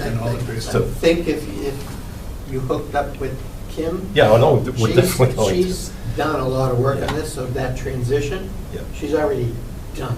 Okay. But do you want to talk about combining the grades, like the current grid that they used to judge all the positions needs a lot of work? In speaking with Michelle in Human Resources, she's not confident on the points that were awarded based on our own internal organizational structure. So she thinks that there's more work that needs to be done to solidify the points in order to figure out your point spreads and where they should fall within the grid. But you highlighted those positions. I have a dynamic sheet that is able to look at things in many different ways. So if you isolated those positions and gave them to the personnel advisory board, and they reviewed those positions based on the new way they're going to allow points? Well, the thing is, You regraded those, and Bill likes to do that. there is, and we're going to do it. It's the discrepancies that, I'll give just a for instance, a director and an assistant director. They came back with the assistant director. One of the things you get graded on, creates your grade, is complexity of your job. Well, how did the assistant director's complexity, why is it higher than the director that's currently? Things like that are off, and those things have to be corrected. We can't go forward without it. Now, can we fix it between now and May? That's the issue. Or March 15th. That's the issue. Or can we discuss budgeting it, like you just came up with an idea, at least to have it, sure, if we can get it done by March, great. I don't think we have to have every one of these positions that are going to change in there by March 15th. We have to have the grid done, because there's nothing, we don't have to go to town meeting to move this position to a higher grade. That's not a town meeting thing, correct? But if you vote a grid, The if you positions vote are a in. grid that's effective July 1st. Yep. then you should be paying the employees that salary on July 1st. And we'll have to back pay those employees that we do change that we weren't able to do that with.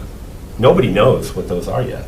We have an idea of a list of deficiencies that, and some are really close. Many are, like you had said, that might be overpaid. We haven't discussed, and historically, the select board has never voted to take money away from a current employee because they were deemed from a comp study to be making too much money. I mean, that. No, and I don't think that's something that's not the intent. That's all. So. Okay. Just so I'm sorry, I keep cutting you off. No, To stop that, if you're not progressing enough, then maybe the best idea is to hold off in May with this new grid. Just keep them on the current grid with their 2.5 and their step, and you really don't have to go back to town meeting because it's the same. Well, you do because the 2.5. You would have to, because. For the 2.5. Yeah. Well, or if he shifts a position, you have to. No, I'm saying you're keeping everything the way it is, the way the book has it, basically.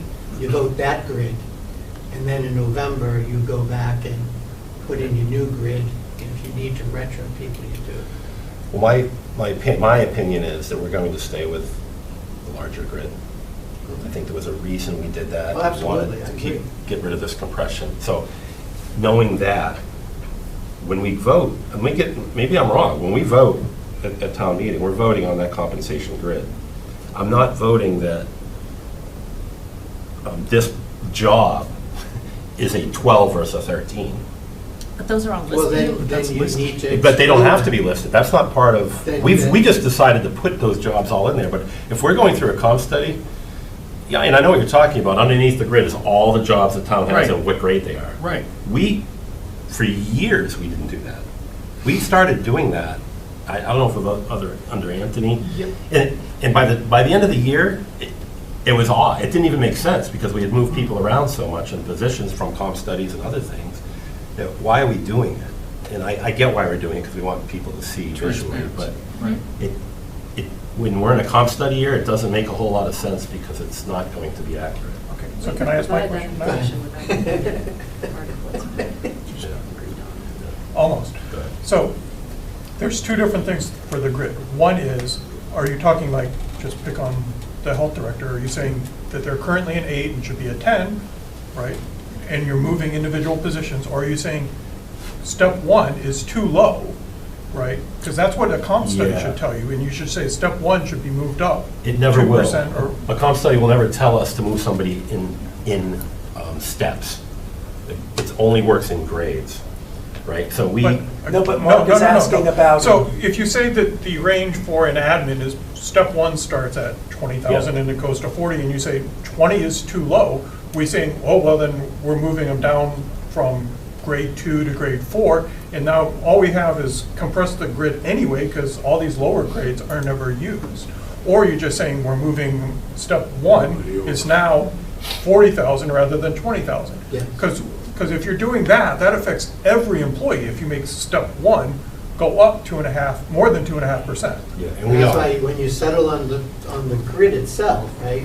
That's And you what we- make those adjustments based on the salary data that came in, then you take the current employee and say, okay, what step do they fit on this Right. grade? Because the grade is based on their job description. Yes. But what I'm saying, if you're doing that, right, that's going to affect every employee, and $20,000 doesn't seem like enough. But it's we've already in here. Right, we've That's why. budgeted for 2.5% COLA increase for everyone in town. Yes. And if you're stepping, Plus and everybody does step unless is you're not 2.5. successful, you're Yes. stepping another 2.5. But you said you're going out and comparing salaries to every other town, and you're making sure you're in the 50%. So if every other town over the past 3 years or 5 years since they did the last study gave higher raises, then you're off. Everything's low. You have to move everything. You can't just say, we're going to say, oh, this position should go down a I grade. know Kim has made the adjustment to the salary data, and she upped it by a percentage each year to bring it into the current year. So she's, correct me if I'm wrong, Kim, you're looking at what you consider current salary for those grades. Yeah, when we went out and we got the salary study from everything, So and I that, hate just using the salary study because there's internal equity too that we have to weigh into this as well. But and all communities are a little bit different. What a health director does in Littleton might be very different than what a health director does in Exeter. So that has to be ironed out too. But the issue is we're agreeing to a compensation grid if we stick with the 24. This is pretty easy for us in that regard. We're just moving everything, the cost of living is 2.5%. Done. Our grid, our steps are already what they are. We don't have to tinker with that. So, But if you're saying that we're comparing to other towns, and if we're giving 2.5 and they're giving 3, then we are now behind, and we're not going to be up to the average, and you're going to have to all of a sudden move everyone. Well, I use 50% as an example. We're not going to be 50. We're going to be probably 75th percentile. Okay, so if you know, pick another town and they gave 3% for the past 5 years, and we gave 2.5. We're now down, and it's more than your $20,000 to move every employee up. Gary, you're saying that the 2.5 and the salary adjustments are going to be enough to cover that? Well, that's already accounted for. What's already baked into this? We baked it into the budget. That's nothing to do with No, we anything didn't. else. We baked 2.5% into the budget. Yes. Right? COLA, yeah. Plus a step. But if you're trying to get everyone into comparables to something else, you don't know that 2.5% was enough. That's my point. But it doesn't go against one town, it goes against the average, right? Right. But still, it's same It's not that easy. question. I wish it was that easy. Yeah. It's not that easy. But same question, like, is 2.5% enough in that case? That's why the 20,000 is there to make up. But It's Mark's not- saying, I don't like, think 20,000 is enough if everyone, if you If decided. everyone's going up by 4 and we have to go up by 4 on everything, 20,000 isn't nearly going to be enough. But you'd be surprised. So when we move a grade, if you looked at our grid, I'm not talking it's a grade, not- I'm talking about shifting everything to the right. which we're doing, like Which will add 2.5%. By Call it 2.5%, shift. but if So- everyone else shifted by 3% and you're trying to stay at the average, mean, whatever percentage you want to stay at, you're behind, and now you have to shift more than 2.5%. I'm not looking at everybody else like that. But you just said you were, you said you wanted to be at the 75% range. So this is 75% of that differential he's trying to capture. So, That's what it is. so you all these like communities that we did the salary study with. We have means, median. We know what the average is now. Yep. With that, we go in and look at the job. Is it truly 1-for-1.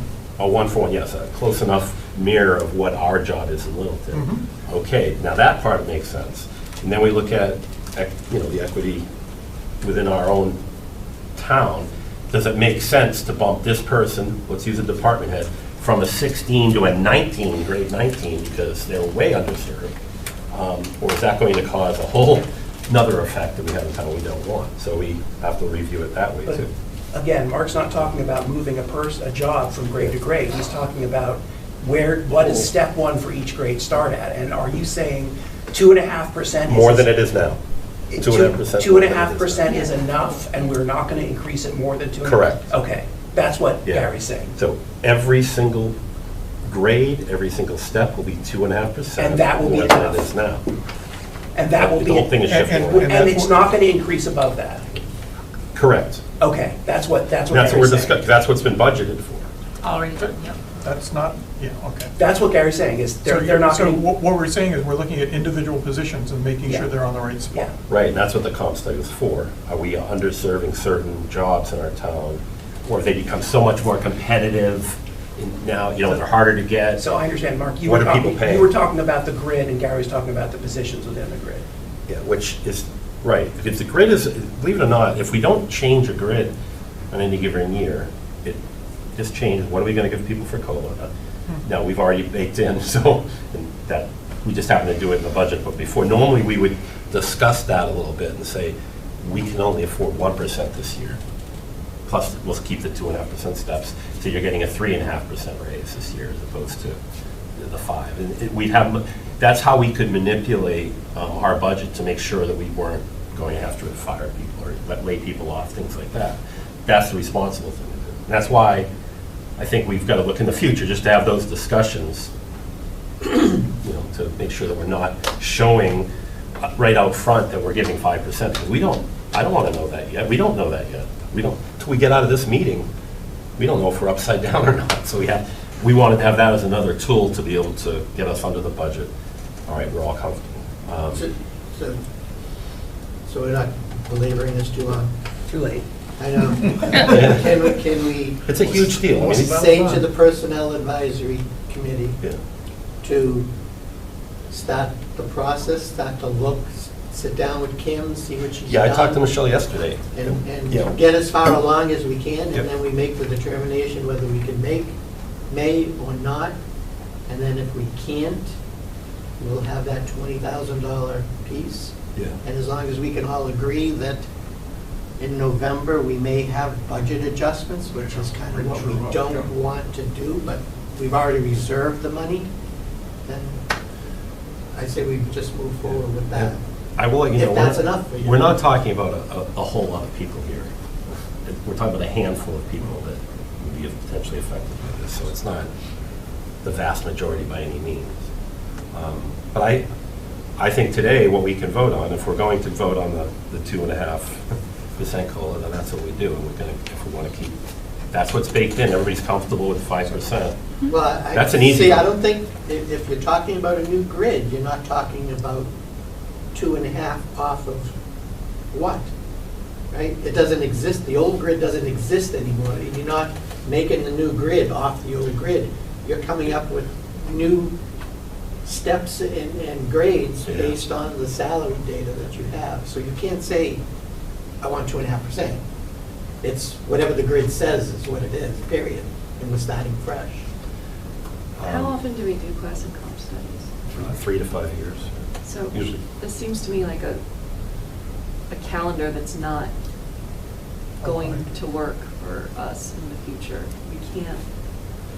We can't say no to 99.9% of our needs for November by saying we don't make budget adjustments, except every 3 to 5 years because, you know, the cyclical thing that we know is coming isn't done yet.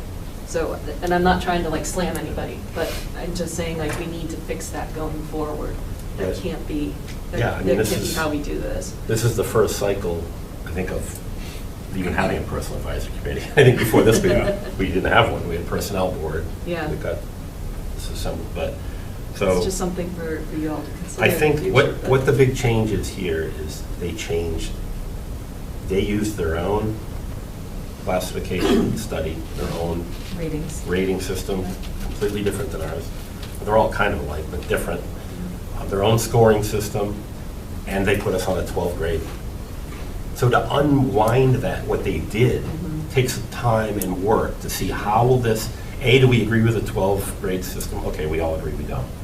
Can we do it in an 18? We had discussions possibly, or do we just want to keep it 24 this year and maybe look at the following year to change if we really want to. And that's what I'm So- wondering, and why aren't we just putting this off by a year? I think somebody brought up the point that you fall a year behind now in the. I use every 3 to 5 years, and we did it 3 years ago, we're still within track. We'll do it 4 years instead of 5. So the Personnel Advisory Committee has made the determination that we're definitely going to this system and scrapping the system, the grading system now that we're currently using. Because you can take their data, their salary data. Correct. And just overlap it over our jobs today. Right.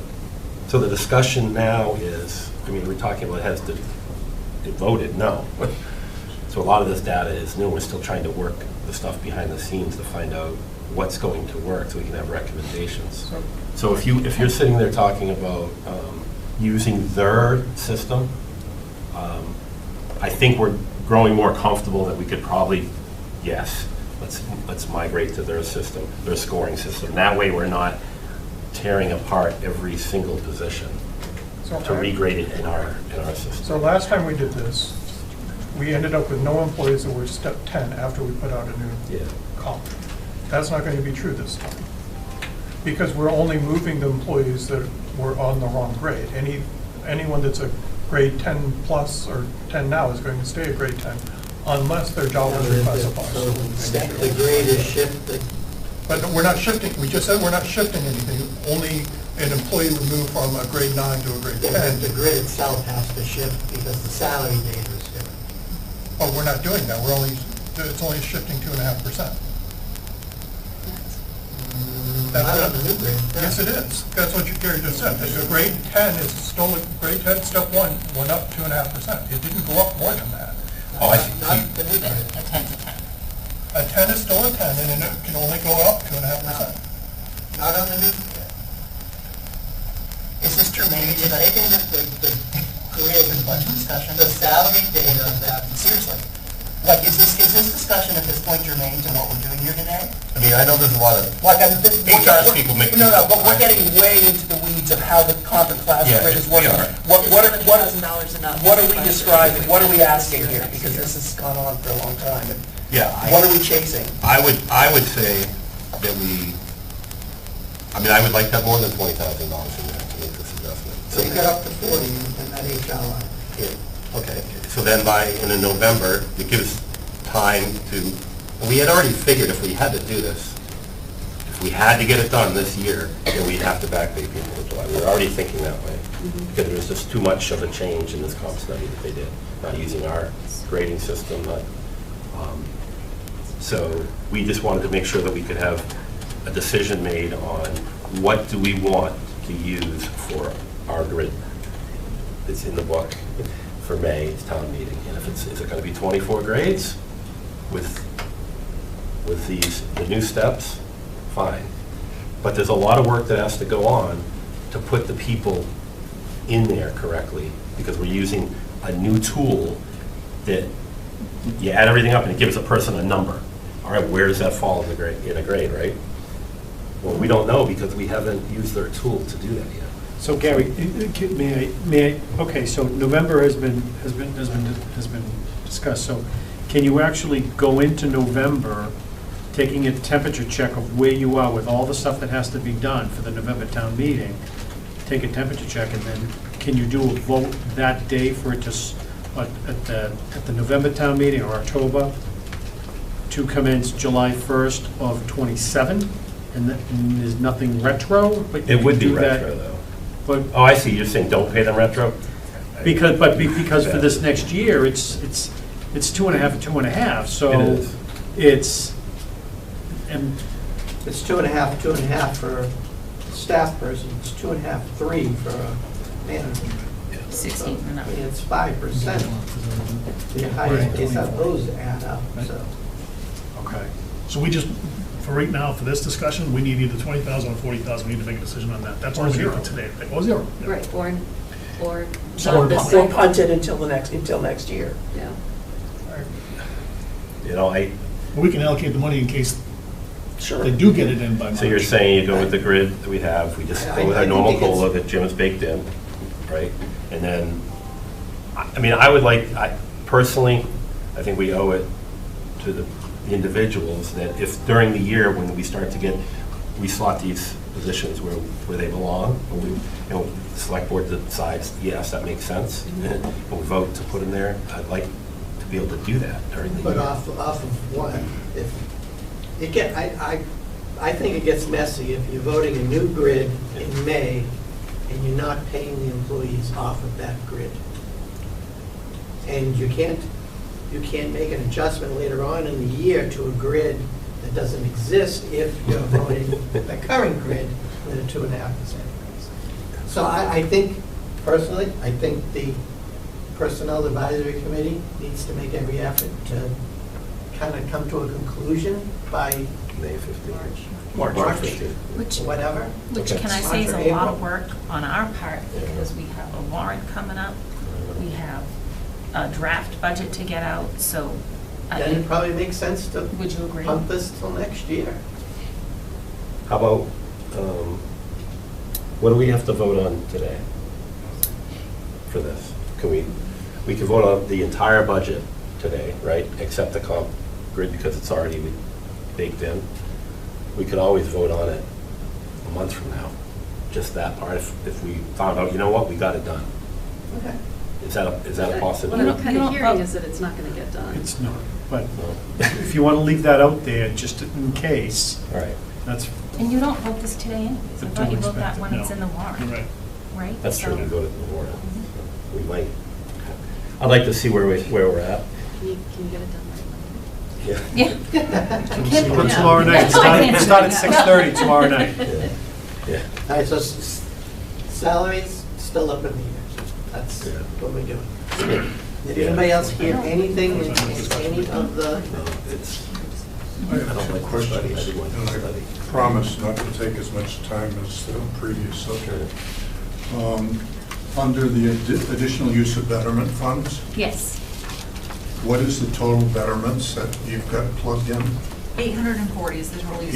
840 is the total use. 840, including the 100? Yes. Yes. Okay.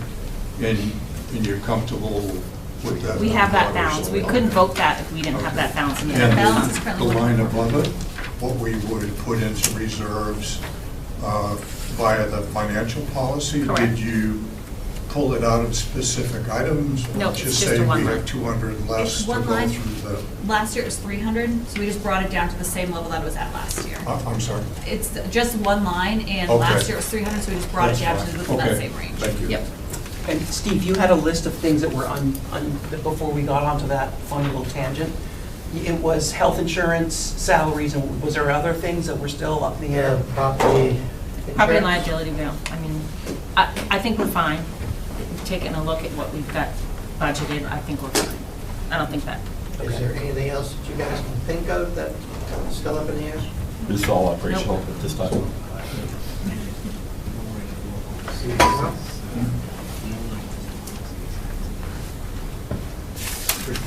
Anybody, finance committee, we okay with the operating budget? What could Everything that we've heard? really just sideswipe us between now and anything in this that's not like, you don't feel 99% locked on?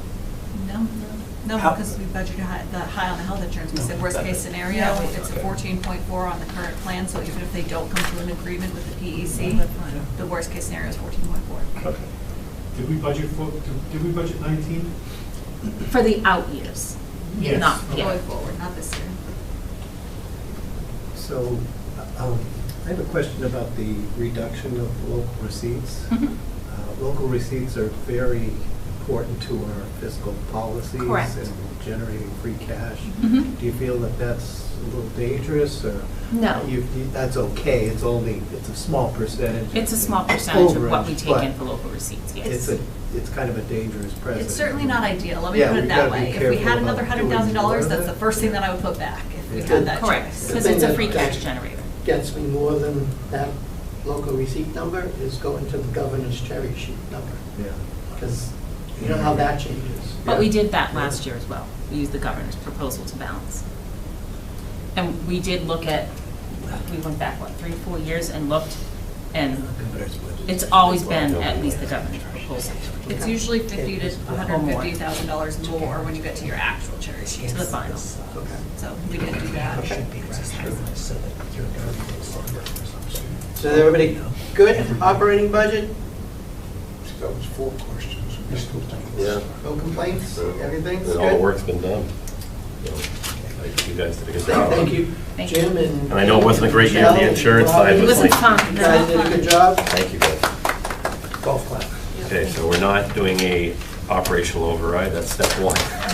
That's huge compared to Well, others. I know, we're doing believe it this me. year, but based on all the We were- bodies that we heard, and Right, yeah, I know. Let's talk about that another time, Yeah. shall we? Yeah. please. We looked around the room at the Neshoba Tech, at the meeting we had for the budget, over at Neshoba Tech at the finance meetings, and all the other towns were like, they had an override, they had an operational override layoffs, they had, it was Everyone. freaking crazy. Everybody. But didn't Mark say that there are 100 municipalities going for overrides Yeah. this year? Operational 350. overrides, yeah. It's crazy. Tells us something's wrong with the system. Yeah. Maybe we go into capital? Yeah, we can do capital. So, Robin, you want to say anything about free cash before we get started? Kim? So the free cash right now, we're starting at a 10-2 number. We still don't have that locked in. We have a meeting next week, either Wednesday or Thursday, with the Division of Local Services to make sure, they're just about ready to issue, but we want to run over some things with them before they issue. So the 10.2 is the safe number for us right now. We're meeting all our capital needs. We're still contributing to the general stabilization of the 100. We're still making extra contributions right now. We're gonna get into all that. Oh, so I don't have to go. Just- Nope, so then. Just the off level you of go. free cash, the assumption, that's it. All right. Get going here, there's a lot of slides, but I promise they'll go quickly. We're using this to estimate the reserves in the capital and showing how we can fund the capital plan that's been submitted. So the stuff that we're showing here and the funding that we're doing doesn't mean that that Finance Committee or myself or anybody is saying that's what we should be doing as far as funding stuff. It's just to illustrate that what was submitted can or cannot be funded and how we're going to fund it moving forward. Okay, does that make sense? Am I explaining that right? It is. I'm not endorsing the capital plan. I'm just showing that It's feasible. it's feasible. But I guess Thank the you. question is, if that number changes, your conservative number, if that changes as a group, were there things that did not get funded capital-wise that we would say, Well, let's plug it in? Go through here. Or just, Go there, okay. So, go back one, please. So, for our new members, there are 4 ways that we have reserves in town that affect capital: free cash, cap stave, a debt exclusion stabilization, and school building stabilization fund. So those are basically town reserves outside of the general stabilization account that we have. That's for basically emergency purposes. Our capital plan that was submitted for this year was $34.2 million. Last year was $33.8 million. On that slide is $2.8 million of new things that hit the 10-year capital plan. Biggest that I can see on that is an ambulance for 606 out in FY35 was added. That's the biggest one. And over to the right is kind of a recon going from last year's to this year. So there are some items that were removed from last year's capital plan that never showed up this year. There are some items that changed or updated. And then, of course, the new items for 36 itself. Okay. Robin and Kim went through the entire capital plan and put a funding source to it. So out of the 10-year plan, free cash is going to fund $8.7 million of the capital. We have CPC, some grant funding, revolving funds, cap stave, our ambulance funds. Then we looked at which projects that are there would need debt to cover them. We have the school roofs under the MSBA, school choice funds for the school projects. Now, our agreement with the school department ends this year. Basically, we came to a 2-year agreement. We need to sit down again with Justin and see if we can continue that. For this purposes, I kept it going with the school choice numbers. And then we have other, which was the $105,000 that we already talked about. Okay. We talked about free cash. If you know me by now, it's conservative estimates that we have. We went back and we looked at how much free cash we were able to generate over the past 4 years, and it was $6.4 million. The lowest amount was 4.5, and that's the number we assume going forward is that lowest number, 4.5. Very conservative moving forward. We reduced that down to $4 million in the later years. So you would think, okay, our budget's increasing, there's more of an opportunity for free cash to grow. We're actually taking it down, so that's even more conservative.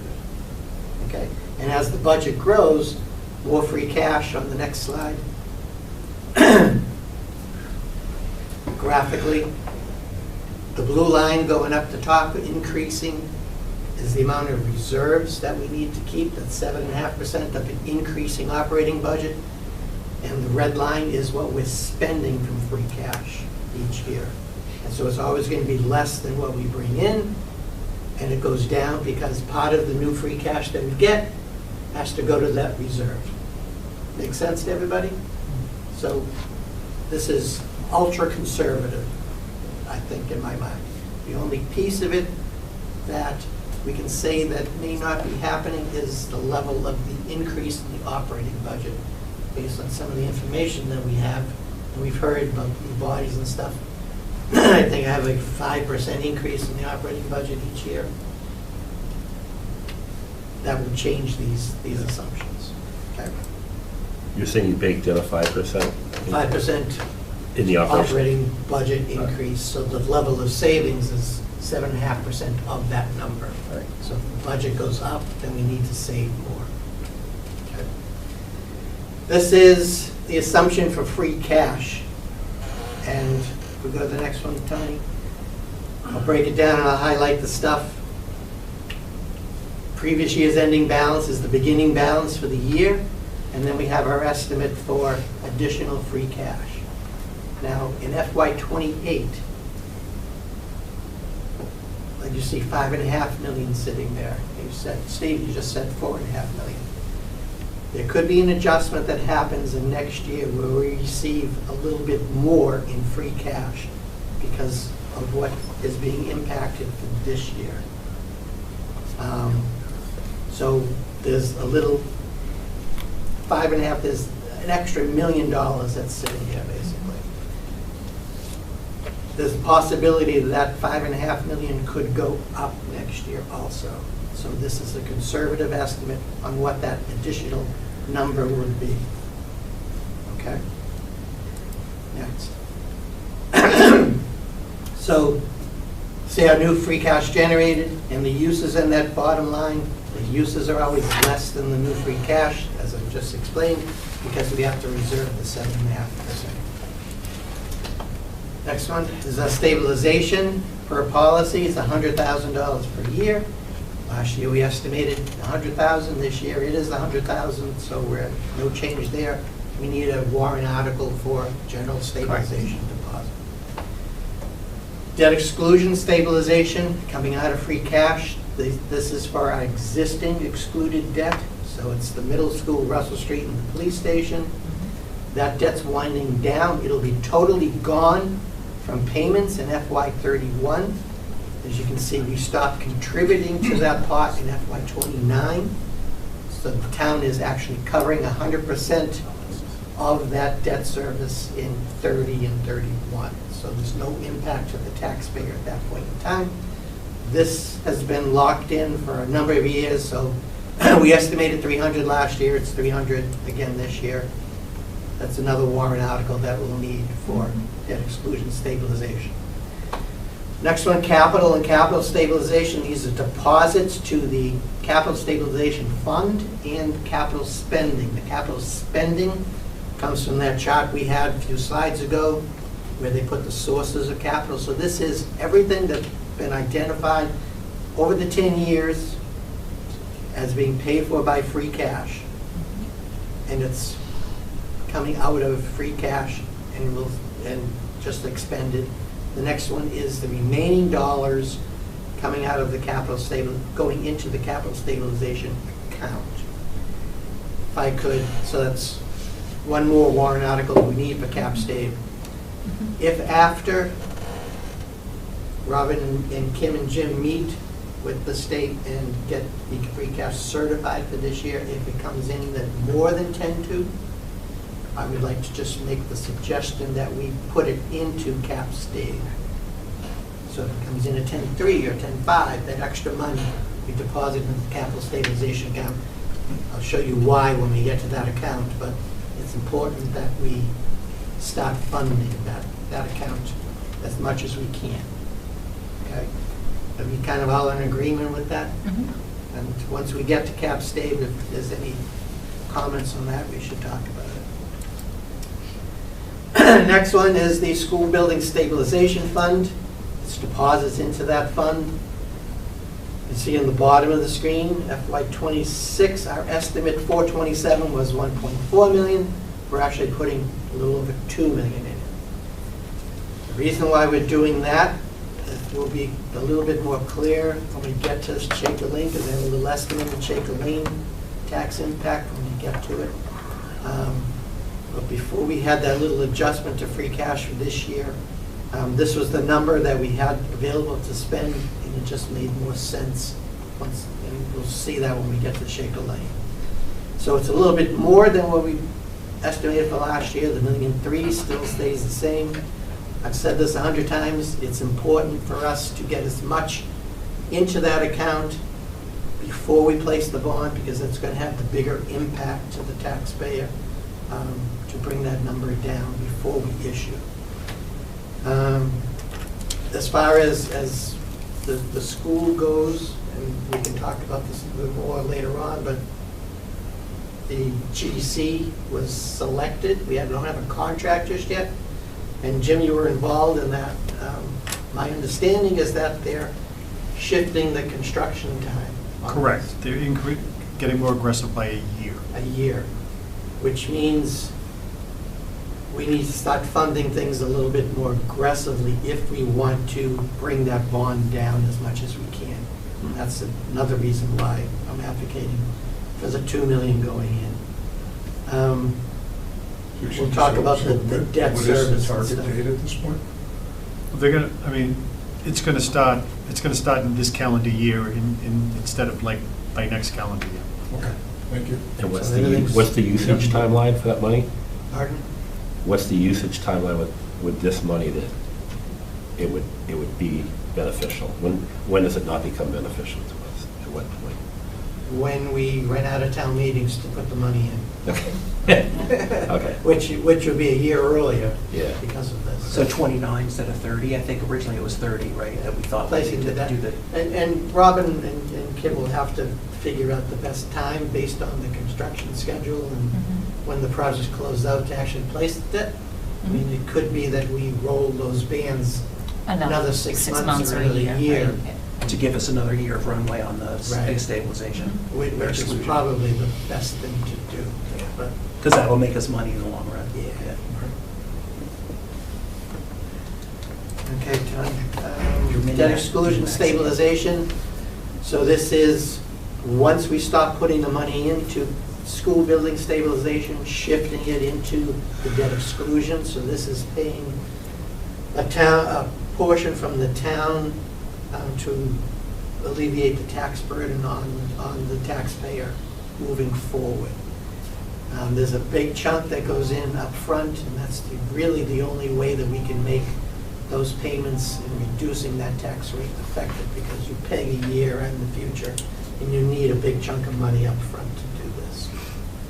So that's, we estimated 1.8 for those two things. It should say for FY29, it says FY27, but it hasn't changed. Those estimates are still the same. 500,000 going in for the DPW building. We put that in last year. It's still there. We heard the need again. I don't know what we can do to get that process going. I mean, you could take less, you could not be as aggressive on the Shaker Lane. We've already got the estimates. No, he's saying, how do we get this thing built? How do we get the project? Oh, I know that, but I'm saying, I mean, by putting more money in. We have 500,000 going in that point. But why not a We can million? start any additional funding that you get. When we get to cap state, we can look at it, but you could start shifting a little bit more into That's that. what I was going, yeah. But at this point in time, when's construction going to happen on that? It's probably pushed out from when I have the debt going in, so. So for free cash, that's about all the spending in free cash, and we're able to maintain the 7.5% in that bottom line for all the years. And based on those estimates, we're good with free cash. Now let's start talking about cap state. Go to the next one, the starting balance. Again, Tony, on the next one. Yep. Starting balance, the ending balance for the year. Deposits, we just talked about coming from free cash going into this account. Go to the next one. So this is the withdrawals from cap state. It's the same as last year, except for in FY '30, because of the balance in cap state increased a little, we're able to shift that fire engine that's half by 30 to cap state and pay cash for it instead of debt. So that's good this year, even with conservative estimates. So I would much rather, speaking of conservative estimates, be able to push things in and take them from debt to push it into pay cash than say, whoops, we screwed up and we take cash and now we have to place debt on it. So I'm pretty comfortable, based on what we know today, that we'll be able to pay cash for that engine if we support that engine. The school routes, that happens in 28, 29, and 30. From what we heard from Steve, that's probably going to be pushed out a whole year, 29, 30, 31, or 29, 31, 33, because it's every 2 years. So we may have a little bit more freedom with cap stave. The danger, of course, is if one of those roofs gives before we get the funding. Or if you don't get the funding because they don't approve it. Or if we don't get, so this is, for those roofs, this is 60%, because we're assuming that MSBA is covering 40. So to the extent that we have to cover this ourselves, we probably would need to borrow the 40, unless there's a big time frame between the two, and we feel comfortable we'll be able to generate free cash and put it into this account to cover that stuff, especially since it's every 2 years. So that's still kind of up in the air. Next slide is the debt service and bans, and we'll get to the debt in just a minute, but if we issue a ban for something, right now we're able to fund it, the debt service payments out of cap stave. So I think this is, it's either the dog park or fake park, I think it may be the dog park. We get 3-year ban, we paid off in 3 years. But each week we do, we pay a little bit more down. It's gone in 3. We're able to fund that out of cap stave. The danger is now, the way it stands, is FY '30. We're down to $269,000 as a balance. Like I said, there could be an instance where the free cash next year is a little bit more than that 5.5%, in which we would throw it into cap stave at that point in time to shore up this balance. Any excess from this year, if it comes in with that 10.2, we throw it into cap stave, keep this balance going, and then next year, as we get closer with those roofs, we can adjust where they're going to sit and identify it at that point. But when this was done, I hadn't heard about that every 2 year kind of thing. When was it that low before? Last year, I think it got down to 500 maybe. Yeah. And on our original estimates, it was more, but we had to bring it down because of free cash this year. But I'm thinking that's going to be at least $1.2 million at that point in time, if we shove everything in extra that we get. Okay? Make sense? Yeah. School building stave. Again, beginning balance is the ending balance from the previous year. We have deposits coming in from free cash. So these numbers, like I mentioned when Justin was here, it includes the 455, it's the capital.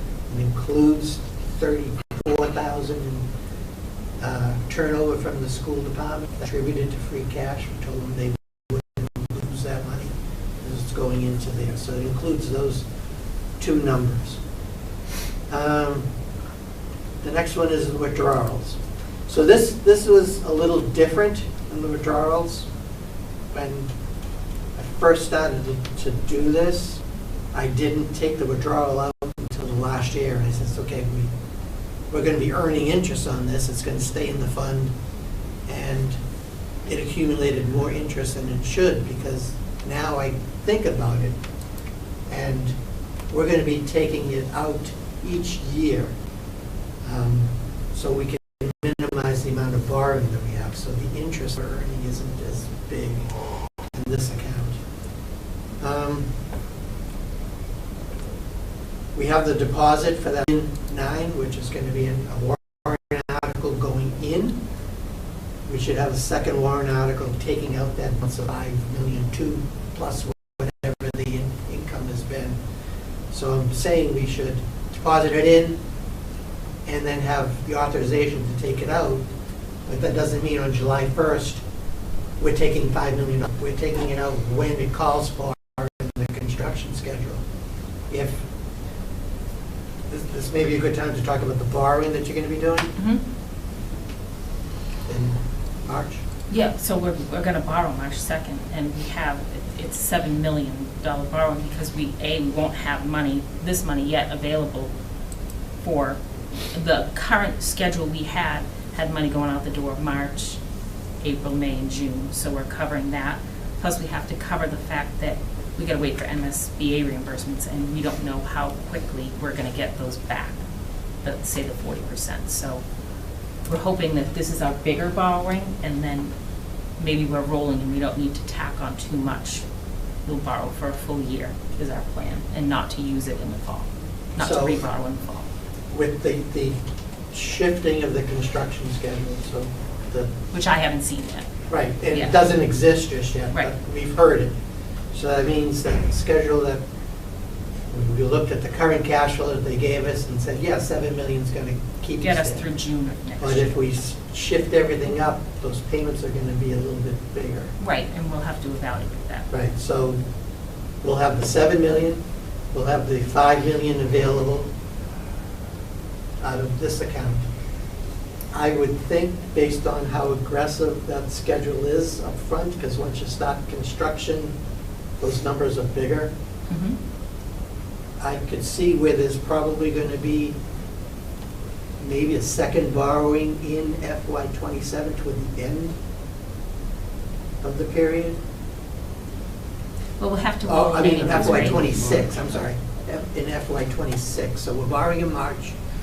We may have a small one in maybe May or June, depending on what the cash flow looks like, just to tide us over, and then a bigger one come first part of '27. Because I think we're going to run out of money. If we're shifting that construction cost up, Yeah. we won't know till No, we get the not schedule. till we see it. But we should just prepare ourselves Mhm. for that. And once we borrow, it's easy just to borrow again. The $7 million that we're borrowing, we're going to get premium on.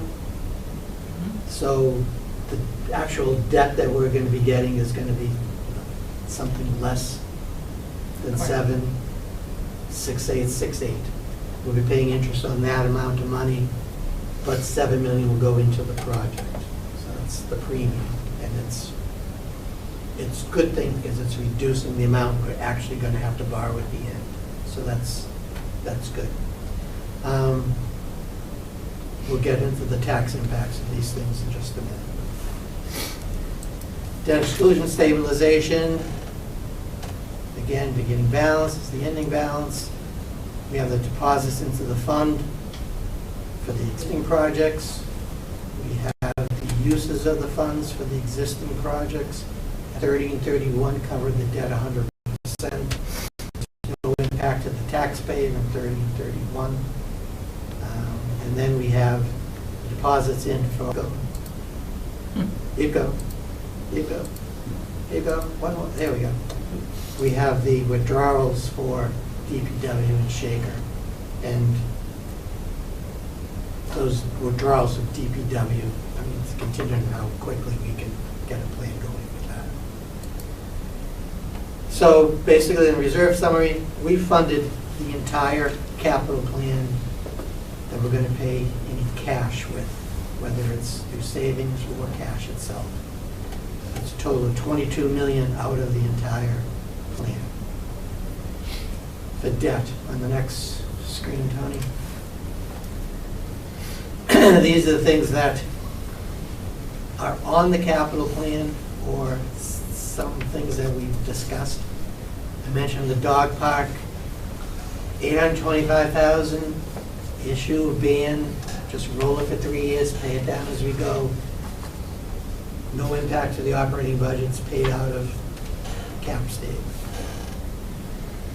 Next piece, so we have the pool, we have the $3 million number that we built in last year, just came up with it for something to do with town hall. Sure, it's not going to be $3 million, but there's a placeholder there. And then Fay Park. Right now, the thinking would be a 10-year bond to cover those things, would be an impact to the operating budget. DPW facility at the bottom, 20-year bond, it would be a debt exclusion item at this point in time because that debt service is just too much to handle. And it would be down from the money that we put aside for it, whether pre-construction or post-construction in the exclusion stabilization account. I would agree that the pool is going to be a memorial. Yeah, that determination was done after this, so yes. You guys heard it. If something happens to me. So should we be shifting the pool down a lot further in the capital plan? Where is it right Yes. now? What year? I would, but Yeah, I don't think PRCE has any intention. No, of the I pool checked in the it. next FY 5 30 years. would be the first payment. I'll leave it after that. they have it. That's a wish. It's not. Yeah. We just pushed it up 1 year on the capital plan. Yeah, go further. Right? They I'm have it saying getting we around need a FY DPW facility To before we bond get it. pool. Yeah. bond it. Yeah. Well, that's this is after that. Even, right? So basically, we've covered the entire capital plan. Yeah. We have some debt that we have to issue. We need to update those things as far as come up with a plan for town hall. Now we have potential for an expansion of this building, potential new fire facility, second fire facility. That all needs to come into our planning process. Right now, it'll all be debt. So we need to figure out the best way, because that's going to hit the operating budget. Shaker Lane. So this is what we went to town meeting with. And if you remember the timing from town meeting, it was the day before the state certified our values. So I mentioned it on the town meeting floor. We were using FY25 values. We had a bond amount of $50,725,000. Average home was $694,000. We had $719,20 first year impact, just $1,000 total over the 20 years. Select board knows this from setting the tax rate. Values really went up this year because it was a reval year. Go to the next slide, Tony. The average home went to $770,000, which was a big jump. Values just went way up. So without the extra money going into cap stave that we put in, that number for the first year impact probably would have been $20 to $30 higher than the increased number that we're showing there. So we showed $719.20 in the first year. At town meeting, it's now up to $725.06 first year. Total over the 20 years, we go back one time. Total over the 20 years is around $300 less than what we went to town meeting with because of that extra money, because of this lower bond that we're issuing. So I still think that any monies that we can get into the school building stabilization before construction, we should probably be aiming for, because that has the bigger overall impact. I mean, these value numbers, as I said, on town meeting floor, are going to change every single year. So every single year that bond is out there, the impact is going to change with changes in property value. So it is what it is. And we said we would lessen the impact as much as possible. So when do you start shifting that thought process to DPW? 45 million is not, and there's no loans or grants and stuff for that. Right, and that 4.2, so you saw the debt service in that first year, and that other slide was 4.2 million, 4.8 million for the school. So you're talking a comparable tax bill increase on the DPW. It's probably 680, 690 at this point in time. But it's still a big impact, so it's it's a discussion that we need to have, but we need to it's tough. come up with basically the plan. When is that going to hit? Start planning for that date, how much money we can put aside for it. Like Steve said, the upswell and the spotlight and the amount of people that showed up for a school won't look anything. We will not have that at DPW. And it's unfortunate because it's a very important for the town, but it's going to be a much harder sell if we don't really sell it differently. It impacts more people. It does impact more people at the end of the day. Yeah. Directly. But you have the 725 and you have another 680, 700 to that number a couple of years after this. Yeah. It's pretty pricey at that point in time. And you're looking at a second floor for a police station. Exactly. And how many times when we go ask the town for exclusions? That's the thing. So it's more. Well, some towns go every year. That's Yeah, frankly, they so do. that's. Those times are They do. Yeah, well, I mean, It's a great legacy. Air does every year when they bring their fire engine, it's excluded. So, I can tell you, there was a time we were going when we were transitioning from paying from debt to free cash. And we had to bridge that with capital exclusions. We went 4 years in a row with capital exclusions. After the 3rd time, the town said no. So the 4th time didn't pass. So. And that was nowhere near this impact. We were talking pennies of the dollar compared to this. oh boy. Okay, that's the lay of the land. We're able to fund everything on the 10-year plan. Now it's the discussion of what on the 10-year plan we actually want to fund. So that's. So I have a couple questions on your presentation, Steve. Yes. Over the next 3 years, we're putting $700 and some thousand to change into the debt exclusion fund, right, that we're using to offset the debt that we've already incurred.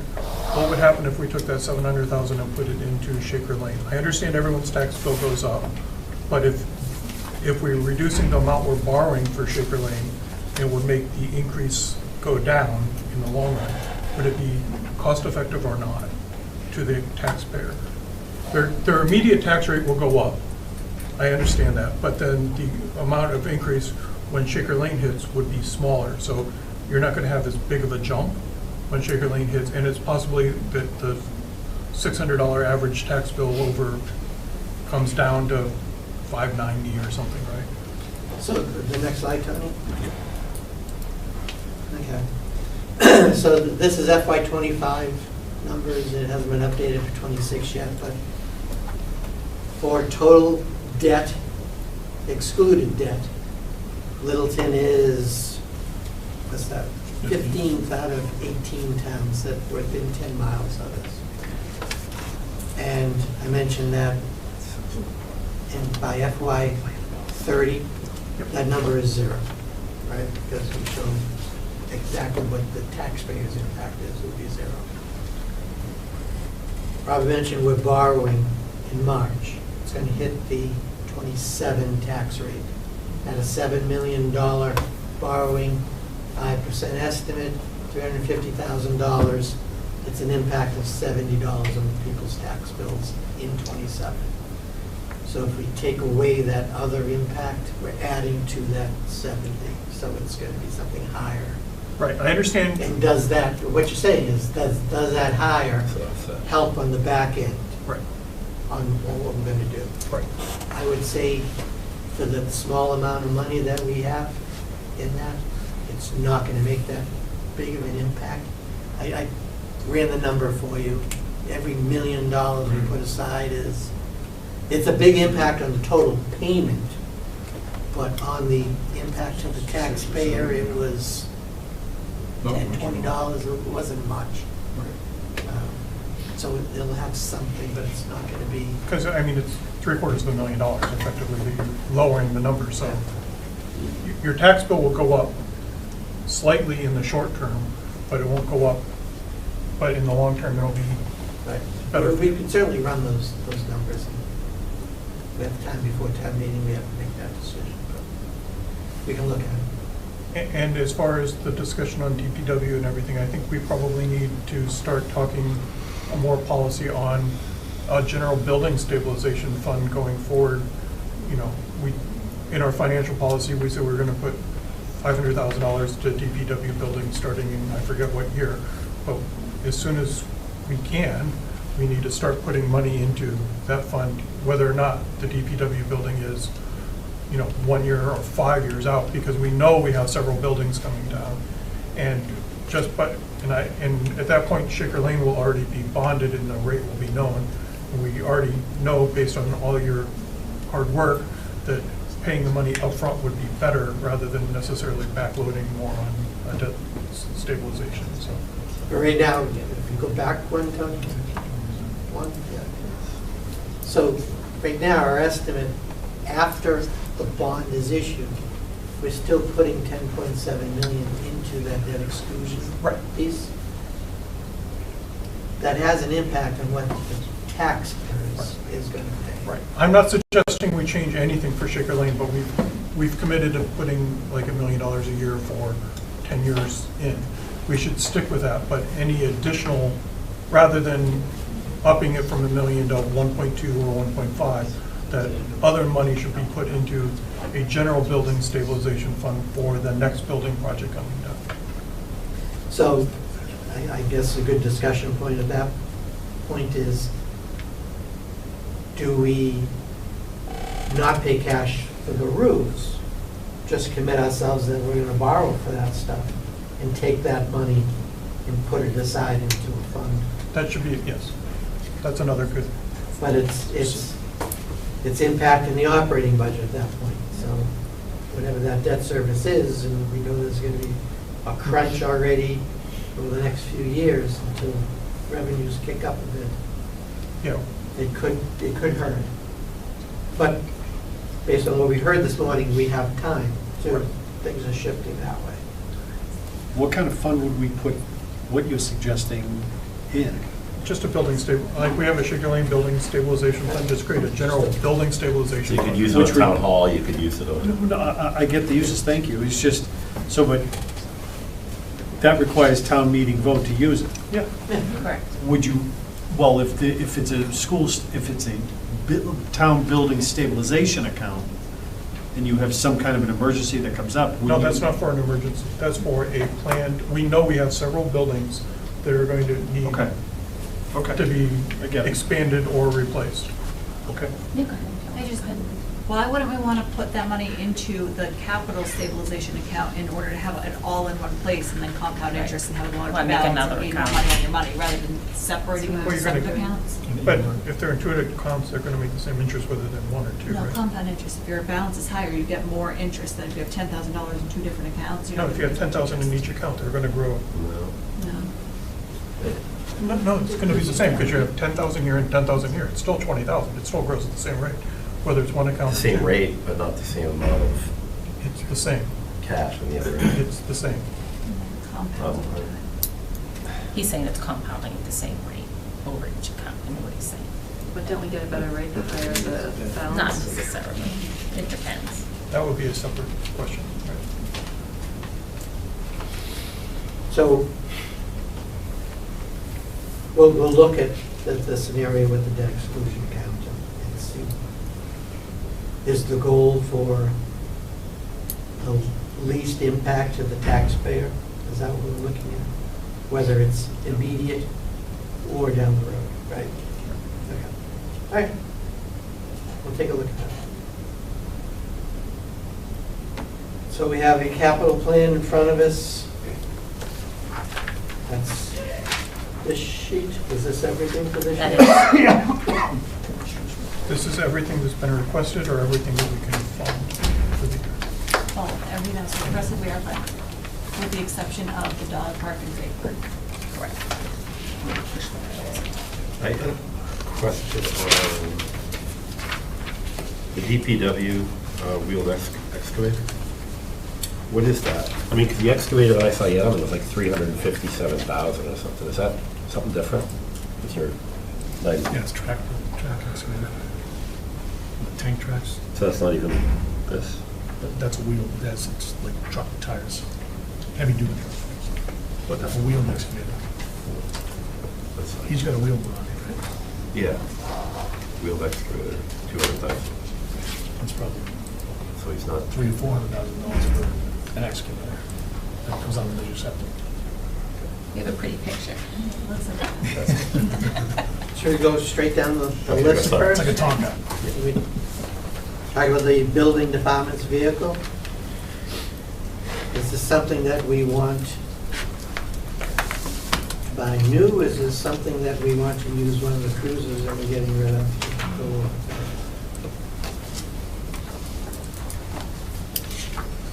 I'm all for a cruiser. But it would have to be one of the larger ones, according to Henry said that the Explorers are. You need the Tahoes. Yeah. That's the thing, it is a Tahoe being replaced, there's only two of them, it's the chief's vehicle, right? But I thought he was keeping his Tahoe within, keeping it here for some reason, going down to someone else. Because I know Lieutenant Landry has his older one. You're right, it's probably how he's doing it.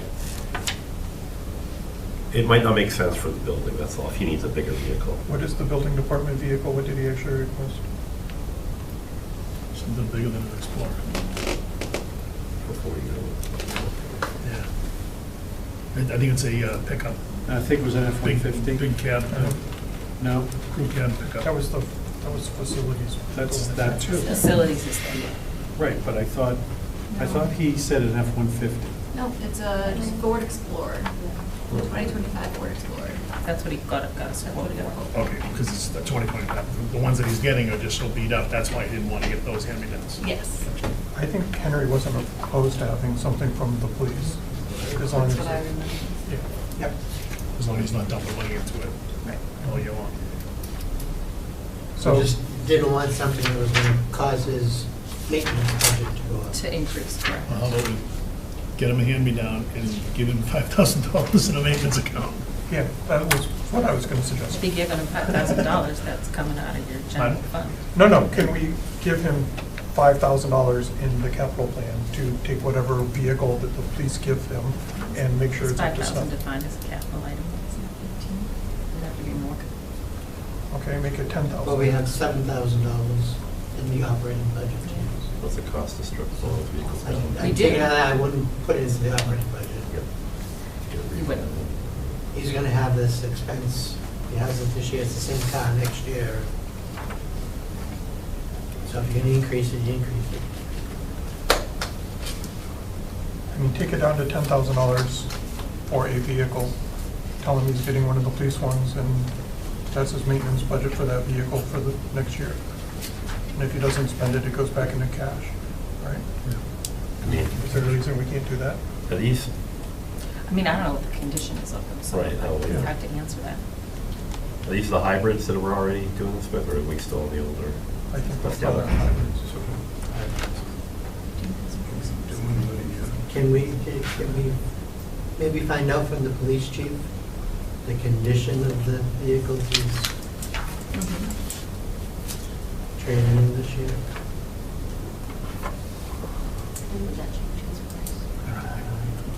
Is that good? Yeah. We'll figure out from there, so we'll keep this one open for now. We got 30,000 for the TA box. Cemetery truck.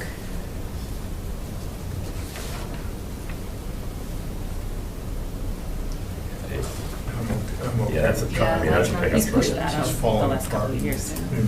Yeah, he has pulled it up. I'm actually okay with that one. Greystone going through CPC, that's good. Mechanic truck, 100,000.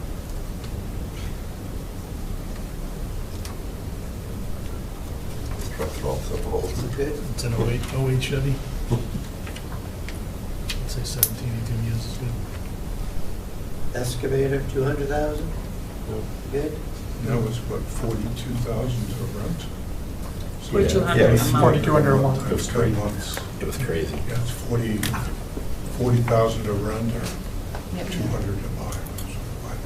With a much longer life We've got the expectancy. That's what he said. Irrigation at Whitcomb, 120. I'm assuming this is a manpower thing, because to go out there and then watering it like they have. But the cannon is, No, this is the, I thought this was the little spot well. This is putting in a well. he's in. gonna put in a Point well. point well, yeah. Yeah. Because With a- the frog pond that they draw the water out to. Yeah, right, To right. use the water cannon, Okay. it is labor intensive, but it's also, that pond doesn't always have water in it.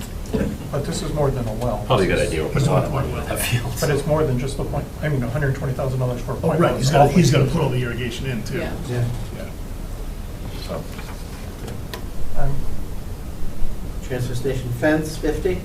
So the irrigation system would be one of the first things I would cut, because I'm not sure that that's necessary. I mean, it's a lot of money for main heating that one field. I don't know if it's a good investment or not. Well, we just put a lot of money into it and it's being, Yeah, but they're it's gonna being maintain it used. anyway. But it's being used more. I don't know, because It's a part of the Shaker Lane plan too. when they rebuilt that field is not, Memorial Field is not. So The smaller the times. well that we funded last year, that was for the common, right? There is no well. There is no well in common. Yeah. So that money went to where? So it was actually 2 wells, I believe, that we funded in Kerperfield and the Common. And, they were- Kerper's operational. Right, but the Common was, Is not. yeah. they So were do we have having money in issues. that article still? We do, I don't know.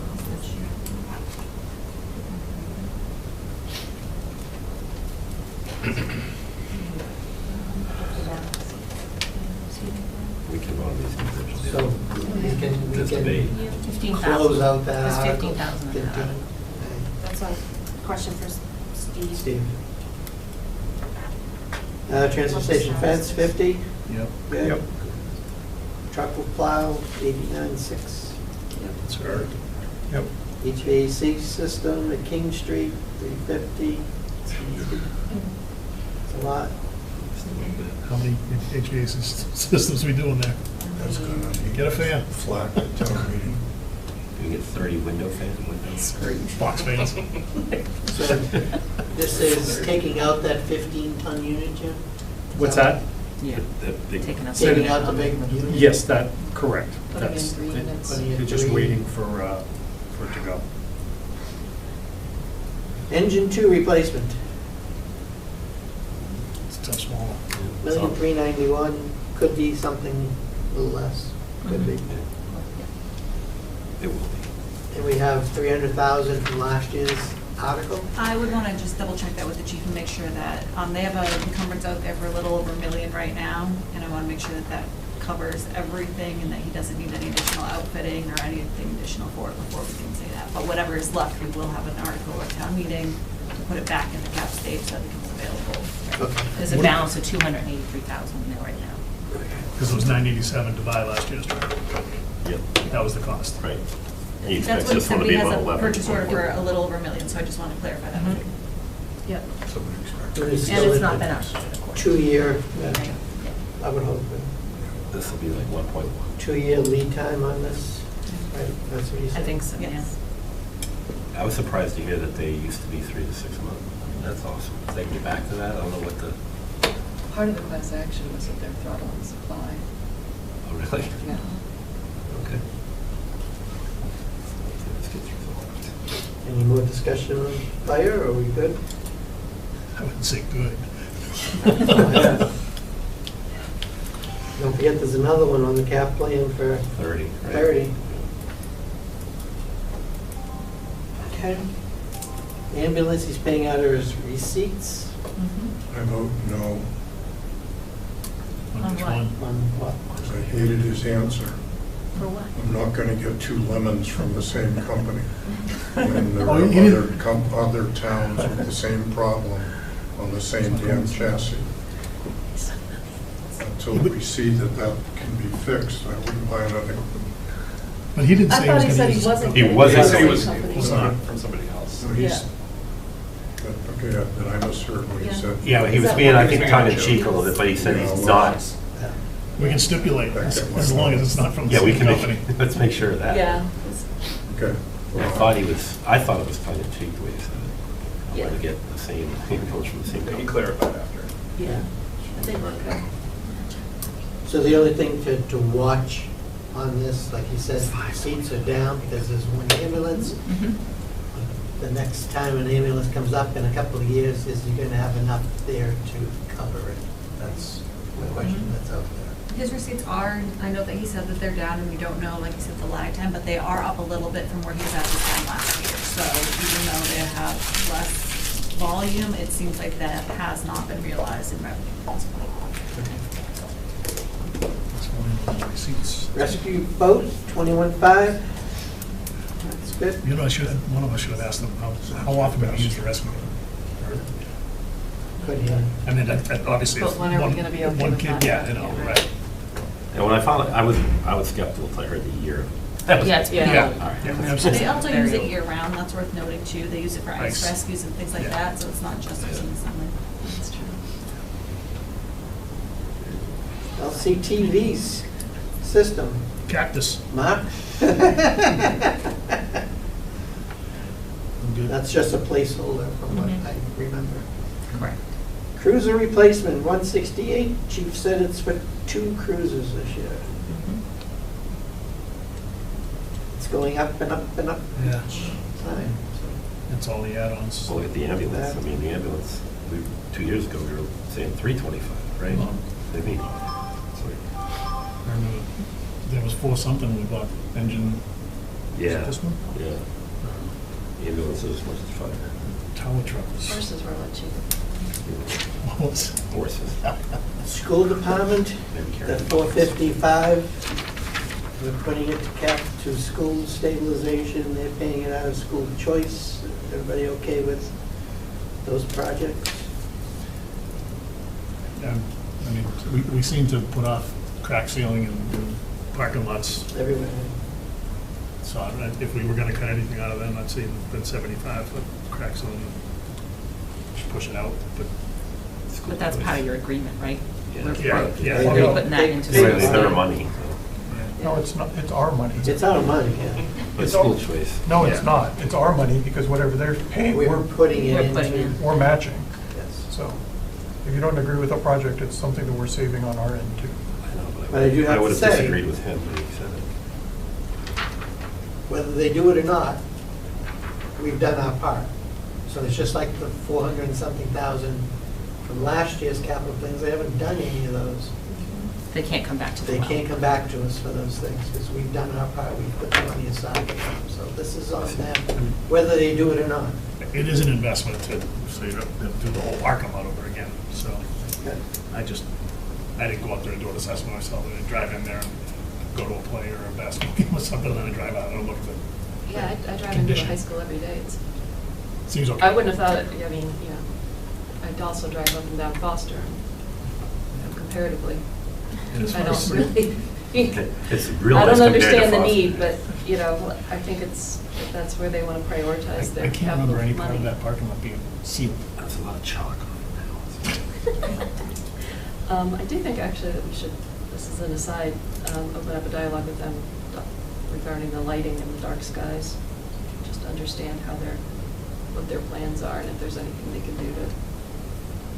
We're just gonna go from an LED to an LED soft light. You know, there's things you can do, like, you know, I down, think- like I think they do directing have it down lights, straight 'cause they'll down and LED that kind of propose it. stuff. They're awfully bright when you're over at the library still. Yeah, really bright. I would also question whether there's any green communities money or anything for that, if you're replacing those. If there'd be, Oh, yeah, because they said it was going to be more efficient, right, this lighting.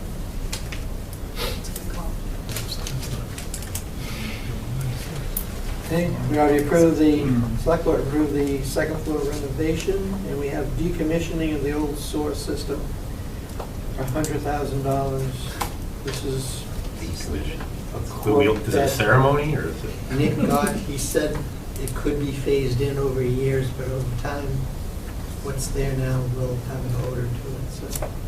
Because it's not operating. Why is this not part of the sewer project in general?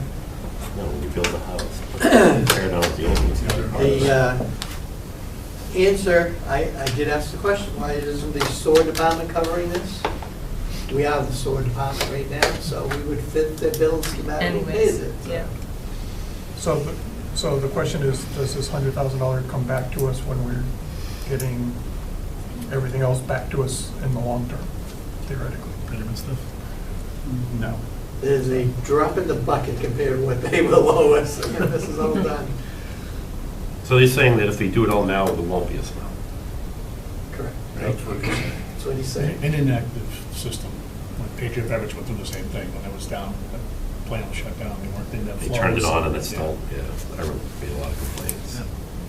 One thing we should, I don't know if Rick, you want to talk to this, but one thing I mentioned about the sewer department reimbursing the town, and Rick, who used to work for DOR, kind of raised some red flags. Well, I think legally you're allowed to recapture those general fund subsidies to the enterprise fund within a 2-year look back. So I heard 2 years and I went, Special weapon. what? Then I asked the question, could we do a pilot for that? And it was a little bit more. Well, I think you can charge a pilot to an enterprise fund, but the question is, do you really want to? Oh, for this amount of money, we do. Well, yeah, I understand you want to recoup that money, and that's all well and good, but do you want to have them pay a pilot in perpetuity or just for a couple of years? I mean, I think it's better to say, we expect you, when you're able, to reimburse the prior 2 fiscal years that we subsidized you. By that time? Well, that's the problem. I don't know at what point they have sufficient revenues to, it may be well beyond the 2-year look back. Yeah. Karen's kids are going to be grandparents. So we should probably plan on having them repay by a pilot somehow? Because they already give us money for that. That's the light pilot. Correct. We're talking the sewer department. Yes, but we already received a pilot, so we can structure it the same way, just different amounts. Yes. You can do that with it, because even though it is us. Part of municipality. Like I get like, It's gonna be so far. sewer is us, is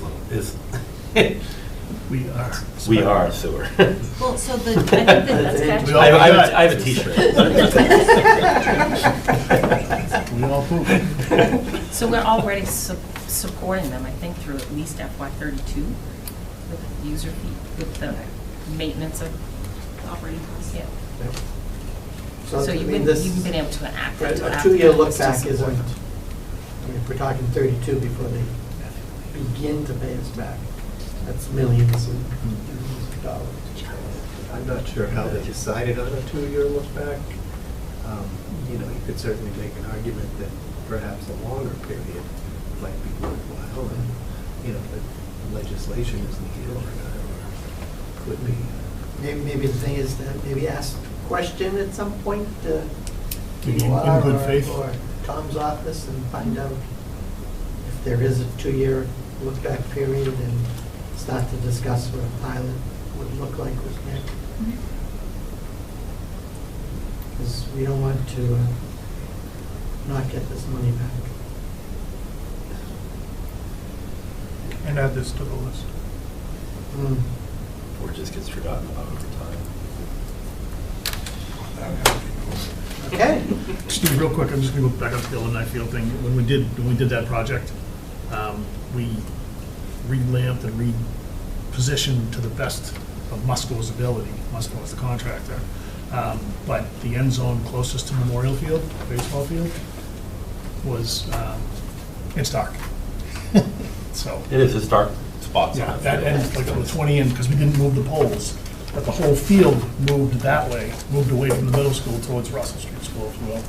by like 20 yards. So the lights initially perfectly placed on the 20-yard lines, and now they're like on, Dark end zone. 20. You have a dark end yeah, zone? like the 40-yard line of the, on one end and like the Yeah.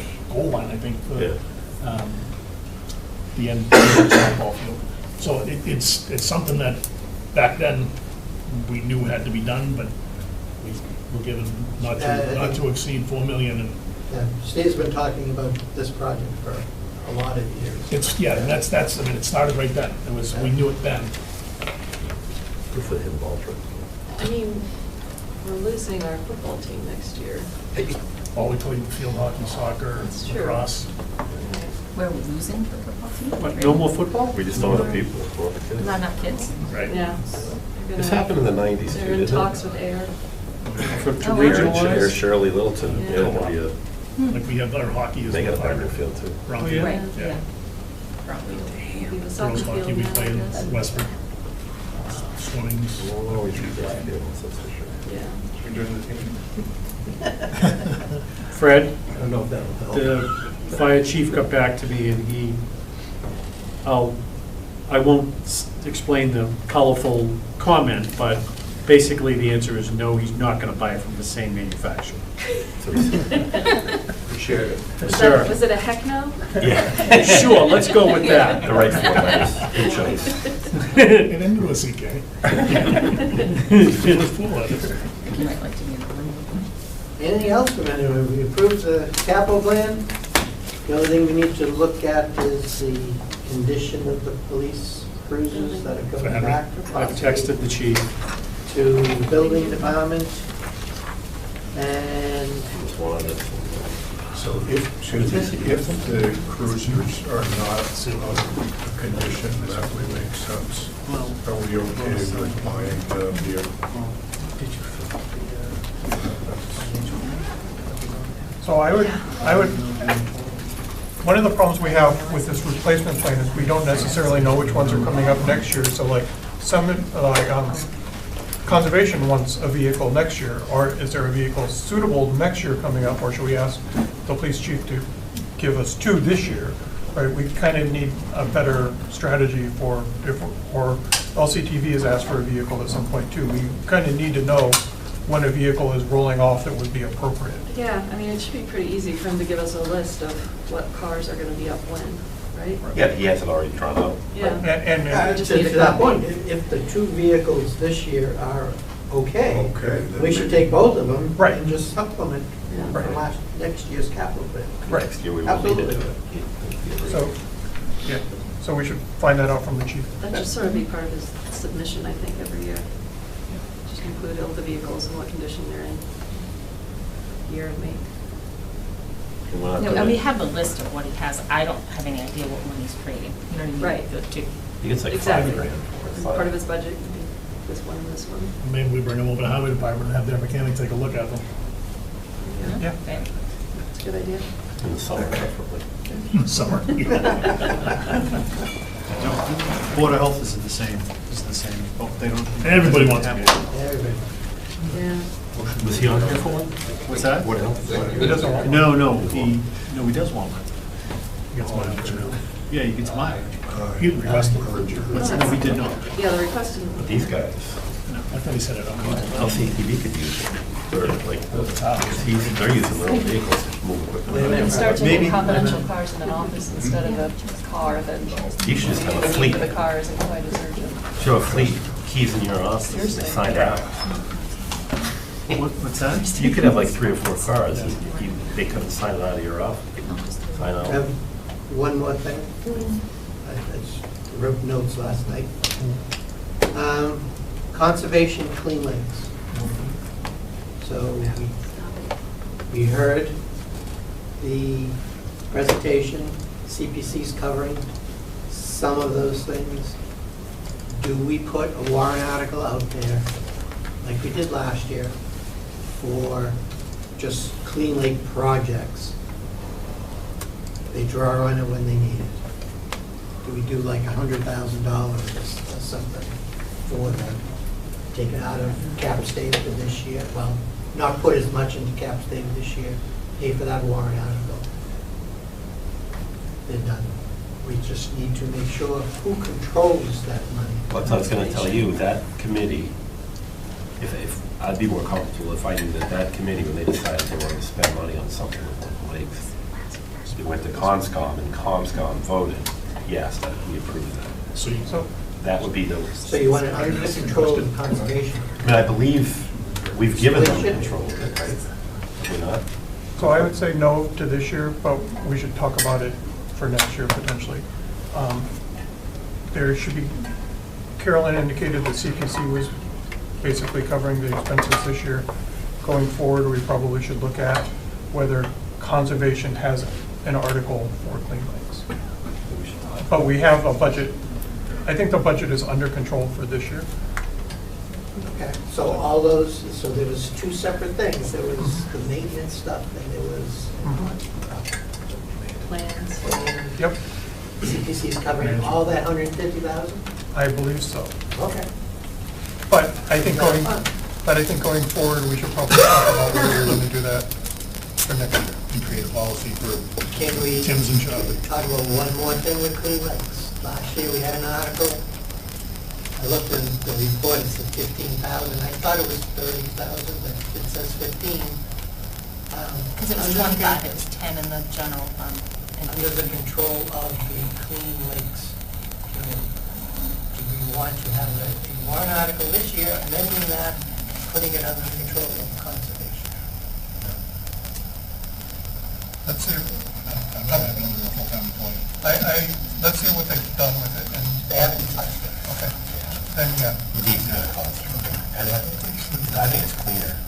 I think it was the agent, but in order to spend it, the agent decides where it's going to be spent, but it has to get approved by the CONSCOM.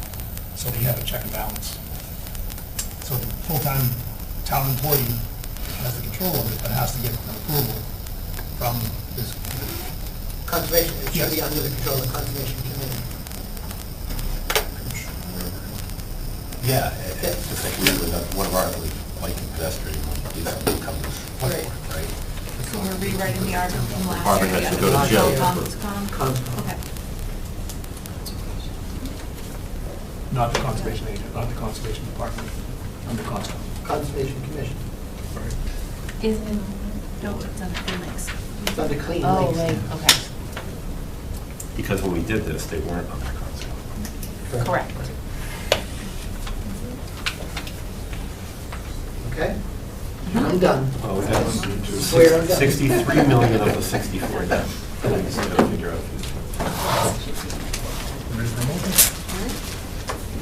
So we have a motion to adjourn? We already did. Oh, good. All those in favor? Aye. You do it again.